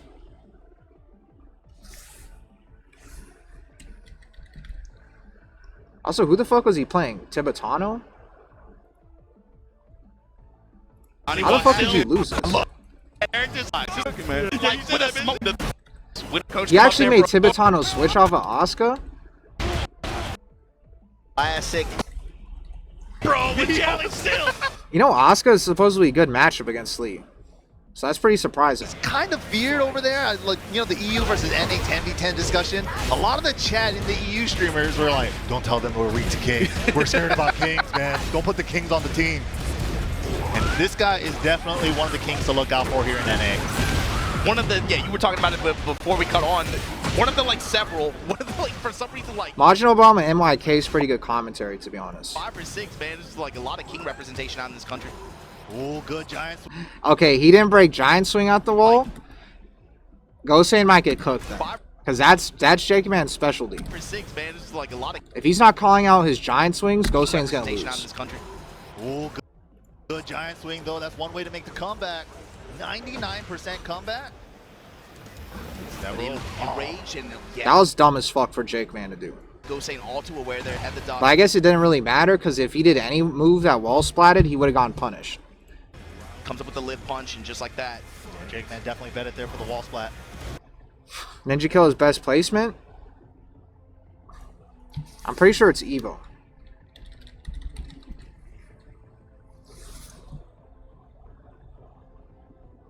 Yeah, it's Evo. Testing with muscle armor, step in jab string. To be honest, the reason why I keep putting Ninja Killer winning all this shit is it's a skill thing. It's not even a placement thing, because obviously Tibetano's placements beat the fuck out of Ninja Killer. I think the placements matter a lot for seeding. But I think like certain situations, like with Ninja Kill and Jimmy J, I think there's other factors that you have to take into effect. Where it's not as simple as this guy just has better results, he's going to win. Like, Jod has better results than Jimmy J. But again, like, you guys don't fight good Brian players in fucking EU. I'm not going to say you guys don't fight good Brian players, but you guys don't fight people like Jimmy in fucking EU. I know that for a fucking fact.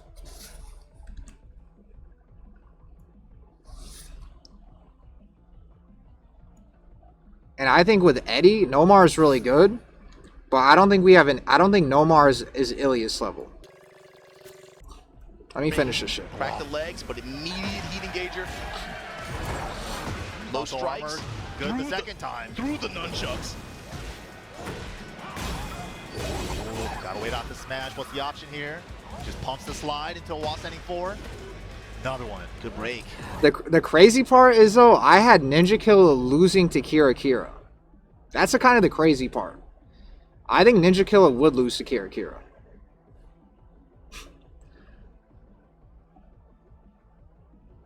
For some reason, I just figured Kira would beat Ninja Killer. I don't really have a lot of evidence backing that up, but I just think it would happen. Ooh, and that's gonna be a launcher with the heat dash. Dr. the Jake Man. New wall combo. Thank you, Namco. We haven't had a wall combo in years. King historically has always never really had a great wall combo. So this is, yeah, it's wild that he actually has a really good one now with 3-2-2. Also, has there been any nerfs to fucking Law since Combo Breaker, or has he gotten buffs? Because I can't really remember. When it comes to tier list, you put Fang kind of at the bottom while Clive is almost at the very top. Is the balance between the two really as big as it seems? The balance is pretty big. You keep saying that like Fang is easier to play than Clive, but I'm telling you, that's because you're like low level or mid level. At high level, an optimized Fang and an optimized Clive is a lot different. King player's been eating since the game came out, really. Yeah, muscle armor, dude, that season 1, that was crazy. Still doing work right now. What did he even do? Yeah, muscle armor. I don't think he even pressed. That season 1, that was crazy. Still doing work right now. He like canceled it and he still somehow ate something. The sprint. Leg drop. Good call out on the throw. Right back at you. Oh, Mr. Turnaround Nunchuck though. Sliding and then testing the while standing 4. No run. Jab string punish. Oh, just pump the slide into while The standing 4. crouch jab to interrupt the DSS pressure there. Just a Shoulder check. shove, no counter. Put the knee on him. Multi-throw, you better tech this. No, that's the 2 extension, the third part's guaranteed. Good chunky 66, man. I mean, this shit is not a washing so far. That was a Jake Man dumbass play, but it worked. That was when Jake Man does like -9 into while standing 2.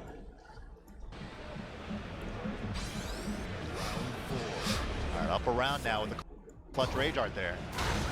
Still, man, he is really. You also gotta understand, AG Madden, that there's certain characters that are only for specific playstyles. You might not be a Clive player.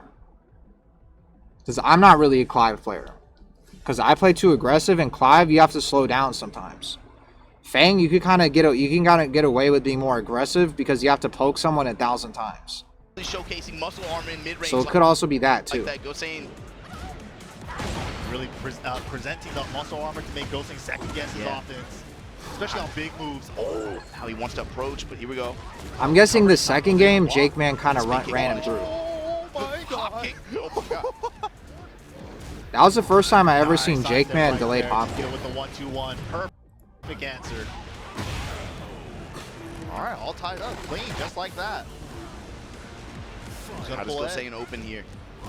Will he just go into his grill? Test Yeah, this shit looks close. Fish with the up kicks. Couple of mid-check. Yeah, We'll see what happens the second game. Oh, counter giant. Good luck breaking that. 70 damage. Back to the wall too. Dr. Jake Man, Sabat kick trying to tone him down. Oh, you have the counter? My god, I'm a dumbass. Oh, okay, I like double hitman stance cancel. Goes for the low. I tried to press 2 because I thought that my camera went out. Oh, okay, I like double hitman stance cancel. Goes for the low. Nice. He's kind of weird My fault. over there. Like, you know, the EU versus definitely one historically right now. Oh, you. Oh, 70 damage. Oh, he had the counter. He saw it too late though. Big step. That was a good sidewalk. Good chunk of damage there. Yeah, broke the giant swing, but we go dash up, activate here for Gosane. Just chopping him down. Dropping bows on him, down 4-1. All the elbows. He doesn't know that hamstring string. and all. He That just string saw is him step cancer. that too, but the confirmation on doing the Also, that's a Jake Man Man celebration. When he goes just like saw him this. step that too, but the confirmation on doing the 10 string there. And I can tell that's King Ray Jr. He swung into it. That was a great choice. Joka coming up for some. I don't know who the advice. fuck that UK is, boy though. Sticking it out.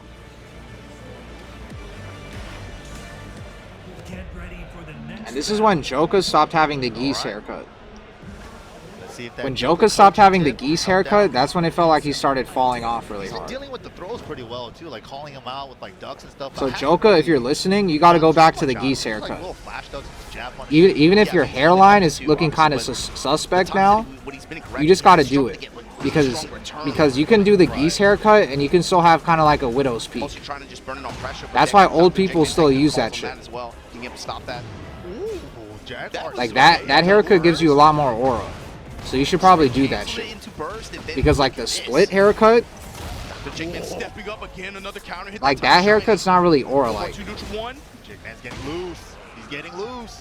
He's getting comfortable. Like, you got to go back to the slick back villain geese haircut. The low hammer, he's been going that attack as well, but sprinkle a little bit just as an alternate low. Step in hammer fist. Yeah, stuff the armor before the armor activation too. I'm guessing this is when he starts getting washed. What a call out! Hop knee with the spin here. In the lariat, chop him up, put him on the wall now. Dr. Jake, this is where he's gotten really, really good momentum in some of the previous rounds. Wow, crazy nunchuck there out of nowhere. After this, I'm going to look at Gosane's King win rate. Gosane gonna cap it off with the low kick. Solid ender there. Alright, what can Jake Man do? Round starts That's surprising shiny. he's not breaking that. Then roll forward from Gosane to try to avoid some Oki. Okay, that's a great option there with the down back 3 to catch the forward roll.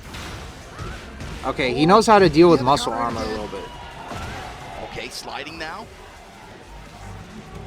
But Dr. Jake Man with the positional advantage. I'm guessing he could do back two or whatever that law string is.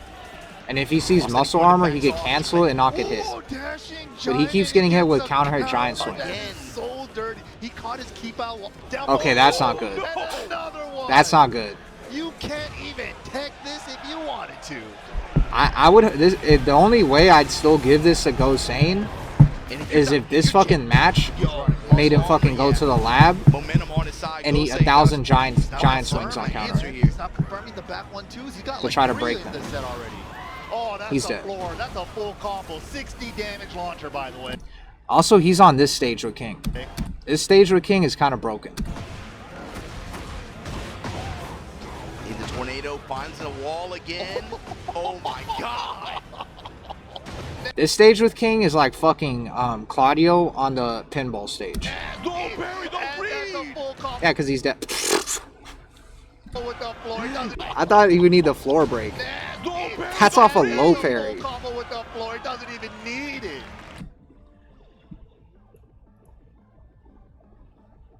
That was kind of disgusting.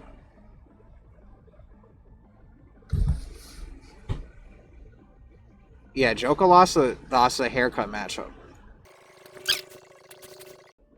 Yeah, like you guys have 0 kings. I'm still debating. I know that looked kind of free for Jake, man, but he had that stage against fucking Law. The first game looked kind of competitive, but the second game, that stage is too broken for King. Oh my god, I don't want to put Jake Man losing, but I'm telling you, and especially a first to 3 too. That's the other thing. This is a first to 3. This isn't a first to 2.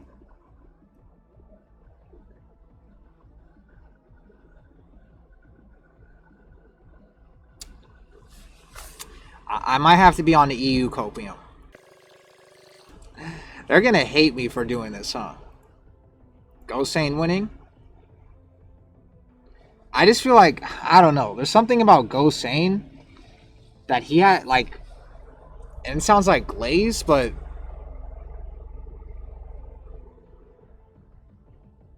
there's just something about him when he gets hot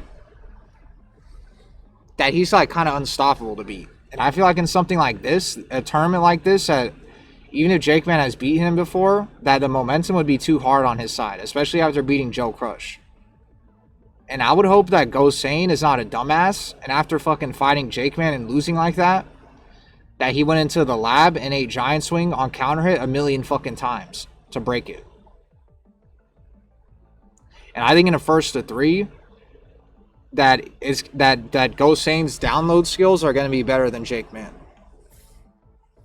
Because even though Jake Man's really good, he doesn't have as much experience as Go Sane. Like in Tekken 8, Jake Man wasn't a top player in Tekken 7. While Go Sane was arguably like the best law in the fucking world in Tekken 7. Or not in the world, but he was still up there. So yeah, I think I'm gonna have to leave it. Because I know I've made some decisions based on who won last time, but I think in this situation that there's a lot of factors that would play into the equation that would make Go Sane actually get the advantage. I think the fact that it's a first to 3, and I think that Go Sane definitely did his fucking homework next time he fought Jake Man. And also too, I would expect that the match doesn't get that fucking stage again. I think the reason why this game was a washing is because he got this stage with fucking King. So I'm just gonna assume the stages are more even this time. So yeah, I think I'm actually gonna have to leave it.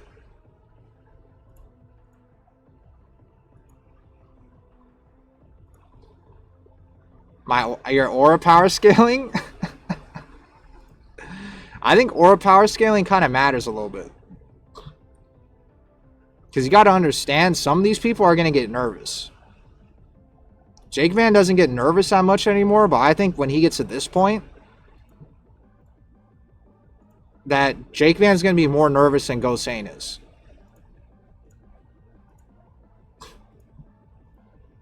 Gosane seems like he's really good at dealing with nerves.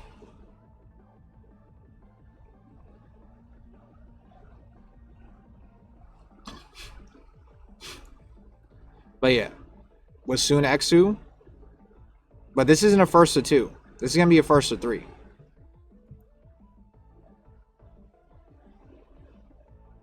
But to be honest though, Jake Man can't get too mad at me.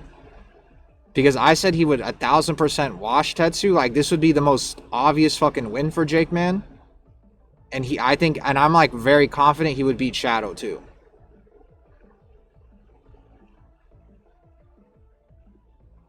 So if I was Jake Man, I wouldn't be too angry about this.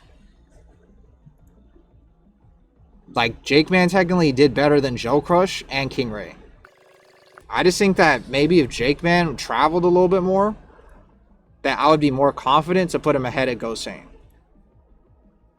Because that's even why Jake Man is even 5. I think Jake Man should honestly be like 3 or 4. Like, Jake Man is honestly Joe Crush and King Ray level of skill. Like, even like Ninja Killer. Like all 4 of them are like the same skill level, I think. And like Shadow too. I think they're all like the same skill level. The difference is just experience and traveling. That's the only difference between all 5 of them. Is that Shadow's just traveled the most and Jake Man's traveled the least. Now I guess Ninja Killer's technically traveled the least, but Ninja Killer has at least traveled in like Mortal Kombat, so he kind of has the advantage too, where he has his nerve training from doing Mortal Kombat shit. So that's the advantage that I would give him over Jake Man.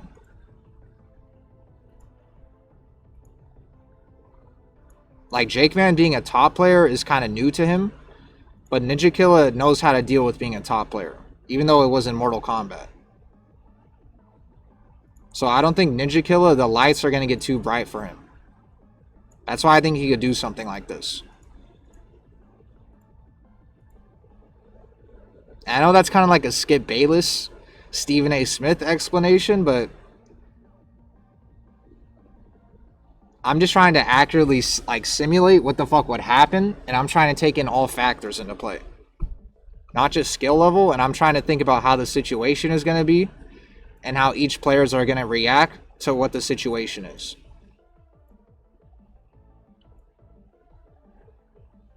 And I think by the time Gosane gets here and Ninja Killer gets here, that Gosane is going to be too hot.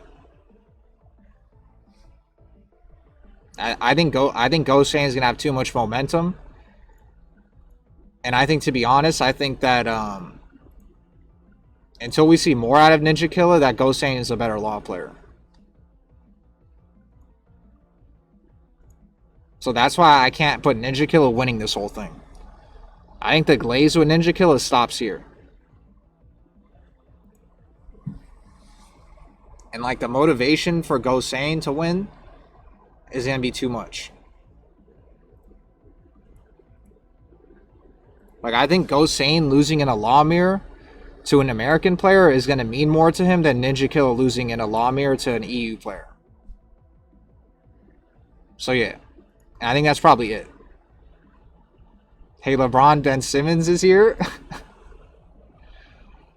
I think Tibetano is going to be Ben Simmons when he fights against Ninja Killer. I could see Tibetano choking against Ninja Killer. And I could see Jimmy J Tran not being Ben Simmons, but I could see him getting confused. And being un-Jimmy J-like when he fights Ninja Killer. Where he's going to be kind of confused, and it's going to be rare for him to be that confused. Like, I think Ninja Killer is going to throw him off guard, and by the time he gathers himself and figures out what the fuck Ninja Killer is doing, it's going to be too late. So yeah, I'm glad I finished this shit. I'm going to take one more look. Daniel Motto, Joe Crush. This is also one thing, too, is like K-Wiss and Victim. I'm not really 1000% sold on K-Wiss losing to Victim. how much percentage do nerves play? I think nerves are the reason why Ulsan won EWC. And why Etif doesn't win EWC. I think they actually play a big part. Especially when it's a lot of money on the line. Or in a tournament like this, when it's a lot of pride on the line. Because this isn't just like your average like combo breaker or Evo or something like that. The nerves these guys are going to have playing in this tournament is going to be more nerves than Evo. And I think someone like Jake, man, his nerves have gone really fucking good. Where he's not going to get nervous at like Evo or something and drink 1,000 waters. Or like chug his water bottle. But I think when he gets to like here in this tournament, that he's going to start to feel the pressure a little bit. And yeah, like no nerf Atif, I think is the best player in the world. But when you factor into nerves, I think Ulsan's nerve training is better than Atif and Arslan. That's why we see Ulsan win EWC twice. Even though Dragunov is not even an S tier character. So yeah, I'm going to post this shit on Twitter. Actually, what I'm going to do is I'm going to make a video and then post it. Someone else is probably going to post it before I post it, but fuck you.